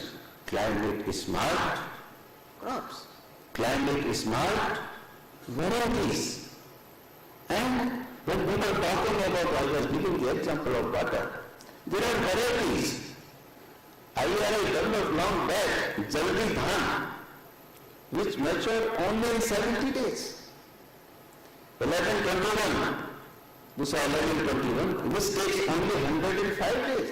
And there are many varieties which take 140 days and 160 days, which require more water. Considering the requirement of the water, scarcity of water, that kind of crop and varieties need to be promoted. Now, a lot of things we are talking about DSR can be taken at a large scale. There was a presentation by one student, zero delays, and she said that the result of this experiment was very good. And we have also conducted 3 years regular experiment in Haryana, Pataudi area of Gurgaon, by Agronomic Division and Extension Division of IERI. And there it was a wonderful result. Because there we are having only rice wheat system. And generally the harvesting of varieties of this paddy, basmati especially, it is in the first fortnight of November. And the sowing time of wheat is early in November. So it doesn't take enough time for land preparation, and that is how we have introduced zero delays. Are we working on that? We should work in other institutions also. DSR we have promoted. Earlier DSR in 2019, 800 DSR was only 36,000 hectare. When Corona came, farmers were not getting the machinery in time to prepare, then IRI made an effort through KVK system. And then next year it was around 4 lakhs hectare, and now it is 6.25 lakhs hectare under DSR. Farmers were adopting it. We need to take note of these things and promote it. And then diversification. I was talking commercialization and diversification of agriculture. We have to take the comparative advantage of the locations. In UT of Jammu, if we are working only on wheat and rice, it is not desirable. It is not desirable to produce each and everything. We can purchase these things from other part of the country. Jammu, Kashmir, situation, climatic conditions representing world condition. We have tropical areas, adjoining Punjab. We have subtropical intermediate areas. We have cold desert. We have rain-fed areas. temperate areas we have. So all kind of climatic conditions existing in the world we are having. So based on the comparative advantage of the location, we have to select the crop, and it is true for everybody, every institution. In fact, we have also worked out, and the government has also worked out that we have identified one district, one product, based on the extent of the area. Like Dr. K.P. Sharma Sahib is here, he is looking at agriculture as a director. Kathua, we say spices district. Other things also we will promote, but spices having the strength. Sama district. Other things also we will promote, but mushroom is the potential area. The Jammu area, Rajouri area, Bargaon area of Kashmir, it is identified as dairy district. Poonch, Rajouri, there is a high scope of walnut and pecan nut. Pampur area of Srinagar, Gurur area of Kashmir, Kanazira, Pampur area, saffron. So we have to identify the crop and the project which we have submitted to the government for next 5 years at the cost of 5,400 crores. These are the things which we are contemplating to do it under that project. And beekeeping is most potential area. And many countries beekeeping is not done for honey. It is for pollination. It increases the yield by 50 to 20% through cross-pollination. So that is also a very high potential area in this region. And now, last, marketing innovations. We have conducted a study in IRI, the share of producer and consumer rupees only 23%. We may increase the production by 10%, 15%. Can we increase the share of producer and consumer rupees from 23% to 40% to 50%? And it can happen by aggregation, branding, packaging. Now the government has decided to establish 300 FPOs, 10,000 FPOs whole country and our state. How much so 300? 300 FPOs we are going to establish, 170 already established, and we are in process of establishing other. So small farmers, suppose they grow aloe vera, suppose they grow turmeric, but a small farmer cannot process, brand it, package it, market it, but with the invent of this FPO, farmers can do commodity-based, community-based, commodity-based processing, branding, marketing, even exporting. So this is another area. And then marketing, I always emphasize, my scientists sitting here, maybe I have repeated it number of times, but it is important because some participants are from outside also. You can visualize what is the importance of marketing. Our scientists are working production. Dr. Balwani is here, he will talk about we have increased the productivity of milk from 5 liters to 7 liters. But if the farmers are not getting the remunerated price, that productivity is not giving additional income. Milk, rate of milk in this state, 25 rupees, maybe 30 rupees. Consumer is paying 50 rupees, that is different thing. 25 rupees, it is start. Many of the farmers, as well as committee meeting, discussion with the farmers, this point comes, sir, increase the rate of milk. And you will be surprised, and might have not noticed, but you might have seen the rate of water, price of water is more than milk. A bottle of 200 ml is costing 7 rupees, means 35 rupees per liter water. Milk, 25 rupees a liter. Who is wrong? What went wrong? Giving example is okay, but whether you have internalized it, whether we have internalized it or we have worked for it. Who is that part? Because scientists also, they were all always interested in increasing the productivity. Now this consciousness has come, not productivity, but profitability. Can we ensure the remunerative price? And fortunately in our country, this KPK is a robust system, and many African countries visited Council, ICR, that time, and they want to replicate this model. At district level, we have such an agency. Now we have to take our people. And whereas they talk in the council that a management person will be there in all KPKs. Considering the calamity of the climate change, now every KPK is having one scientist from meteorological department.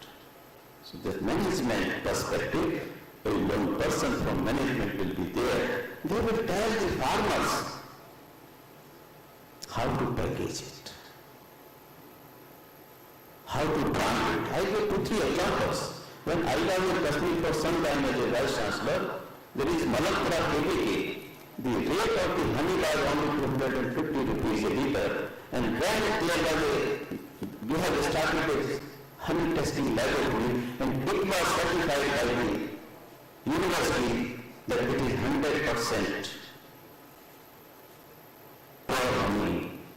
Then the rate jumped to 500 rupees, 600 rupees. What is prevention? Not only that how to produce more honey, but how to sell it. How to get the remunerative price. I was told, Director of Agriculture of Kashmir, Iqbal Chaudhary, that rate of that saffron earlier was 70 rupees per gram. Because everybody was doubting whether it is pure or not. But once the government of India in collaboration with the UP of Jammu and Kashmir established a saffron testing and certification laboratory, and they have put a seal, 100% pure saffron. Now the rate of saffron is 210 rupees. Now you see, from 70 rupees to 210 rupees because of one intervention that you have ensure the consumer that this product is 100% pure. In that direction, our KVK can help. When we are talking of natural farming or organic farming, if the farmers are not getting premium price from the organic product, people are not going to go for it. So that kind of facility under this project we are contemplating. Now, considering the seminar topic, in our duty model which we have developed and going to implement, there are 3 components. One is economy, another is ecology, and third is equity. Earlier we were not talking about ecology. We are talking about economy and profitability only. So in that project which will be implemented across the 20 districts at the cost of some 5,000 crores rupees, will be that ecology will be a major concern. Now, I was mentioning about the government initiative. You must be aware about the Atmanirbhar Bharat, NEP and Atmanirbhar Bharat. And that Atmanirbhar Bharat through agriculture. You must be aware that the government has allocated a handsome amount of 1.65 lakhs crores rupees for Atmanirbhar Bharat. And it is not for production. It is for diversification, job creation, employment, entrepreneurship development, and startups. 10,000 crores rupees for startups, micro enterprise promotion. 1 lakh crore rupees for infrastructure development at farm to reduce the post-harvest losses. In our country, fortunately, we are not wasting food at the plate level. Plate को बिल्कुल साफ कर देते हैं. In Western countries, wastage is not in the storage, not in the transportation, but 30% wastage of the food in some countries is in the plate level. So fortunately, that wastage we are not having. So government has initiated this program, 4,000 crores rupees for aromatic and medicinal plant promotion, 500 crores rupees for promotion of beekeeping, Similarly, 500 crores rupees for fruit and vegetable and flowers. And first time, 20,000 crores rupees for the development of the fisheries sector. Here, two commodities, poultry and fisheries, we are spending more than 2,000 crores rupees to bring these commodities from other states. So these are some of the priorities, and again, I request the organizers that whatever these recommendations have come, we will sit together, invite some other expert or scientists from the neighboring states, some 15-20 people, and design and also circulate those recommendations at least to the key speakers across the world. They have participated, take their views, and then the concrete proposal for realizing those recommendations we will put to the government. And fortunately, our government is very sensitive, proactive. So whatever you will suggest, I think it will happen. We have to work, we have to share, we have to care, and we have to complement each other. In that perspective, I was saying that we should have a mutual agreement from the collaborative institutions. Thank you very much.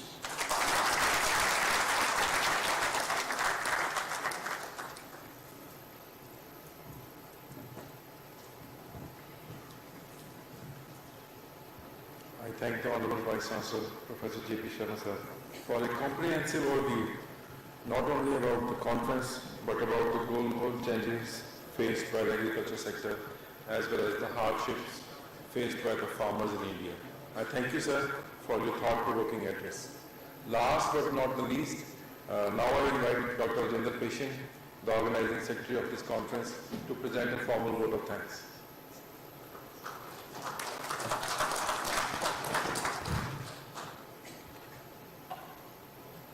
Good evening to all of you. Dr. J.P. Sharma ji, the Honorable Vice Chancellor of our University, Dr. K.S. Rasan, Co-Chair of the Indian Ecological Society International Conference 2022, Dr. B.S. Hansra, my teacher's teacher, and the ADG of Extension, because he has been my advisor's advisor. Dr. Zainul Khan, International Center for Insect Physiology and Ecology, Nairobi, Dr. Manal Kese, an economist for ICP, Professor Dhawan, who has taught me in the class at MSc level and has been my co-advisor in the PhD, and the President of Indian Ecological Society. Dr. S.K. Gupta, President, Indian Ecological Society, JNK Chapter. Dr. Muni Muniyappan, from Virginia Tech. Dr. P. Keja, from Nepal, Dr. Swayambhuman Ambadev from Nepal, Dr. Zulfikar from Bangladesh, Dr. T.V.K. Singh, our keynote speaker, Mr. K.K. Sharma, Director of Agriculture, Dr. Badwal, Dr. Mandal, Dr. Rizvi, Dr. Valli, Engineer Iqbal Singh, Dr. Katoj, Dr. Nanda, Dr. Jaswinder, and I think Neeraj Sharma from the private sector is still here, and Mr. Neeraj Sharma from industry, and Kulbhushan ji from fisheries. Ladies and gentlemen, it's a very satisfying moment this time that we at the Indian Ecological Society have organized a conference which has gone well. And every conference has its positives and negatives. Maybe there may be some misgivings. Credit goes to delegates who are here, who participated here, who are with us, who came from many countries.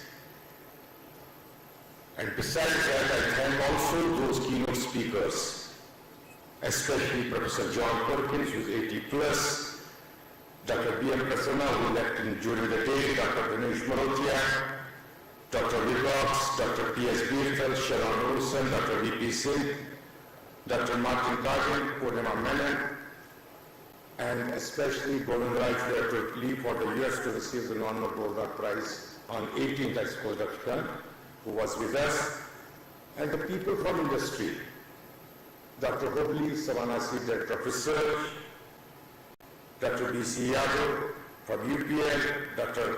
Subodh K. Gupta, and other industry people who joined us during these deliberations.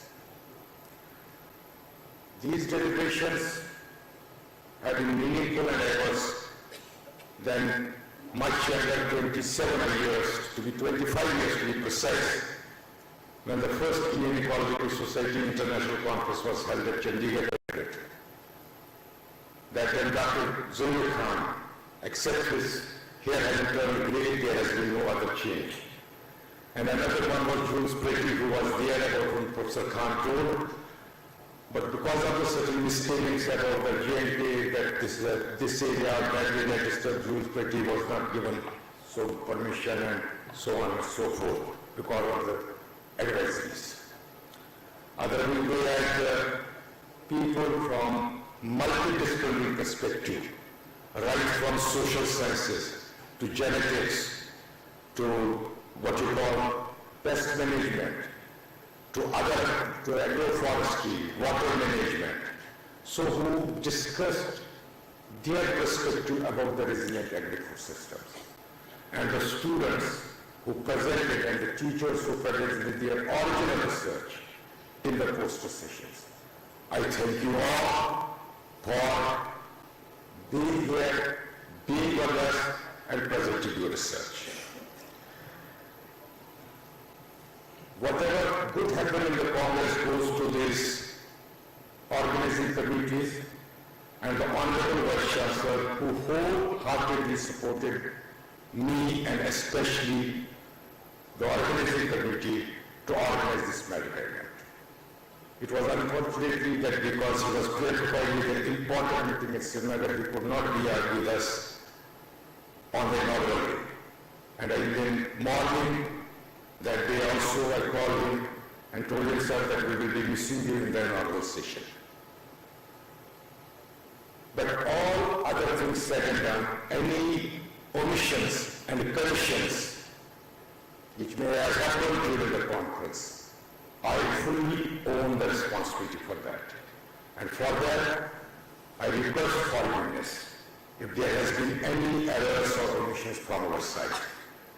And with these words, once again I thank everyone, including the delegates from outside, delegates from India, and our Honorable Vice Chancellor for making this possible to organize this conference. Thank you very much, and I will request you to join us for dinner outside the Babajito Auditorium. Thank you, Namaskar, Jai Hind, so